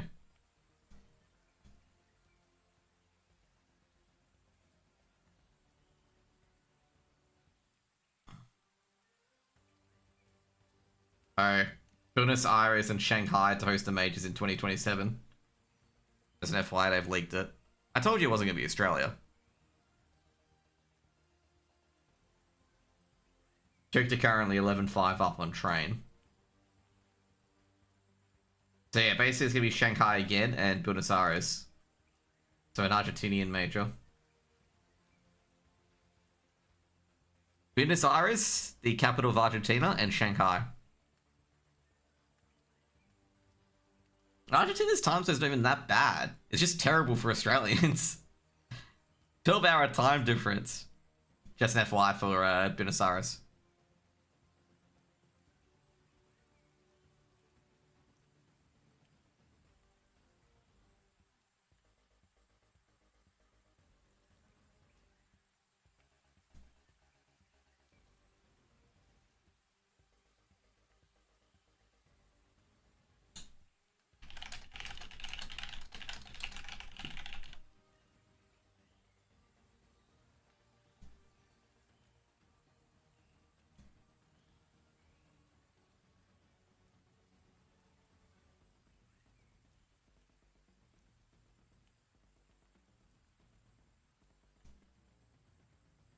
Shanghai is fine.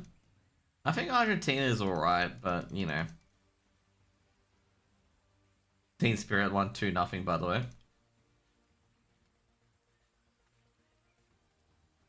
Ah, jeez. Yeah, Sashi's stomping teams at the moment. 12-4. Sashi won a 3v5. Just an FYI. That's what I'm gonna say about, like, that's what I'm going to say about Heroic at the moment, where they're at. Sashi's stomping that division, mate. Stomping that division. Trying to get a Heroic thing at the moment. Heroic logo.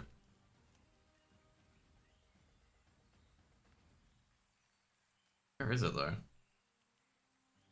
There it is. Of course, the Heroic logo is big.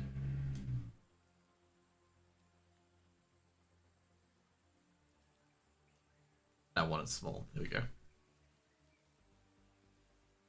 Yeah, I think Heroic are going to lose 13-4 because they just dropped that round against Sashi.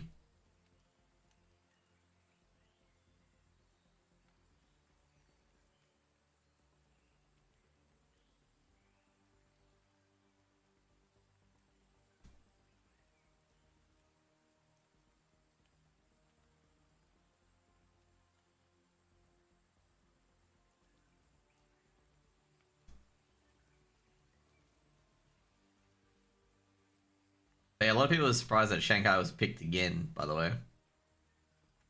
Like, why are we sending the major back to Shanghai? I agree. Oh no, not checking connector. Heroic, Heroic, Heroic, why are you doing this to me?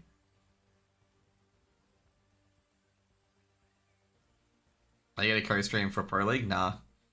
I'll see. Actually, I haven't sent my, I want to see ASL. But, yeah.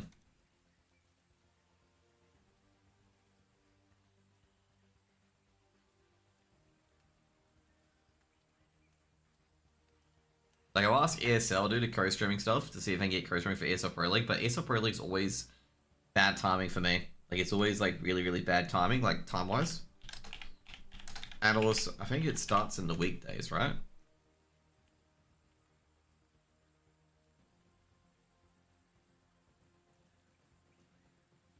Checking what days it starts. Like, what would the first games be?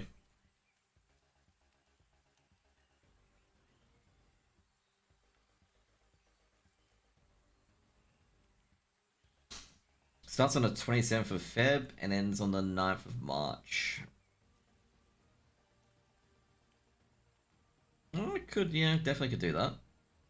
Oh, so co-streaming rights. But generally with ESL Pro League, it starts at like 9 PM or 8 PM. I'm gonna say, hopefully, it's a bit concerning for Semper 5. Semper 5 make it quite far in the online stage. They might not be back for, especially if they make it really deep, they might not be back for defrag. Like, if they make it to the land stage, which is gonna be unlikely, they're not gonna make it for, they're not gonna make it for defrag. It's on the same, ASL Pro League's on the same weekend as defrag. I think they'll tell defrag that if they qualify for the land finals, they'll tell defrag that they can't make it.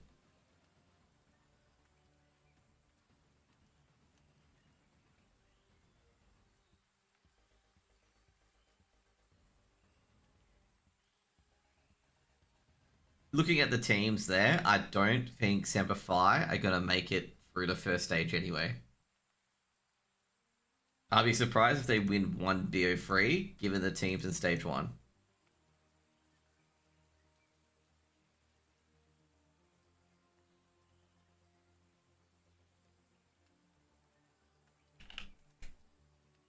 Heroic just got absolutely pummeled by Sashi.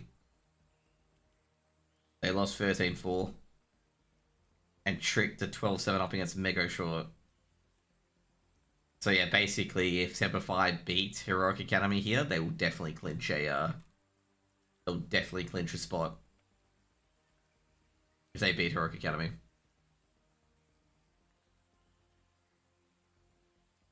It doesn't matter who of Megoshort or Tricked win at this stage. It's just they're versing each other, which is good enough for Semper Fi.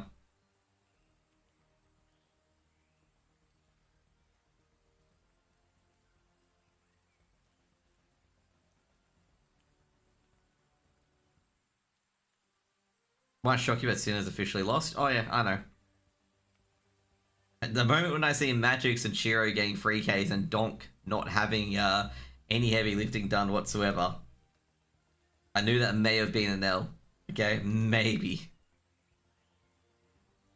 When you don't have like Donk like overperforming in a game, it's just like, okay, maybe they're gonna win. Let's see this T side. Tania and Donk had like 2.15, 2.12 rating on the T side. Oh jeez. 6-0 on T side nuke. But yeah, just an FYI for Group A, the Sachi have secured playoffs. So I think 6 is the magic number.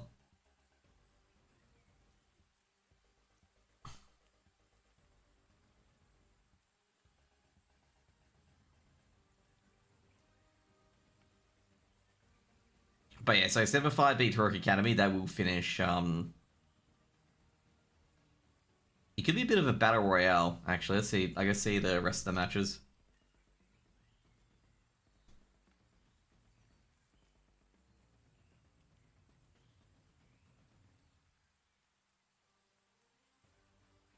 What's the remaining matches?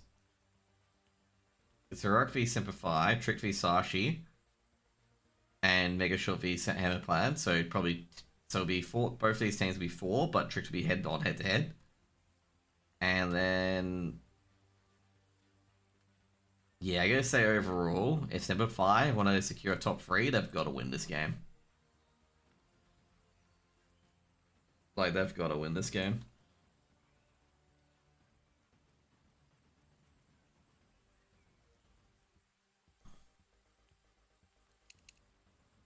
Because Tricked have Hammer Plan, which they'll win that game. And yeah, this is gonna be down to round difference. I'm gonna say this is gonna be down to round difference. Like if they beat Heroic Academy, it's gonna go down to round difference most likely. They just need to not get slapped around so hard by Sashi. Because Tricks play Sashi next. And yeah, I guess gonna say overall Semper need to make sure that they get slapped around by Sashi too hard. Like if they get like 8 or 9 rounds against Sashi, that is fine. Like that is fine overall. Oh yeah, that's right. This one's gonna be on the feed. Forgot about that. This one's gonna be on the feed.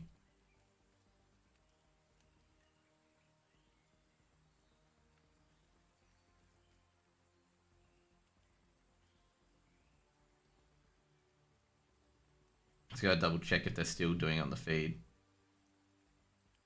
Plus, never mind. Simplify. Okay, no, they haven't. Well, Group A is all finished at the moment. It's going to be very close, yeah. I'd say overall, yeah. If Simplify beat Heroic, I think that should be enough to get second or third. Tricked being Megoshort is a big span that works because now it'll be a round differential. At the moment, like it'll be on a round differential. Which is, let's see who's a benefit to. I think Megoshort might have a bit of the benefit. Nah, Semper have 14 round difference. So Semper looking pretty good at the moment. So I'd say Semper win this game. And I gotta say if they win by more than trying to think about looking here, 5. If they win by more than 8 rounds, like if they win 13-5, they are in regardless. They're in second or third. Well, actually, never mind. You only have to get above. So if they win 13-5, they'll be second regardless. Because obviously, depending on how Tricked go against Sashi. Because I'm trying to think of it overall. Okay, so if Megoshort, so Tricked play Sashi and then Tricked play Hammerplan. So maximum Tricks can go is 26. Which, you know, not gonna happen. Megoshort, 17. If Semper win 13-4, they'll go in regardless against Megoshort. Given that obviously Tricked have the same score. And for Tricked, well, they can't do it. They have to wait for Tricked versus Sashi. I'd say overall, if Tricked don't win, like, it could be close. Like, if Tricked don't beat Sashi, it's going to be if Tricked lose and 5 win, it's over. If Tricked... nah, it's not over. Because Tricked versus Hammerplan next, where they can just bolster their round difference. Head-to-head, no, because most likely, I'd say Megoshort will tie it up. Like, with the teams that Megoshort are versing, the last 2 teams, they'll definitely tie it up.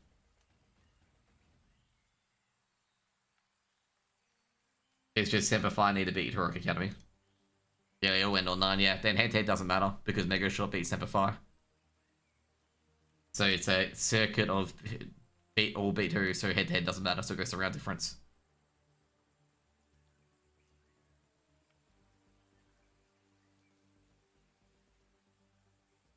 I'd say overall, Semper win, like, if Tricked lose, doesn't matter, like, if Tricked lose, let's say 13-11, Semper only have to win 13-6. And they can't be overtaken in round difference on Tricked, so it'll be second place. I think Megoshort play Hammerplan next. So they get the little boost coming in.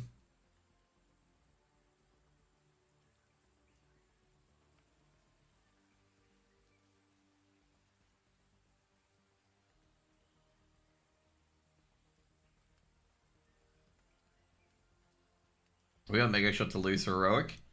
Yeah, we do. But you know they're not going to lose to him. I'm going to tell you straight up they're not going to lose to him. I'd be very surprised if they did, given the fact they got 13 1s and 13 0'd.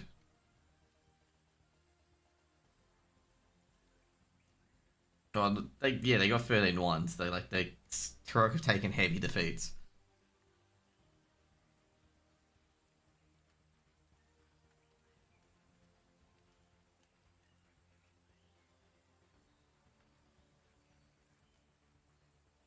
Group A is going to be finished very, very quickly, funnily enough.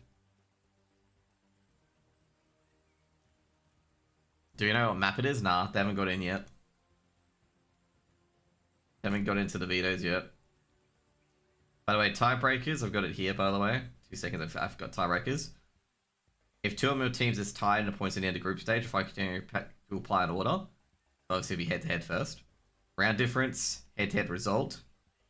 Fewer total round losses, higher initial seed. So that's what we'll go. Round difference, head-to-head result.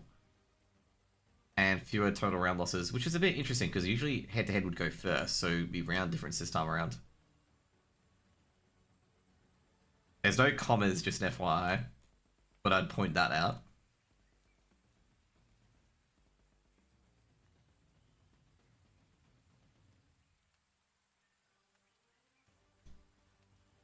But yeah, they haven't opened the map yet, so we don't know what what round it's going to be, basically.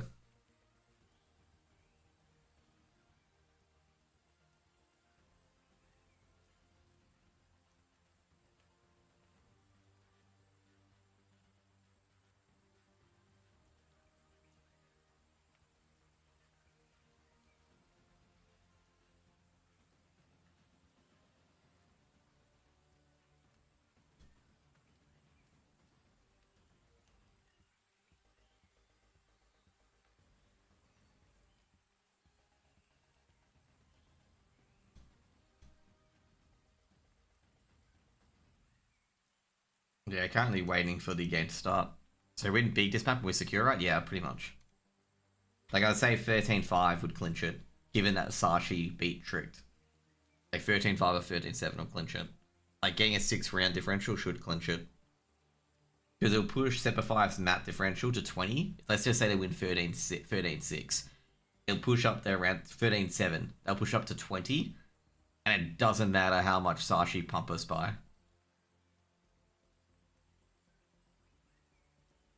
Actually, no, sorry, 13-5. Has to be 13-5.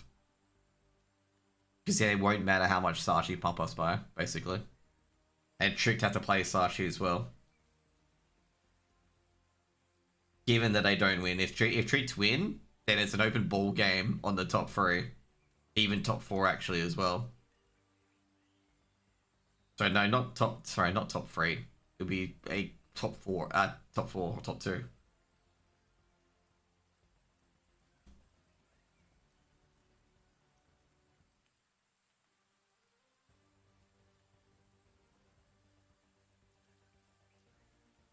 Josh Tryface has released a video. I saw a comment on. So, people think gaming is an investment to themselves. Okay, yeah, I can understand where it's going to come from. I'm looking at that Josh Tryface video where he's basically saying that people think gaming is an investment in themselves when it's not.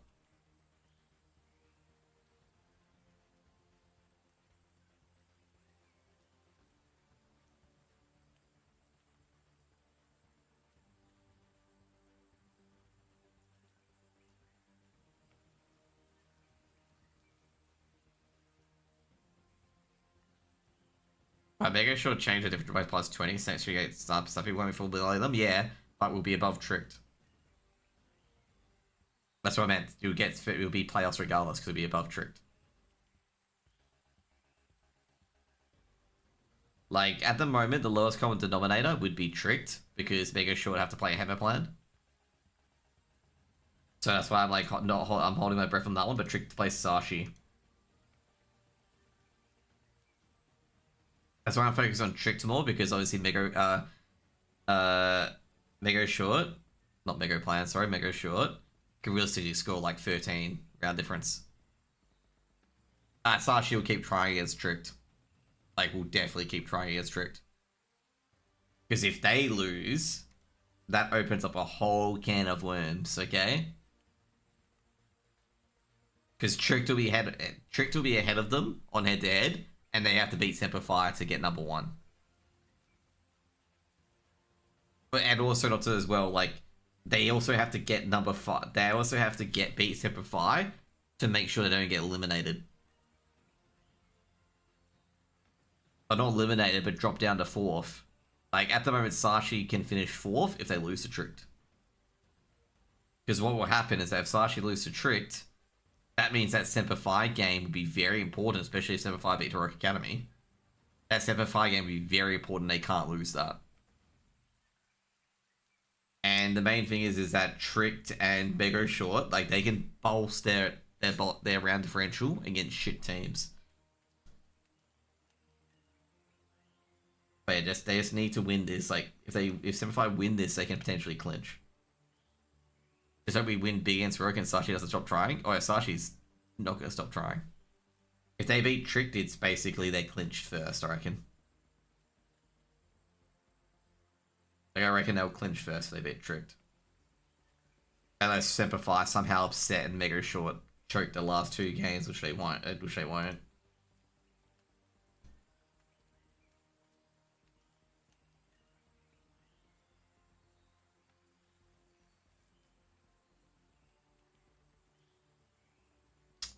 Heroic Academy and Semper will not be shown on mainstream.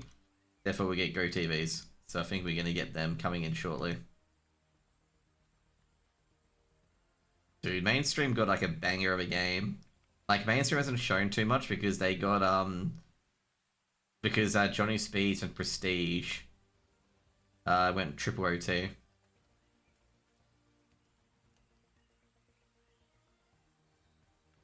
Oh, don't tell me Prestige the AIM Club's going OT as well.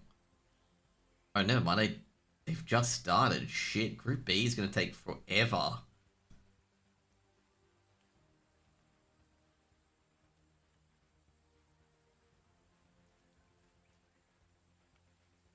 Poor Group B, man. Those Group B guys are going to be there for a very long time. When's the game? Game's gonna be shortly. They haven't started it yet. It'll be shortly.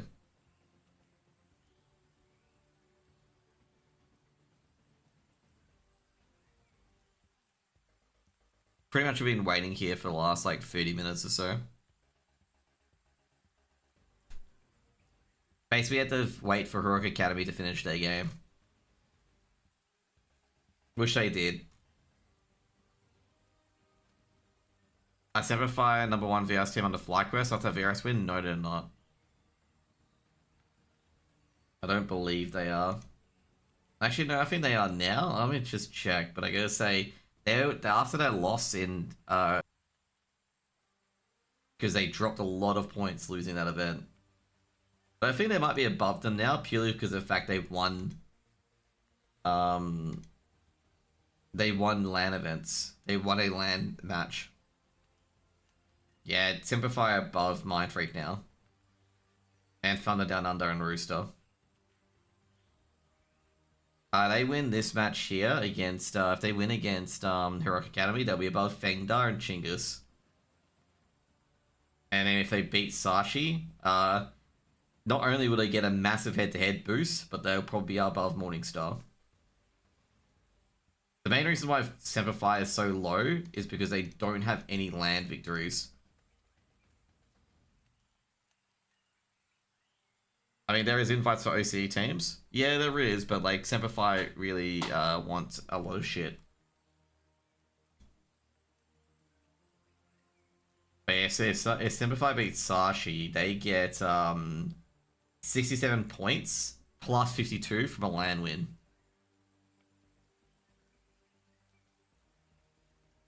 That's a big thing. There'll be 67 plus 52 from a LAN win, of course.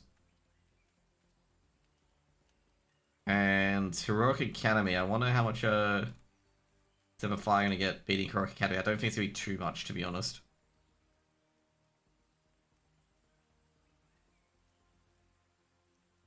If they beat Heroic Academy, they get 40 points, and then they get 52 for LAN win. I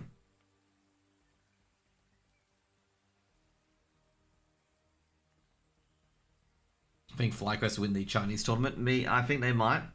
Like, they're probably heavy favourites, given the fact that Envision did not play well. But yeah, Semper win the next 2 matches, which is unlikely, I'm going to say. They'll probably be number 6. I would say it'll be 52 plus... so it'll be 40, so they'll be up to 1k if they beat Heroic Academy. And if they beat Sashi, they'll be above Hunt and Tyloo.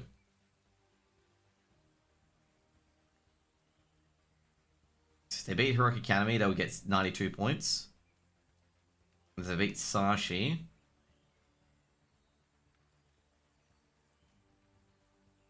they'll get a lot of points. They'll get 109 points.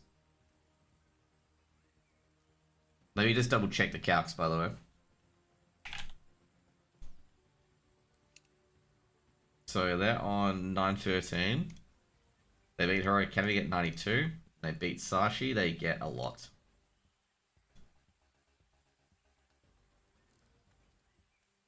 They get 119.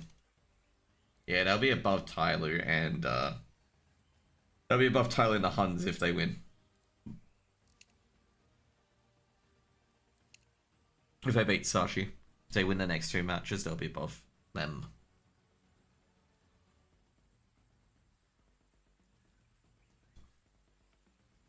Let me check the ranking of the Huns and the Huns and whatnot. FlyQuest wouldn't be too happy. That's why they're in this C-Tech thingo. They're going to be probably registering for a lot of lands if they fall out of the top 30.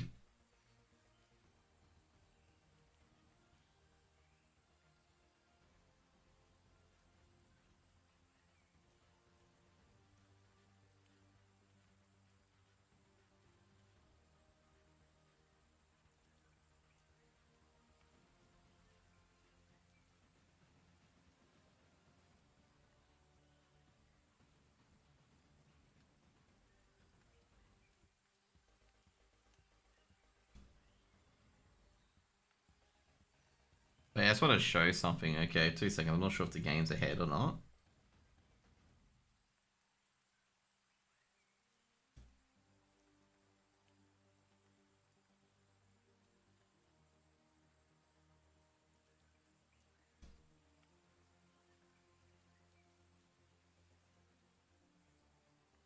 Just to really show something, I gotta put it on here as well, quickly.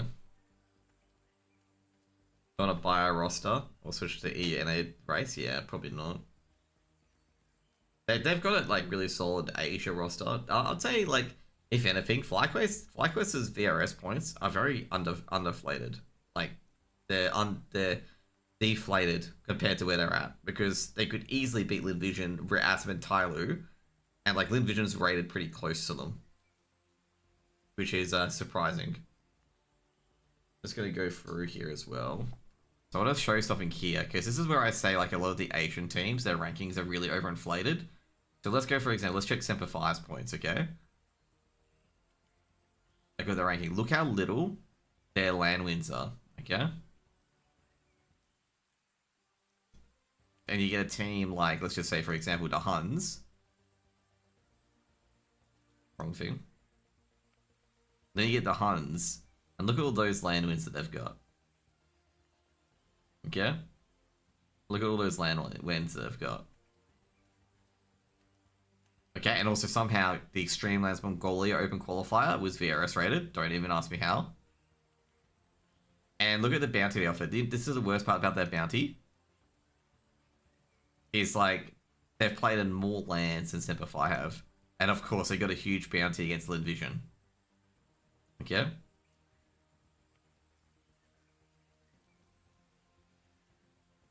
Now you can see with Semper Fi,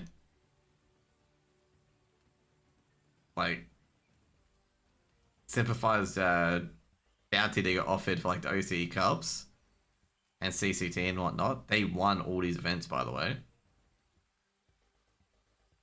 But you can see here, like, you know, they have to do the land stuff. Like, I gotta say overall, Semper Fi could compete with the Huns. Like, there's no doubt about it. Let's go with Chinggis, for example, okay? Like,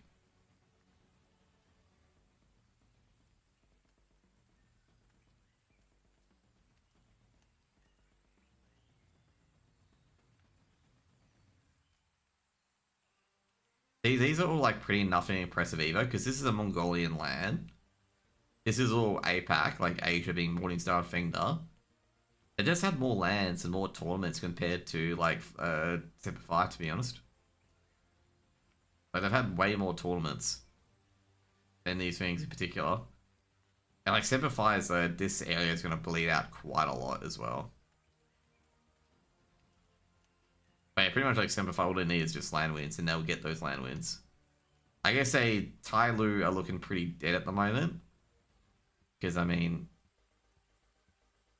yeah, like, they're not going to get a lot of these tournaments in the future.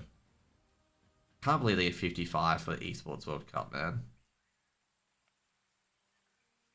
They're just in it because of the Esports World Cup. All their points came from, like, the ECL World Cup.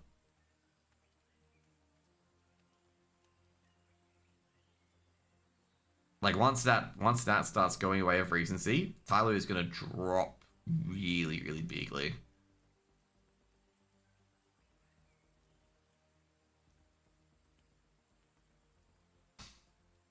But yeah, like, I'd say overall, Rare Atom and the Huns, their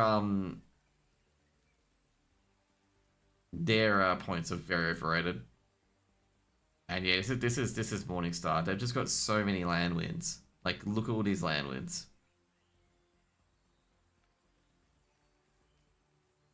And like, this is the worst thing. Their head-to-head is negative. But they've got all these land wins against various teams that they're even in it.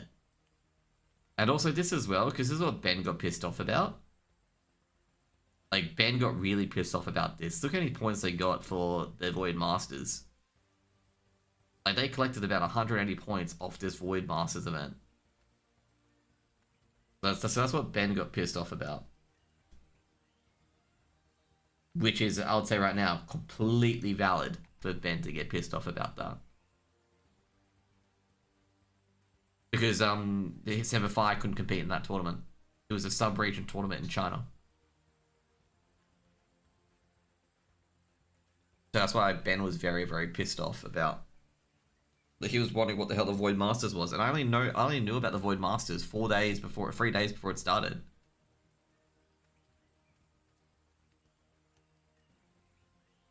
So yeah, we are playing Overpass, by the way.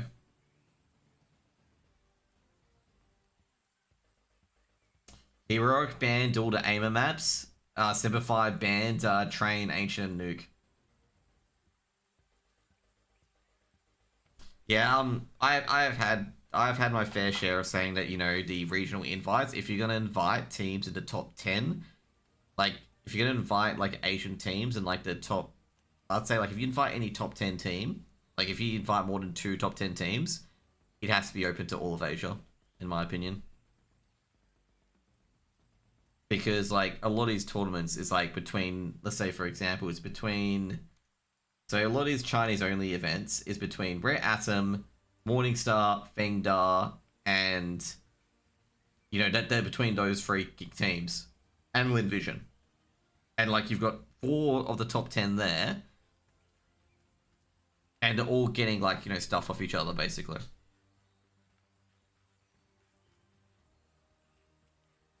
Like, they're basically spreading out, like, Lin Vision's points and whatnot. So they always retain 1k because of their land wins and whatnot as well. The Huns, arguably so, have gone into Europe. And the Huns, funnily enough, got a lot of VRS points for winning BO1s. But, like, didn't lose too many BO1, too many points for losing BO3s. So, yeah. But yeah, like Morningstar, for example, like they've got their entire thing is from land wins as well. Same with Rare Atom. Rare Atom have got 352 from land wins. And they got given 96 points from Void Masters. In fact, they got about 31. They got about 120 points from Void Masters. I can understand why Ben's getting pissed off, because they got 141 points, which would have put them at 1,050, where Semper Fi could catch them. And this is why Semper Fi have to do like a lot of these events.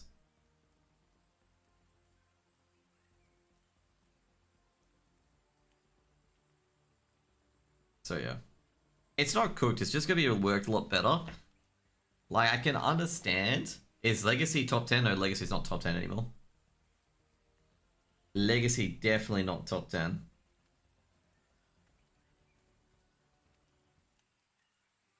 Legacy, because Legacy lost a lot of points at the major.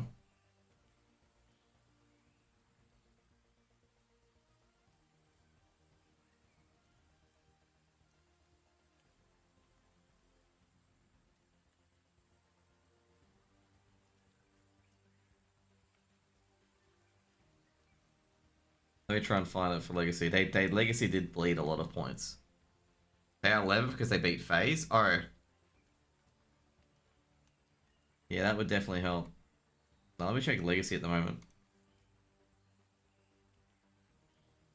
Because Legacy's PGL run's getting devalued as well as we speak. Obviously, Legacy had a very, very good PGL run. They got 321 bounty for CAC.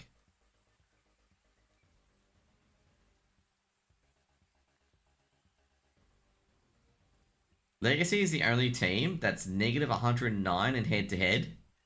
Like, they're the only team that's negative 109 in head-to-head, because obviously they lost a lot of points in the major. But have, like, so much land win bonuses, bounty bonuses, and, yeah, they've got, like, 800 points purely from bounty.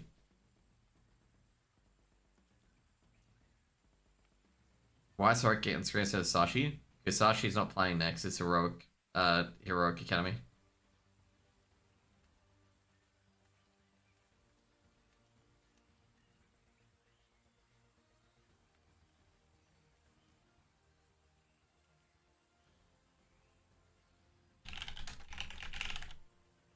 Sashi is Semper Fi's last game. They're behind because of tech issues and games going on a lot longer.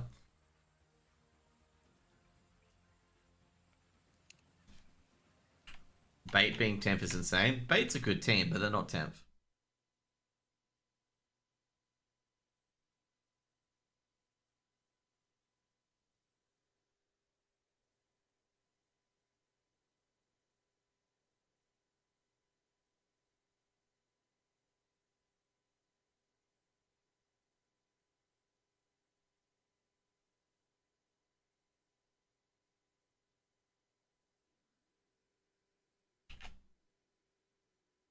Apparently they're good, but they have the Virus to be 10th friendly, so I believe Virus needs to overhaul. I think Virus is a good system, but yeah, basically there's certain things for it, but Virus is a good system. Let's see what Bait's Virus is like.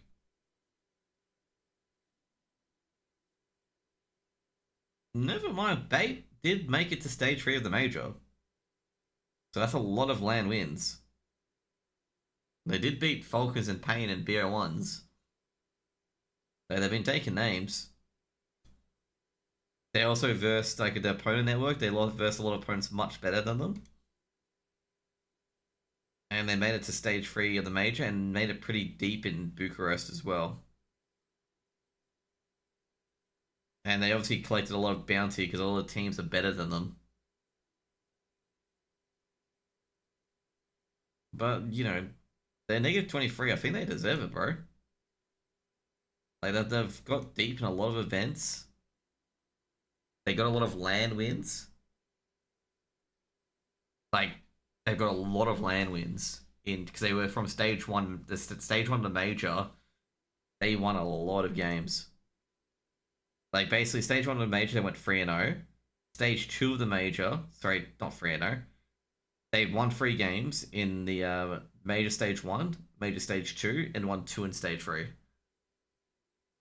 So they beat the Huns, pretty easy. Paravision, alright. Legacy, pretty decent. They beat Liquid, they beat Fnatic, they beat 3D Max, they beat Falcons, and they beat Pain. Pain's pretty average, to be honest. Like, a lot of them are average teams, but, you know, they beat a lot of them. Falcons was their second biggest scalp. Pain was their biggest scalp because obviously Pain had a lot of points and they bled them out during the major.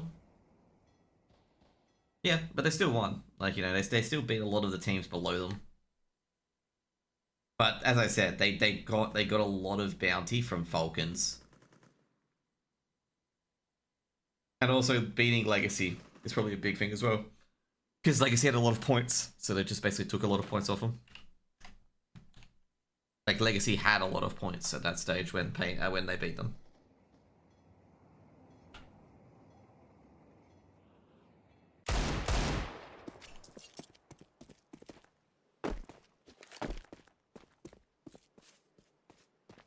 There's gonna be a lot of teams that will plummet. Like, at the next few tournaments, as the recency goes down, a lot of teams will plummet.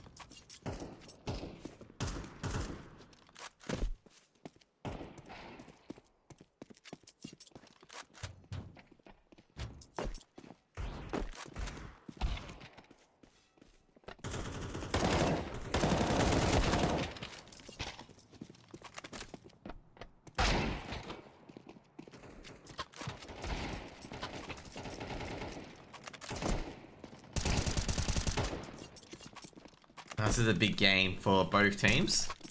If Academy win this, they can put themselves in top 3 as well. But most importantly, if I win this, they can solidify top 3 potentially as well.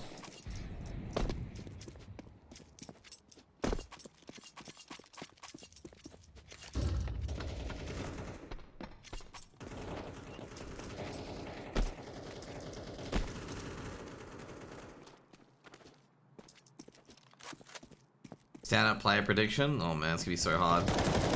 I'm just gonna say Addict.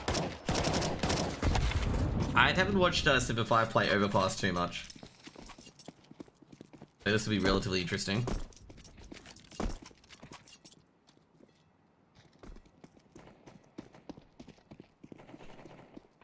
I go Keen since it's an AWP map. It is an AWP map.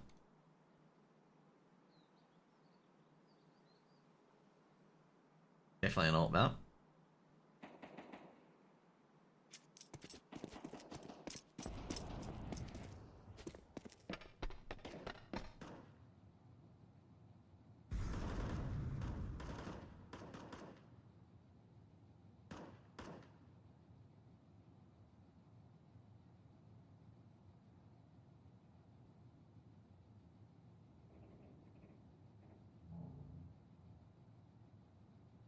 Wow, Mezioso has got like Intel Extreme Masters Melbourne CS December Major 2028.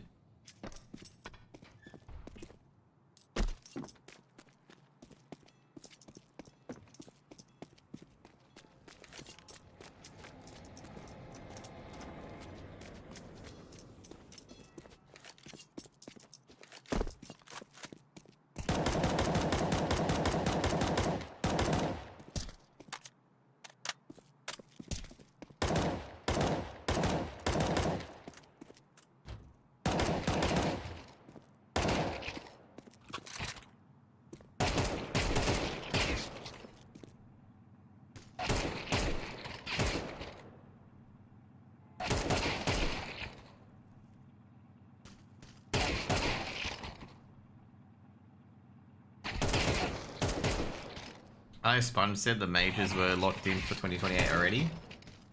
Yeah, it was Mezioso's like put in a logo saying, you know, I am Masters Melbourne 2028. We have no idea what it is.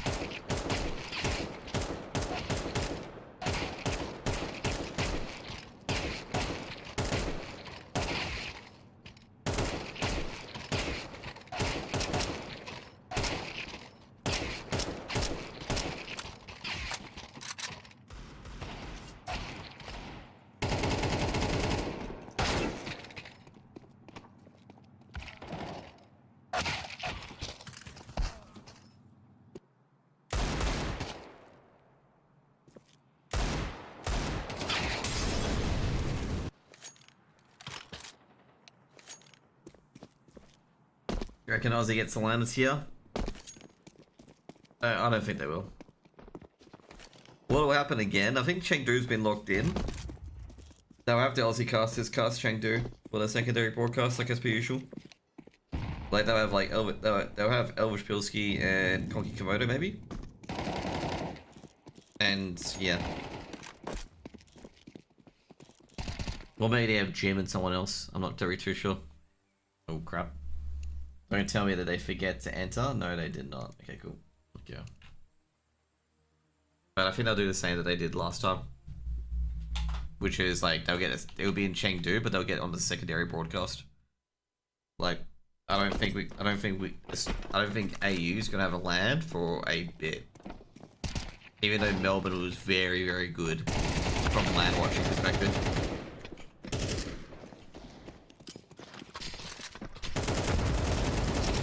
Wasn't Melbourne the most forward attended nature event? It was. It was. But it's just probably better running an event out of China compared to Australia. Viewership doesn't mean too much, if I'm going to say that very kindly. It's more about the revenue generated from ticket sales and obviously expenses to be paid. So it's not a hated sort of thing, it's that they're trying to make money.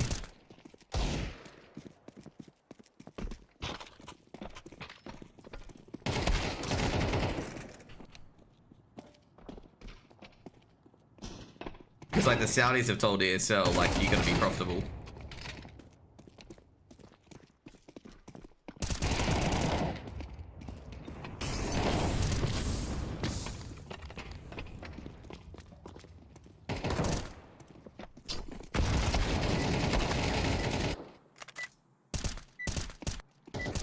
But yeah, that's, you know. To be fair, I don't think even, I think even in Australian broadcasts as well, like even the Australian casters didn't get onto like the main games. There was secondary broadcasts as well. The cost will be lower, exactly. That's why Chengdu will be more profitable.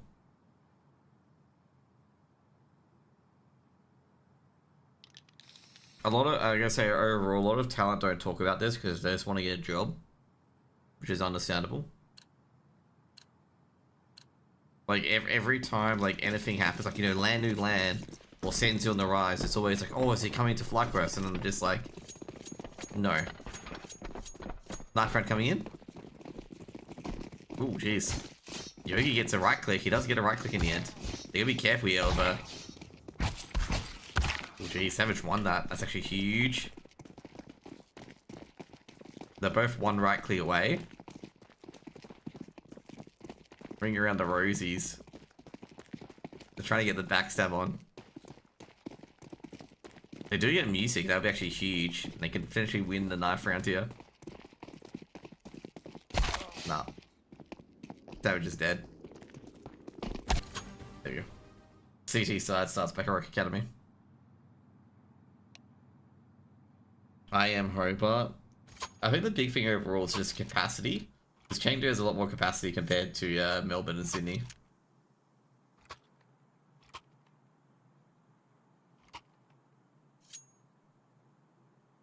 And to be fair though, I gotta say, I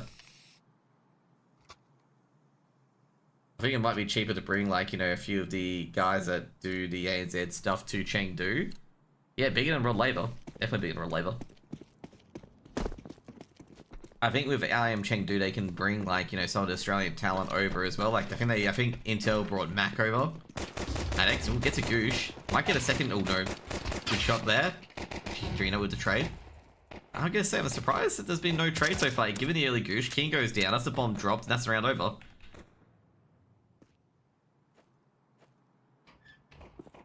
Opening up connector. Hazard gets one, taking down Hadrina. Now they're going to drop back. Now Savage is going to make sure he doesn't get dinged. And he does get taken out in the end. There's going to be a trade, but doesn't really matter. Rock Academy gets the opening round.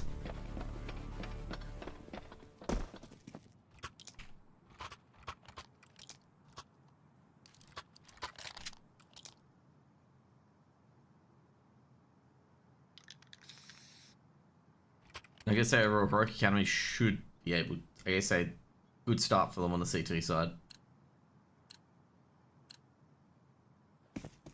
I'm a bit surprised Semper 5 banned Nuke for this. Early Molotovs and early smokes. Gonna be a weird sort of buy coming in for Semper 5. Nothing too committal. Eagle. Looking ready.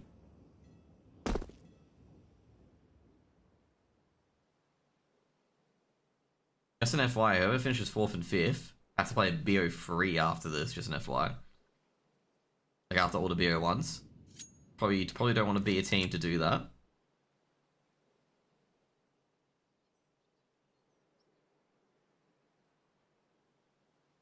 Music on top of the, geez, I was gonna say, pretty nasty spot to be on top of. Does take down Keen though, the quick tap of the M4.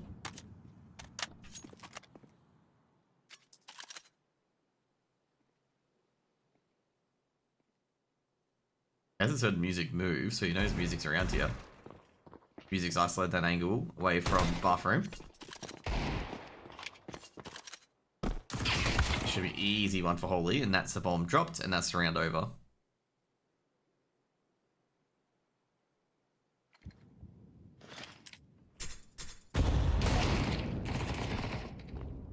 I mean, 4th or 5th seed from Group A is fine. They got to win that BO3, by the way, to stay alive in the playoffs.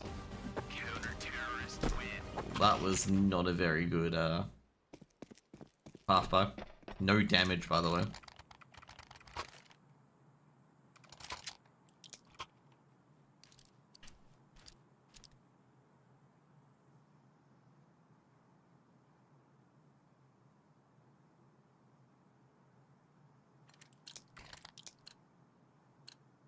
Surely they won't lose to weaker groups 4 for 5th seed. It's Group A's 4 for 5th, by the way. So it could be Heroic Academy again. Savage. You got AKs this time. Smoking towards Connector. Holy trying to sneak his way in. Oh jeez, Holy doesn't get hit by the smoke and Savage is going to be absolutely blasted.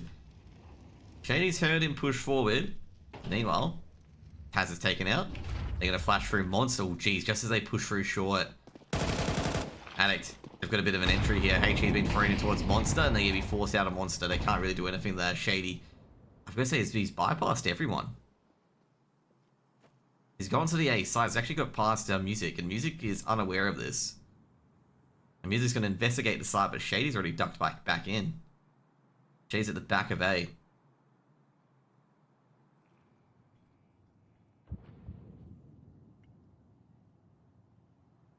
Oh, he didn't even see it. Jeez.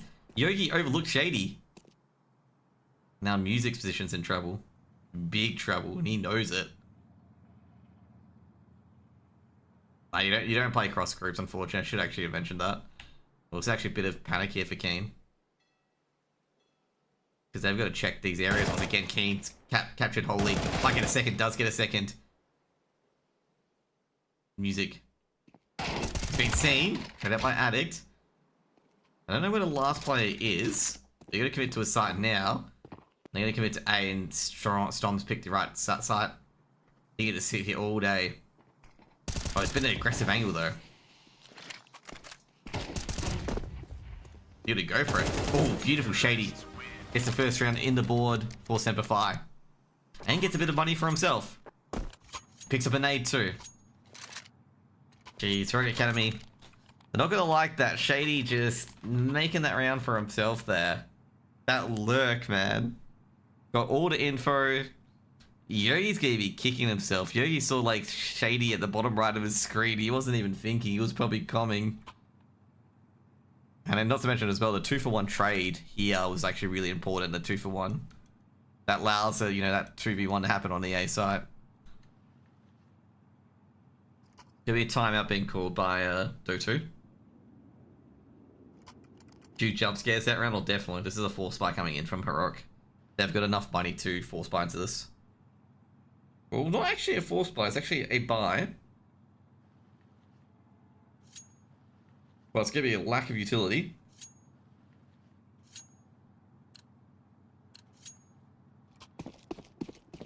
(2-1). Semper 5 got a chance to break an economy. Aggression's coming in on A, going in straight to Connector. Can they stop this though? Music doesn't see anything coming down. That's a good nade, and that's a good setup as well. Oh, jeez. Hazza gets the opener. Will be traded back. Can he get a second? Addict does get a second. Reinforces it. Now all up to Yogi to try and hold the side. Molotov been thrown in. They haven't committed yet. Monster should be an easy gain here. Molotov can be thrown towards water. And that might force Yogi out. Yogi, well, smoke's going to come in as well. Yogi's going to try and see what he can do. Probably isolate Yogi to be out here somewhere. And Yogi, I think he saw a foot. Savage is going to creep on in. I think Yogi might have snaked the gap. Here's Shady. Savage has got him. Great sound cue as well. Music can't do anything. He's got to drop back. I think they were aware that Yogi was there. And that's why Shady just put off the sound cue from short. So Savage could have an easy shot. Because Yogi was unaware that Savage had caught his trailing foot. So be second round for Semper Fi. And Holy and Music are going to try and save their weapons. I don't think he's going to be able to save his weapons. No, that's a free orb. And Addict's going to pick that one up.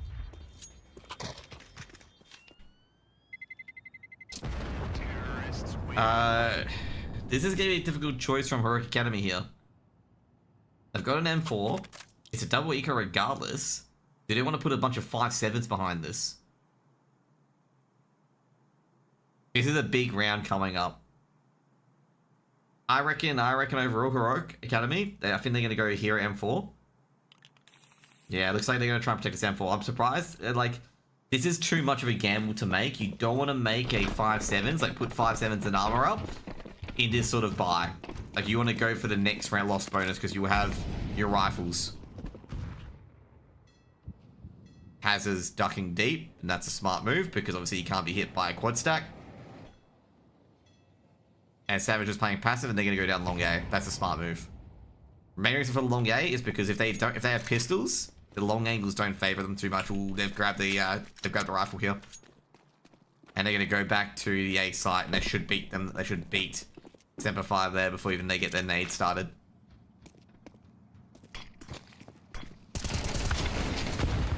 Ooh, that's a loss of the M4, and Attic burns Adrena as well. That's the A site secured.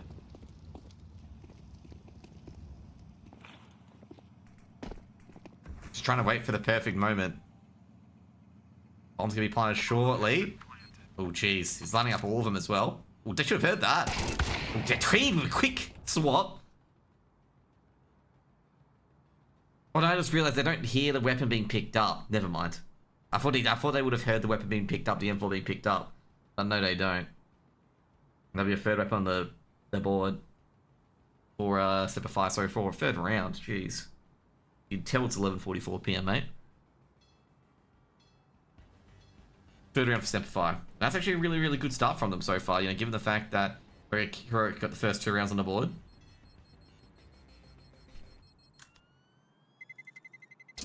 Terrorists. 3 rounds on the T side of Overpass is pretty decent. And given, well, should be a buy round coming in. I guess the utility on Heroic Academy is not that great either. But, you know, this is just a big round overall. Yeah, in fact, Yogi exchanges 2 flashes for a smoke. Because they need the push away power against Semper 5. They can't have like double flashes unless they're gonna go aggressive. They are gonna go aggressive. They only got 1 flash though to go aggressive with. So Holy gonna go ultra aggressive. He's gonna be careful here because if he goes a bit closer, Keen's gonna whack him. Ooh, he's heard music. Are they gonna check playground? That's the main question here. Because Holy's gone to playground really, really early. Oh jeez, give me one. She might get a second here. They line up for him. He's got to almost get a third here as well. Should be traded out. He's traded out. Music can't really provide much help, but they've already got a 2k already and they've done damage to Savage. And that's already potentially a round winner. And like Simplified don't have much map control to really build from. Because they don't have it. They've lost Connector. Basically, Heroic Academy, while that duel was going on with Holy sacrificing himself, they've taken a lot of map control. Yogi's got in towards Connector. And they've got to check all these angles on the B bomb site. They've effectively got 3 defenders on B. It's a 3v3 on B. Now they will go exploring. We'll not see the bomb go past though. Oh jeez. Missed opportunity there. Bombs dropped though. Hazard, 1 for 1.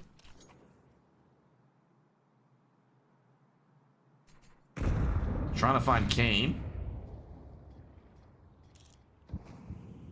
Keen has to go for B, and Heroic Academy are aware of this, and that's just gonna give him the round, even though that Molotov does explode in the end.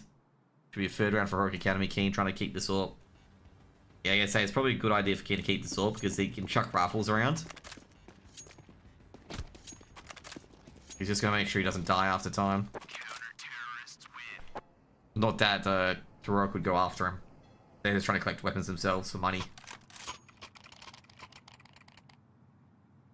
Semper 5 probably still need a few more rounds to really get this going.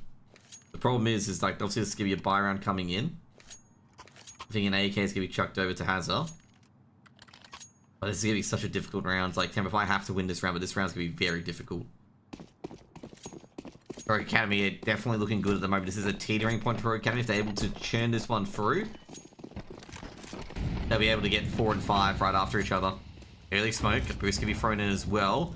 Keen, oh, that smoke didn't fully cover tunnels, so that's why Music's just dropped back. He's just no chance. And Semper 5 going to commit a lot of utility. They know it's not much B aggression, but the problem is they're going to lose Connector as well. But they have to drop back. I'm just checking Connect. He doesn't see anything yet. Keen holding the angle as well. CT smoke's been thrown in, and Attic and he going to choose to ignore it? He is going to choose to ignore it. Progression smoke being thrown in as well. Molotov towards bathrooms. Music going to throw a nade of his own. They know where music is and music's dead. Rotations aren't going to get there. They can fully execute onto A and they know that. And that's going to be a default plan as well by Savage. And they can't do much about it. Because they've committed so much towards B. And this is going to be a safe call because they've got nothing on A.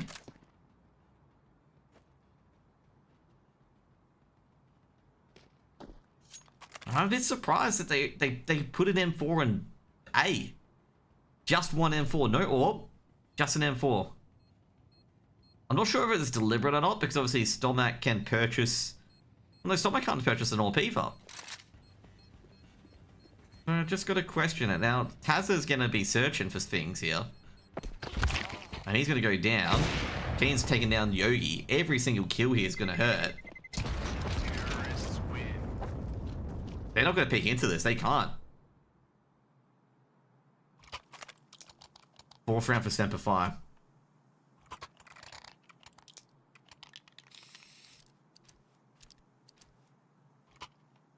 I'm just not sure why they put 4 on A. Sorry, 4 on B. And especially, like, you know, if you put 4 on B, why was there no entries into this way? Like, you know, these areas. Especially with music all by his lonesome. I know music's good. Keen waiting for the peak. He's waiting for it. He knows he loves it. Oh, Keen misses it. His teammate got in the way. So he's seen 2 players at least. Holy, on an off angle. Savage going to check it. He doesn't. Keen might drop soon as well because Keen has no protection. He knows it. So they know it that Keen has no protection. Now Shady gonna poke and prod. He knows that the players in connector. May have withdrawn, may have stayed there.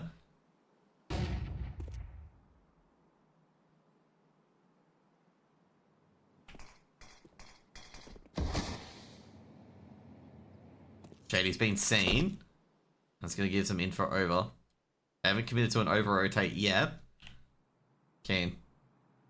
He's looking for a cross towards Monster. Just want to see if Strong will cross in towards Monster.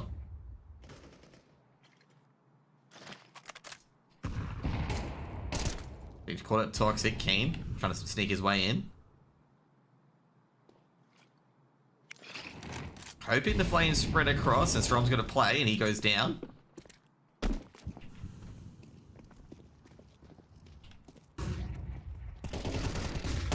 One for Shady as well. The secondary flash goes well, but this is going to be Keen. Trades out. Doesn't know where the second players are. Keen should be shot down there, and he is. He's focusing. Keen was focusing on this player to peek first, not music to be peeking like this. 4-4. A very, very tense half. Now it's actually Semper Fire's turn to be teetering. Music's got his AWP back in again. No, I didn't think we'd get a round differential this match. No, we're definitely not. So this is a big arm wrestle. Big arm wrestle between both teams. Early Molotov. They're gonna hit it. How are they gonna hit B? Alright, never mind. This round's over. I'm surprised Attic got out of there without any damage. Bombs dropped in Monster. I'm not sure if they know the bombs in Monster. Bombs are covered by Addict. Do no damage. But yeah, this Semper Fi, this round's gonna be over. It is T-side overpass. T-side overpass is notably tricky. Like it's not an easy feat to win a T-side overpass. The fact they've got 4 rounds on the T-side's pretty decent at the moment.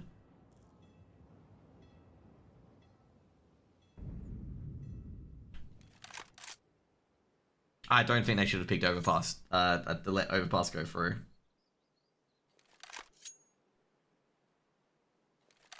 Yeah, I think they may over-rotate to A at this stage, given there's no aggression towards B.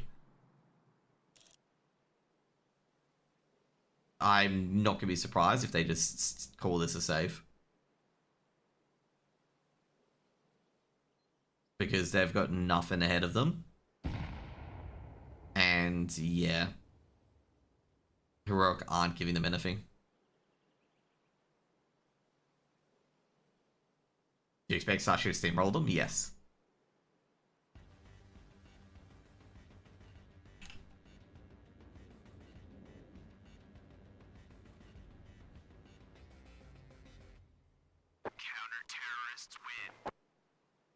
I expect them to get, expect them to absolutely blast them.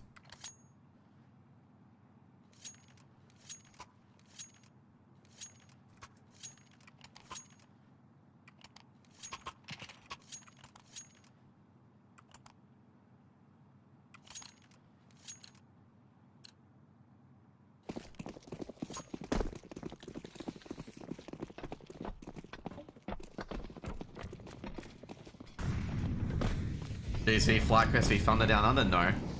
Keen with the Orb. There's another boost as well. And Music gets the open onto Addict.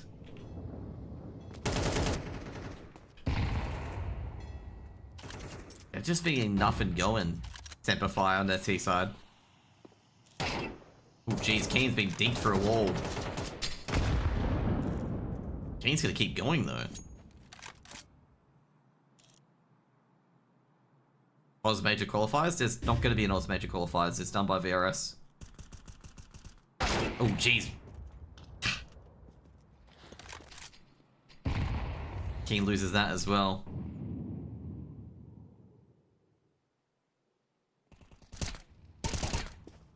I'm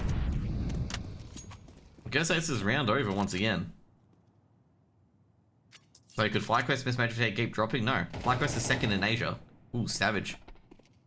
Catches an opener. That's going to be an AK recovered. That's a bit of a reckless poke there.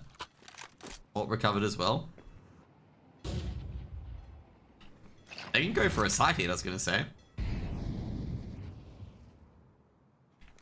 Shady with the AWP. It's checking behind him as well. Making sure no flank's coming in.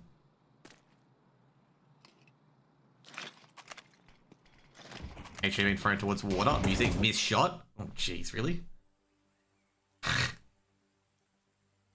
2 seconds. That was a bit of a shitfest. I don't think Senfly's going to win that round. I'd be bemused if they do enter that round. Oh jeez. Yep. To get the bomb planted, which all you can really hope for. Nah, FlyQuest need to win a few games. It's just like FlyQuest need to still win LAN events. It's just, yeah. Heroic have a stream up. Heroic stream should be up on this. Should be 6-4. Now you got a bomb plan out of that round, Semper Fi, which I'm really odd. I'm just gonna tell Tom that his stream isn't up.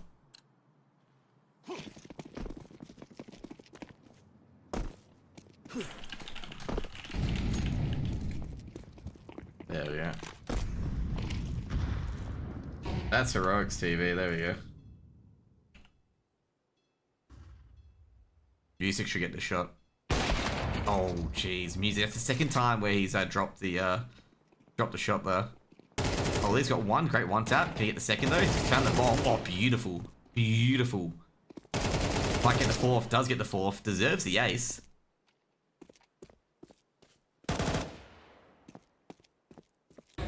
Should get the ace, does get the ace. No way he's gonna fuck that up. That was beautiful.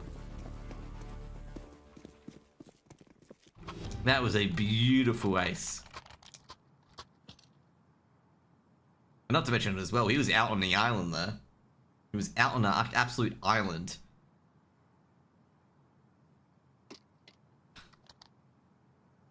That's gonna be a timeout from Heroic. That's a good timeout by Doto.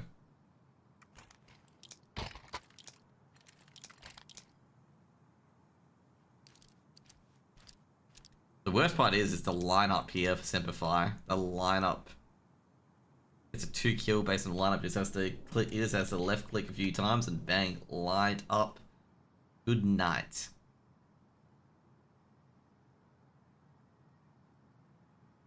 Just rush something. Now they rushed monster last time and got cleaned out here.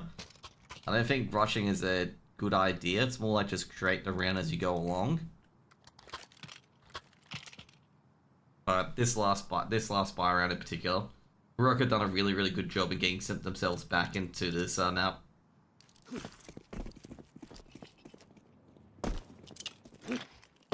They will probably rush short and long. They probably will rush B. Oh, they got a boost. Oh, they did not get that boost up in time. How did they get a 2k like that? That's a nasty 2k from Yogi. That would commit a rotate. I'm not sure if Holly's aware of this, actually. Oh, if Torok misses, he's going to go down. Holly. Oh, I was going to say, if he nailed that shot, that would have been brilliant, but I don't think he missed it. Music hit his shot, however. They're getting owned now. It is T-sided. It is CT side overpass. Like, it is a CT-sided map. Hazard shouldn't be able to get in with this. If he gets any 1D kills, it'd be incredible. Yeah, it's over. Oh, jeez. They gave him a free kill there. Oh, they don't like. You don't want to line up, especially if Hazard hits any of those. The 8-4 to Heroic Academy. We're going to go on to Semper CT side, which I'm going to say overall is not looking too great. Or, you know, given it was 4-4, I reckon they could have got 1 or 2 rounds there. Like, extra. It's gone from, like, a alright, like, it's gone from a alright, you know, T side to, like, par T side.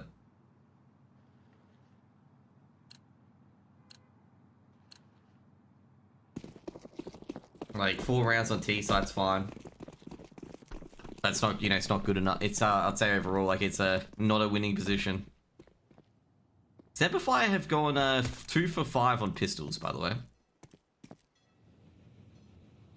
They did win both that. They did win their pistols against Tricked. Sorry, 3 for 5. So they won both their pistols against Tricked. And lost 1 against Hammer.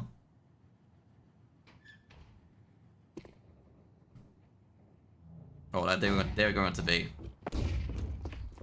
Oh, Hazard drops the bomb. Grana goes down. King gets another as well. Bombs on the deck. They've got to pick it up. Probably with the Goosh and the finisher. Bomb will be planted shortly, but that's bought them a bit of time. Oh, they're going to go to A. Bomb's dropped again.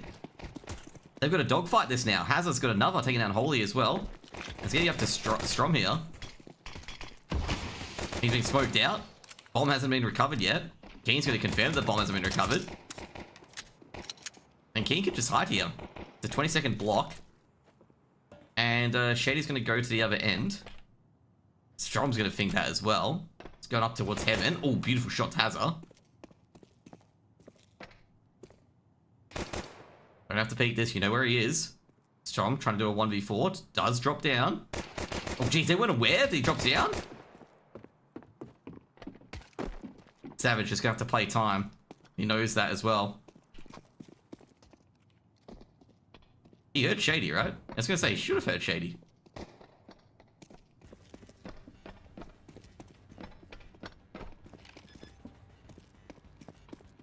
Yeah, doesn't really matter. I don't know why Savage followed Shady.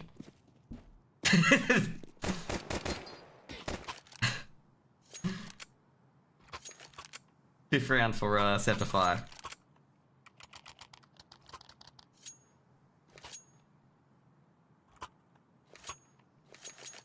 Storm played that well. I reckon Storm played that well. But, Semper not knowing that you can silent drop from Heaven. Sheesh. Shady going straight towards Connector. Ooh, there's a rush coming in.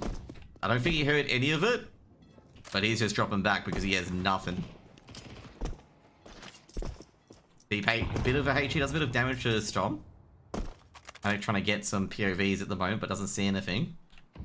I told Heroic to put their stream up on HLTV, by the way. I DM'd Sneaky and DM'd that dude. Ooh, that's a bit of damage. Not too much though.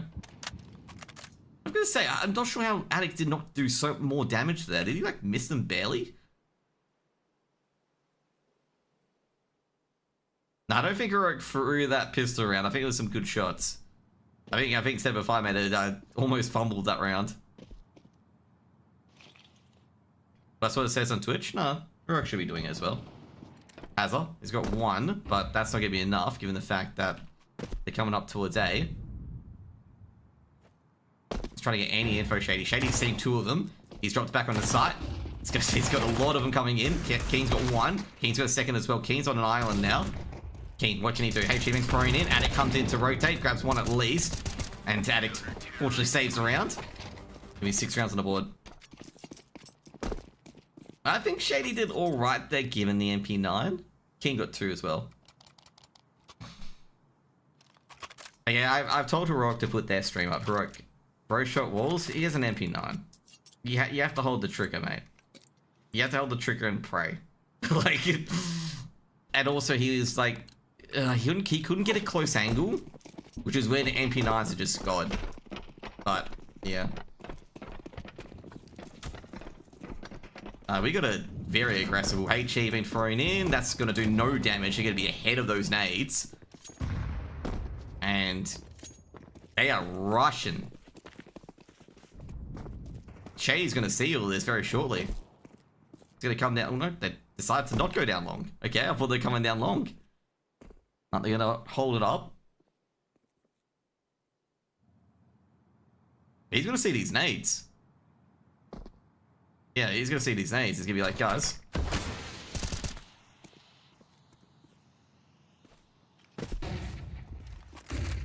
Yeah, pulls a nade out. Oh, jeez, Shady's got 1.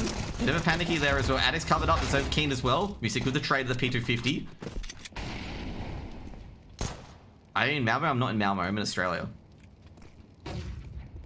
I'm not doing the official event. If you're wondering that, if you're wondering that. I'm not in Malmo. There should be bombs dropped. This is probably an abort, but they can't abort. They have to go in. They need to die. Because otherwise they're not going to get that loss bonus, which is what they want in this scenario.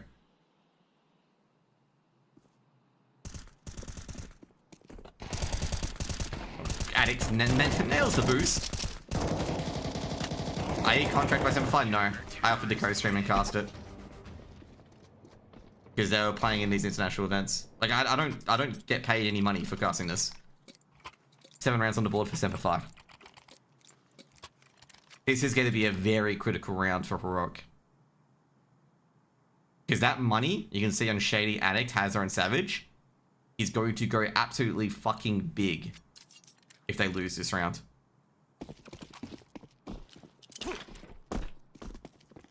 They need to, like I said, Heroic need to do this sort of damage now, because they need to just keep the money of Semper Fi under control. Great mollies into connector. Not that Semper Fi were committing to it, but just make sure that connector area is clean as a whistle. Addict, he can't hold that angle anymore at Con, and Hazard's just gonna throw the nade there right away. He knows there's somewhere outside B. Molotov and a flashbang thrown in. They're going to clear out short. No one's there. Heroic withdraw. Not giving out any info. Monster players can make a slow peek as well. They're coming on towards B. 1 for 1. There's going to be an absolute hailstorm coming in. They're onto the B bomb site. Flashbang's been thrown in. And I'm going to get DC'd. You serious? Oh, jeez. That's the, Okay. 2 seconds. I don't know what's causing this. I'll disconnect. 2 seconds, get into the up. They got 4 rounds on CT side. Let me see. Oh. So guys, I want to check something.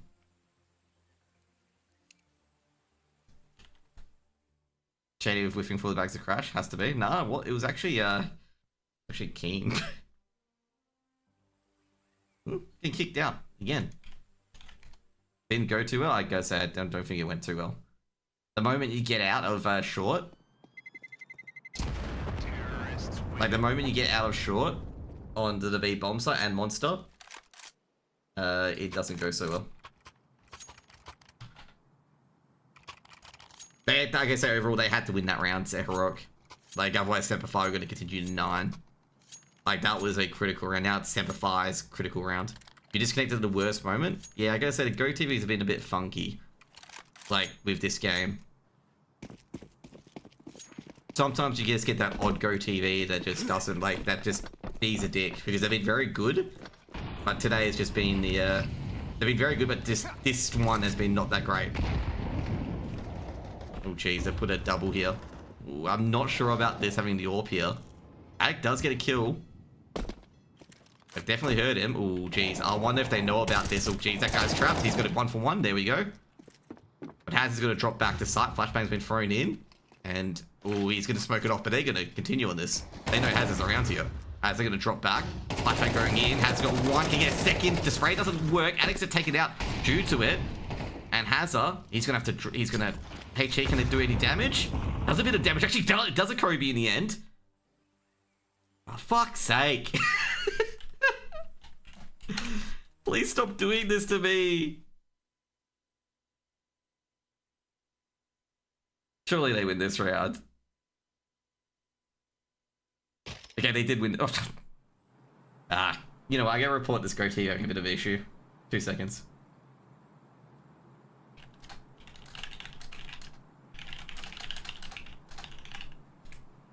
I'll check Tom's. Tom having a bit of trouble? No, Tom's not having trouble at all. I think it's just me.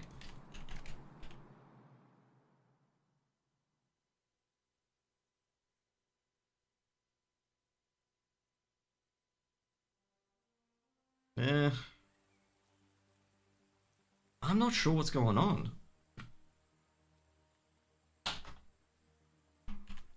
A bit sinister? Did I say... I don't want to refresh, I don't want to refresh CS. Your shit's cooked, Lil Boo Boo. Yeah, because Tom's sneaky beaky stuff is working completely fine.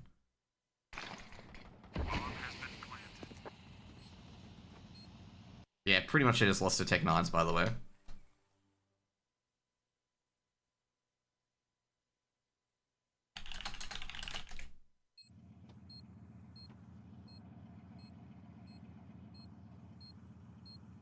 Yeah, the heroic stream is fine. They've lost around. Yeah, they lost around. Oh. I'm gonna try to find a way if I can refresh the CSTV. How do they lose the round? No. They won the 1v. They won the 3v1. They're losing the following round.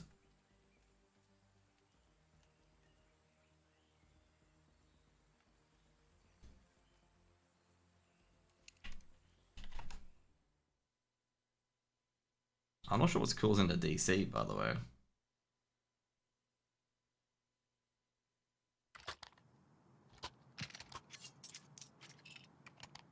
I guess oh, why is this being a pain in the ass now?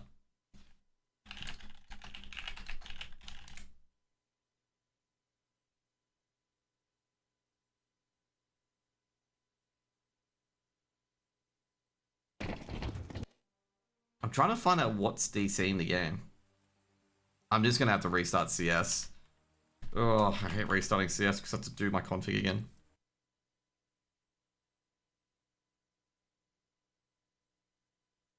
Oh, my CS updated.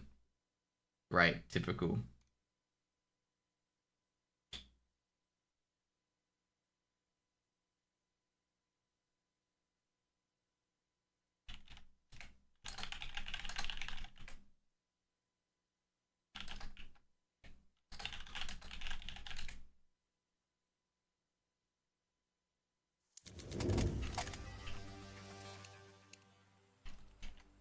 Okay.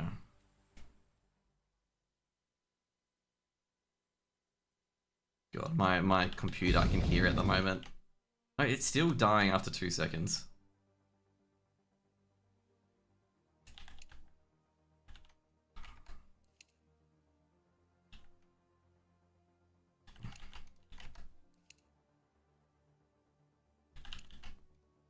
Dude, I'm sorry. Someone said, like, I'm the most invested person in the OCE scene at the moment. There would be a lot of other OCE casters doing this. I'm not gonna lie, I think the boys are cooked. Oh, I think it's over. Like, personally, I think it's over. Like, I don't think Overpass is one of the better maps. I felt like they should have probably gone with Nuke, to be honest. Oh, man. I'm gonna DC now, by the way.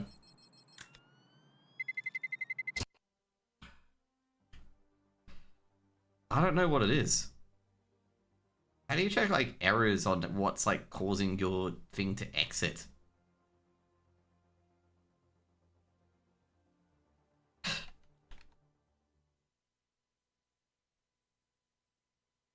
If this continues, by the way, server's very bad, bro. No, server's not very bad.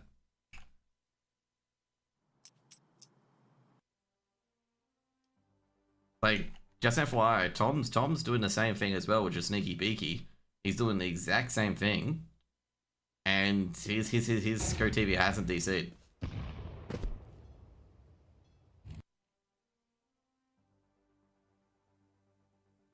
Oh. Yeah, it's still working. It's working. Like, it's 100% CSTV is working. I just don't know what's causing the issue for me to just constantly DC from this game.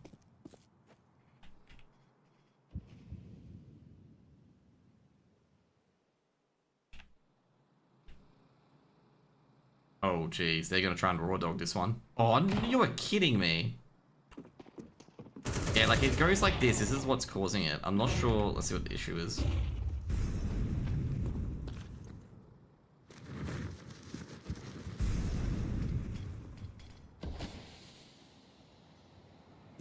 Yeah, it's saying I don't have Delta ticks. I can hear them. They've gotten to the B site.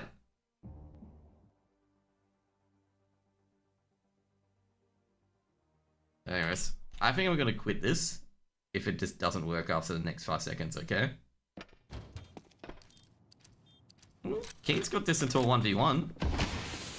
I would commit this too, if he could find the bomb. Ah.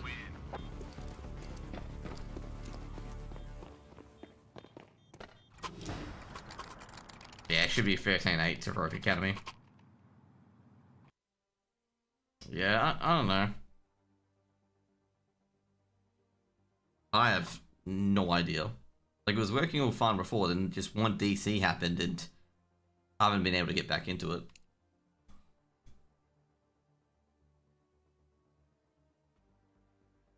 So they're pretty much locked into play. Yes, unless they beat Sashi. Pretty much it. Oh, Heroic have put their YouTube channel up. Okay. Ugh.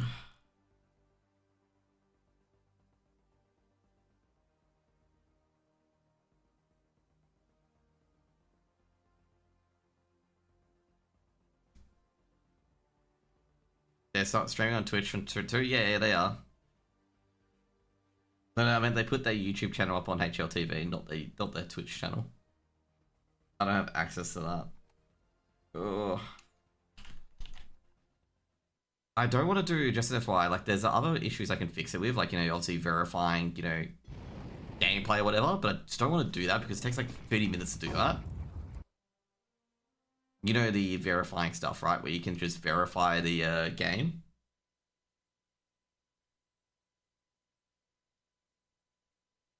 What is it? I can find it. Nah, you know what? I'm gonna raid them instead.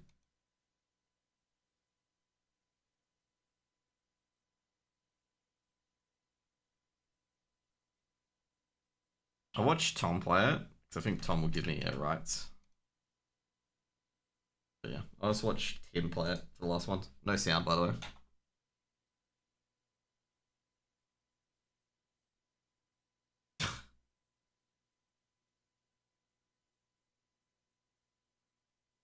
What I'll do is I'll try to fix mine on the side until I get it playing. Stream that stream? Yeah, I'll do that, but it's rude to them. No, I can't do that. I'll just do that as a temporary fix until I fix this. But no, you can't do that. Say it's heroic stream.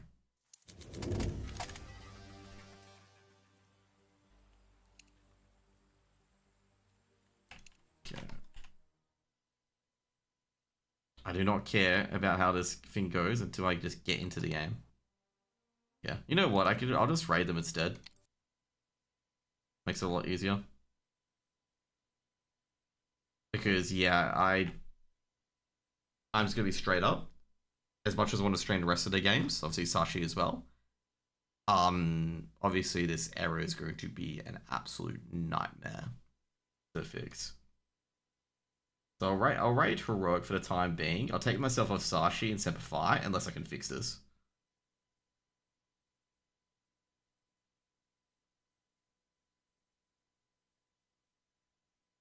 They are clapped by 16-year-olds. They're pretty good 16-year-olds in the Danish scene, to be honest. Like, it's not over by a long shot.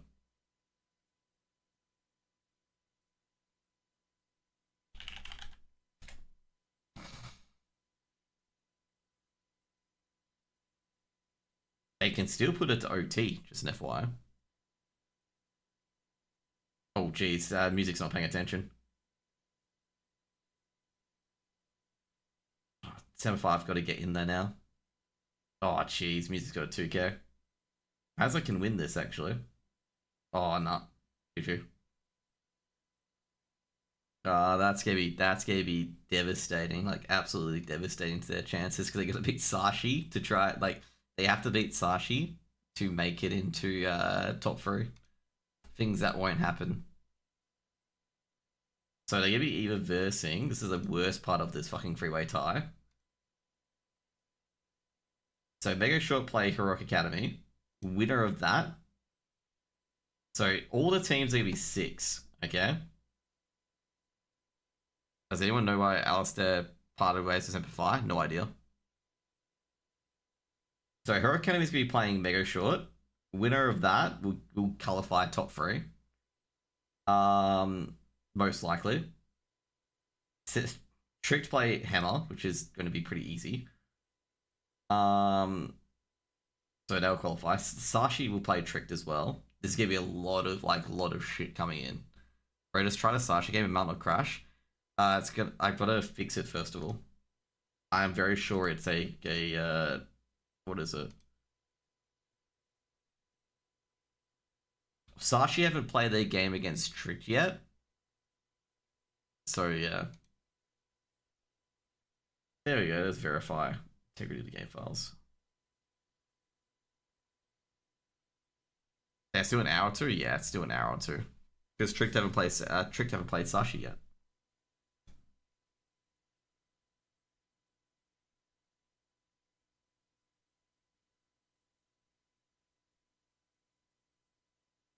If that's a minus 19 VRS result for that one, no, that's gonna be minus a lot more because that's not what I had.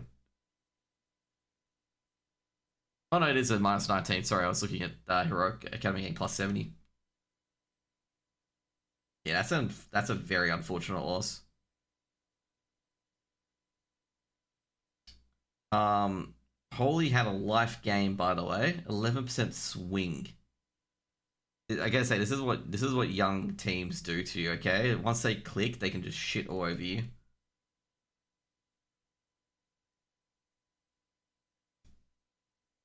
But yeah, that's a big loss. Oh. Yeah.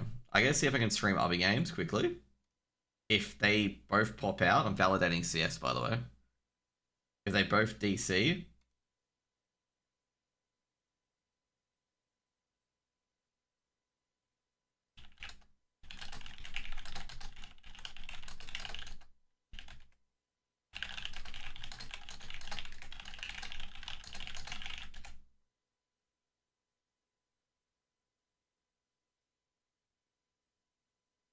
I was gonna say, I think overall could be a VRS, not VRS issue. I am so cooked. That's really good for Rogue's VRS. Oh yeah, definitely. I think there's a routing issue to the CSTV from Australia because obviously you go Australia to Challenger mode in Europe, because that's obviously where the LAN server is, and that's where you would go. So yeah, could be that.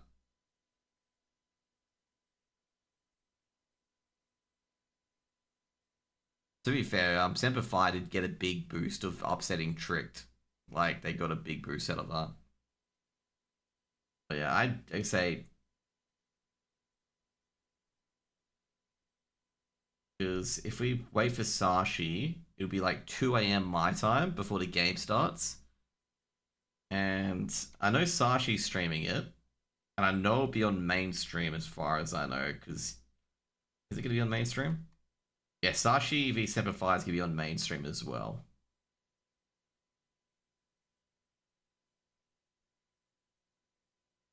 Because I get like hitting Galaxy with shit. Now Valiance was pretty decent.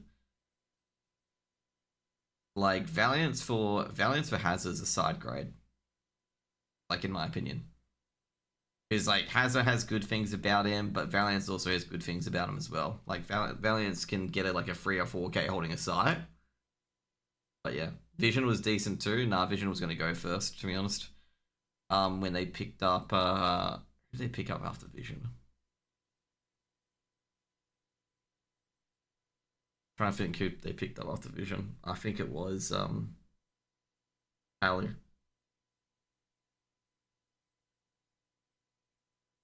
Vision's going really, really well with Ground Zero though.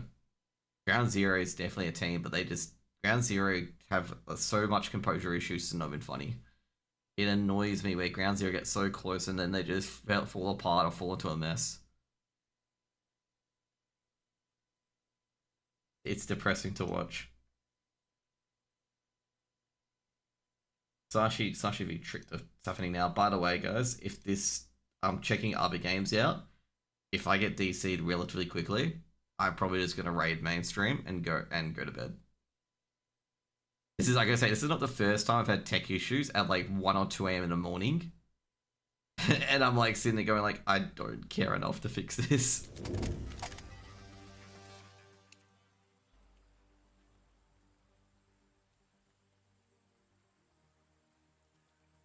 Like I had one time, do you think the Thunder project will last long? It will last as long as they keep winning tournaments. And that CCT miss is going to haunt them for a long time. Them missing out on CCT, winning that CCT. I just can't believe that they lost that CCT to, I think it was, what was it to, Mindfreak or Ground Zero?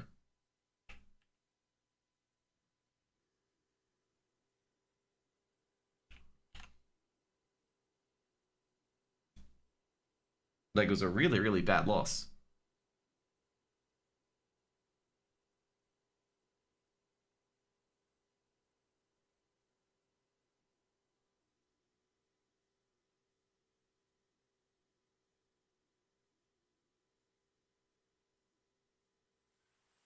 Does them not winning CCT impact a lot of things? No, it's just they really, like this team overall should really stomp a lot of other teams. Like, they shouldn't be losing to Mindfreak, I'm gonna be honest.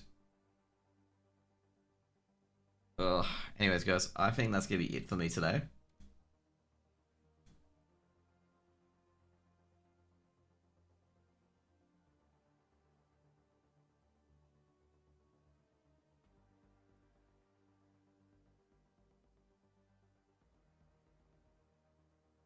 But yeah, because the next game's gonna be 2 AM, which is not ideal for me.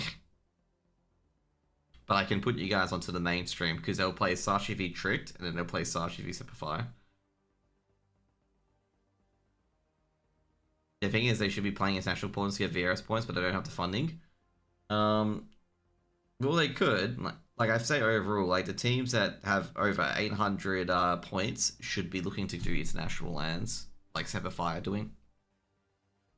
Like, that's my opinion on that one. Like, if you've got over 800, 900 points, you should be going overseas to play lands because you're just going to get, like, single-digit points every time you win in Australia, unless it's a LAN. Like, if you win a LAN, you get 52 points. Just like Semper Fi doing, but, like, I don't think Funded Down Under don't get any, obviously, funding. But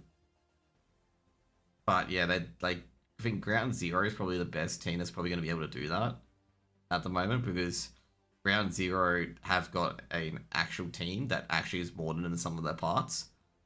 Thunder Down Under, they've still got a few teaming issues to mesh out because when you look at that roster should be beating every single team in AU and they should be absolutely spanking them. And they're not. So yeah.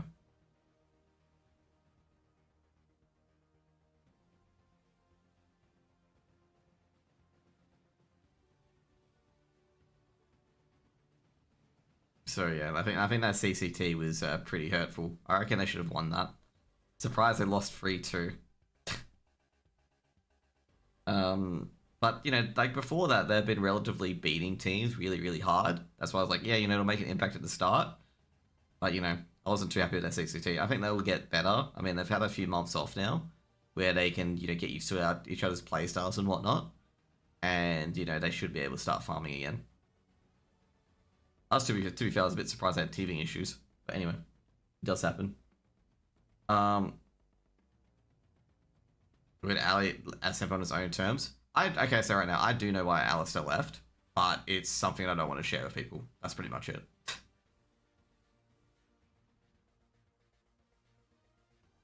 Okay, that's pretty much it. I'm not telling anyone why Alistair left, but there is a reason. I do know it, and I'm not telling anyone.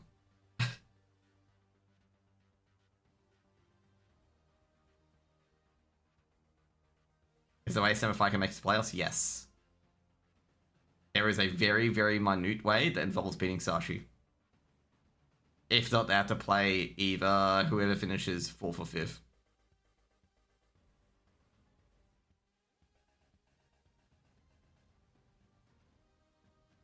Who wins head-to-head, Semper or Thunder? Semper.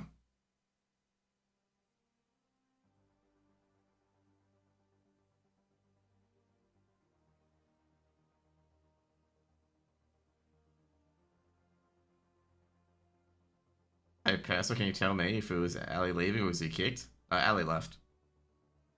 There was no kicking.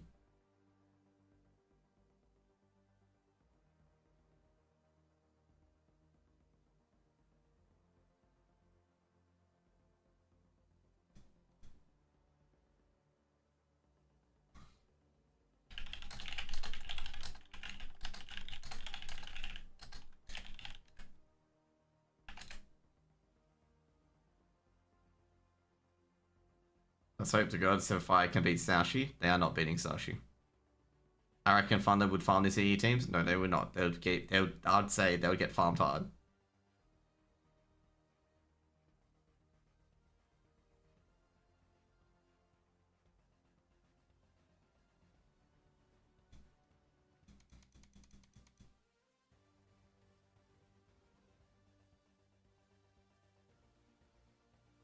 But yeah, I'll put you guys to the mainstream. Where is the mainstream? I apologize for not doing this like all night, but this one is going to take forever.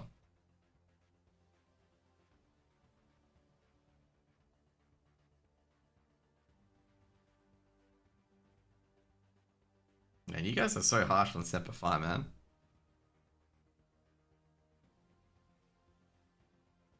I know Leaz and Dexter and Ellie have played Tier 1 for over a year, but there's a reason why they got dropped from FlyQuest.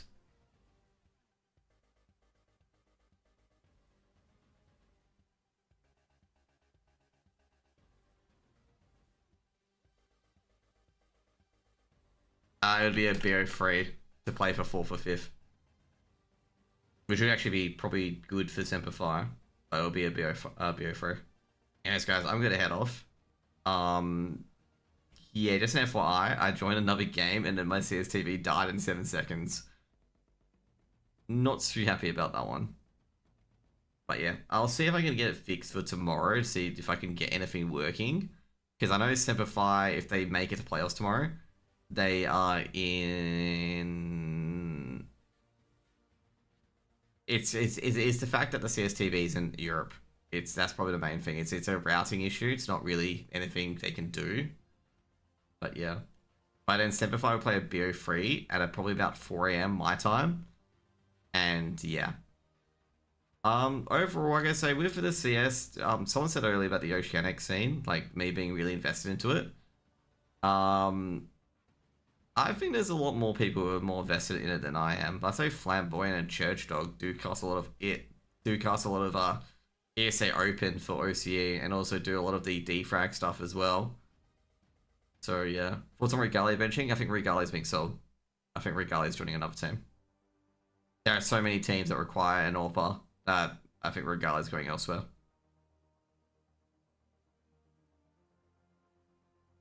I'd be very surprised if Regalia isn't on a team in about 2 to 3 months. Because they mutually ended their contract. Not that they benched Regalia, they mutually ended their contract.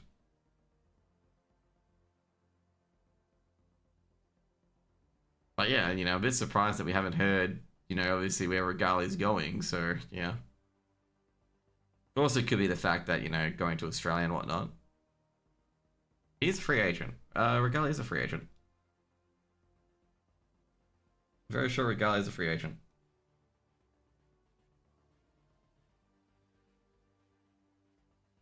Where is he? No buyout. No. Yeah, no buyout. They mutually ended their contracts.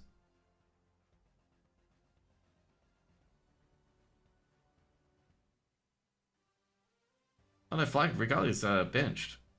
I thought they mutually ended their contract. Let me check FlyQuest's Twitter. I swear I saw a mutually ended contract.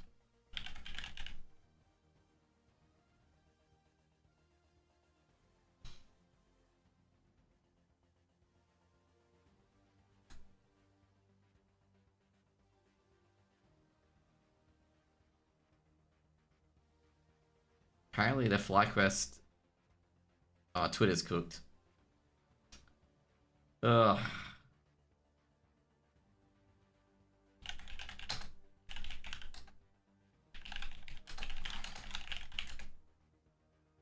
Yeah, HS says bench regardless.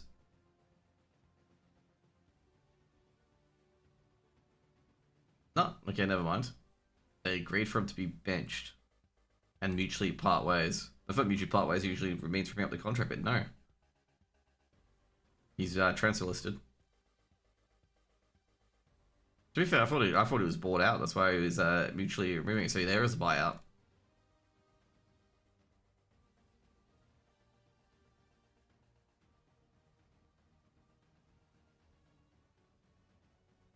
They probably bought Story.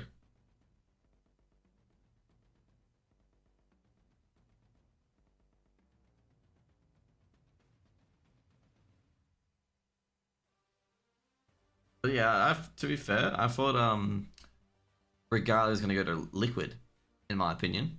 Like I thought he was gonna go to Liquid.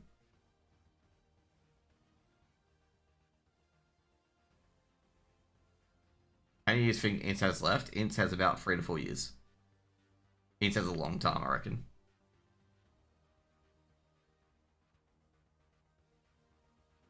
But yeah, that's right, okay. Someone said this earlier, okay. With dedication to AUCS at the moment, I think like Flam and Church Dog, I'm trying to think of someone else as well, have more commitment to AU and OCCS than I have in the last year or so.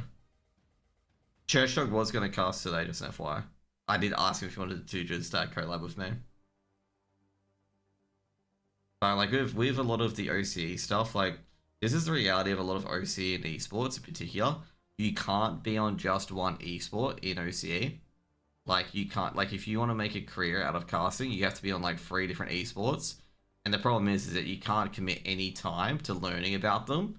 So pretty much like any caster that comes in with OCE will not have like a great expertise compared to a dedicated person on the esport. Like it's very difficult to have like, a good knowledge set for, let's say, Valorant, and then a good knowledge set for CS and whatnot. On like, what I'm gonna say is like talking, about knowing about players, knowing how to build story, knowing about European teams and whatnot as well, is just way too difficult for a lot of people to be able to do that across multiple games. So yeah, because that's what Pilsky, Elvish, and everyone's been doing, is that they rock around like 3 or 4 different esports, and yeah. Well, I think Elvish is Elvish is 3 or 4 esports actually. I was gonna say Elvish does Apex. He did Apex. He does Crossfire. Is Flampoint full time? Flampoint is not full time. The only full time caster is Elvish. I think Pilsky's full time actually. I'm not sure. But as far as I know, the only full time person doing this is Elvish, and Elvish doesn't get, I guess, overall. I'm not sure with monetary wise. I'm not sure how much Elvish is making out of it, but I gotta say it's probably a lot less than the people who've got jobs and have this as a part-time hustle.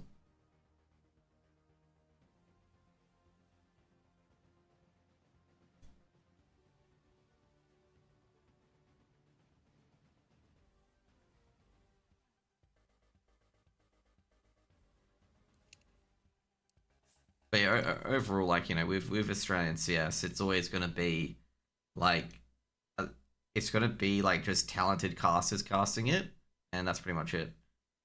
It's most about, dude, a lot of the OC people have moved to Valorant because they know they've got like CS is like a lock for them basically, so they've moved to Valorant and whatnot. Elvish really only has like international opportunities in CS within the Asia region. That's pretty much it.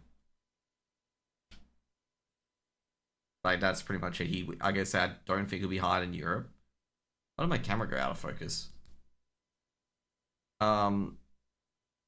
He won't get much opportunities in North America, but he'll get all the opportunities in Asia.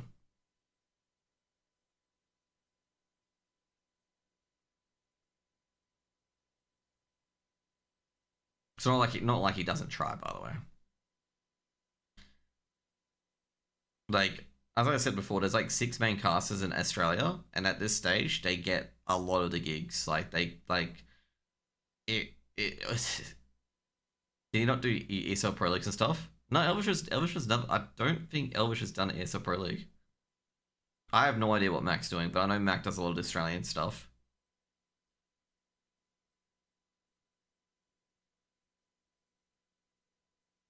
Like, overall, with like a lot of Australian casting, they've already got like a solid 6, which well, that's how it is pretty much.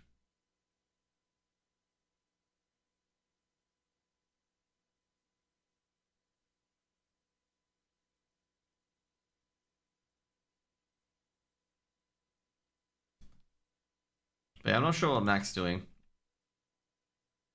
Can always ask him. Obviously, I was critical of Mac recently because,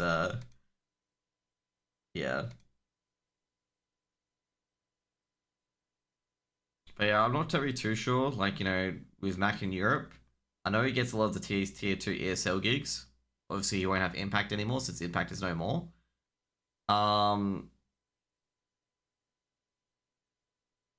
There's no Australian teams in ESL Pro League.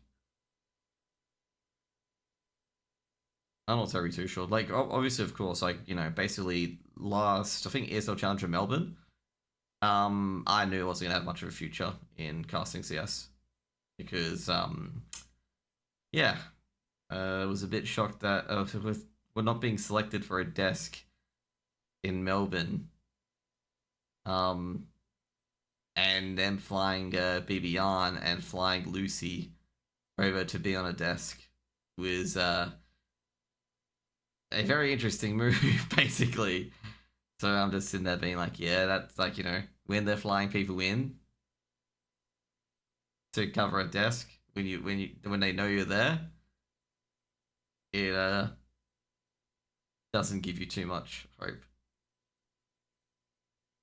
He doesn't cast. He has gigs with Blast and ESL. Mac has a gig of Blast. I know he does Impact with ESL.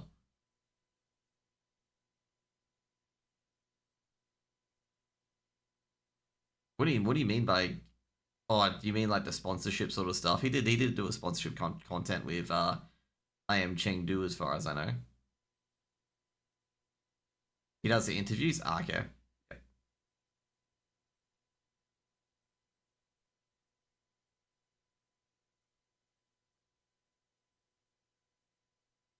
I'm assuming it's not the stage interviews. I'm talking. I assume it's the long form interviews.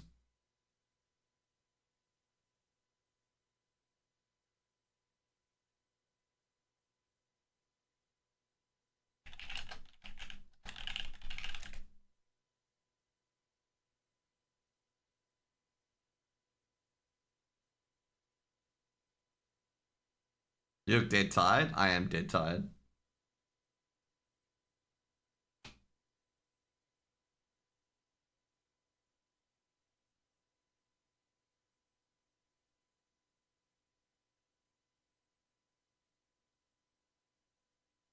How's it going? Well, my CS has been pretty crap, like the Go TV. And I'm probably going to go to bed shortly.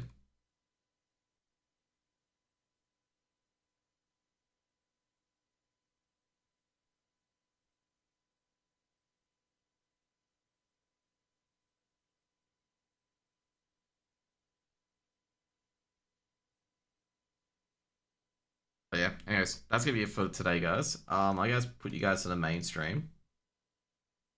I can find it. It's at the mainstream somewhere. They will show the last Semper game. And yeah, they'll probably have more cameras and whatnot as well. We were talking about like the chance at like, you know, basically me quitting casting and whatnot. That's so shit. Yeah, it's not anything to do with the TO. I think it's something to do with the routing from here to EU. So yeah. No, he did do stage interviews and he cast the last pro. Oh, okay, I know what you're talking about. Okay, yeah. Let me check it, because did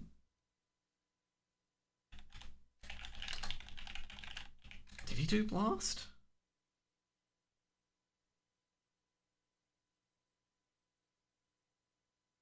He was on ESL Pro League, as far as I know, but with the secondary stream.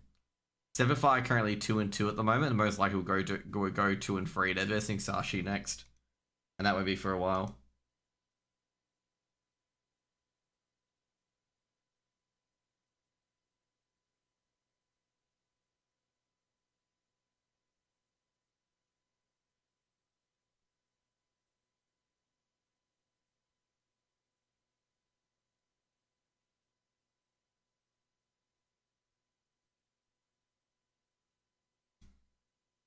So yeah, basically Jordy did ASE Masters, he did ESL Impact, and he also did obviously Moustache Masters as well. But it doesn't have anything to do with Blast, Dangos. I don't think he's done anything with Blast.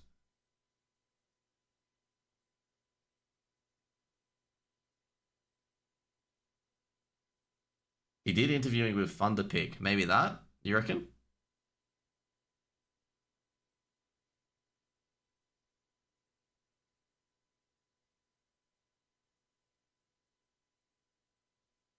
Maybe that could be it, because that was recent.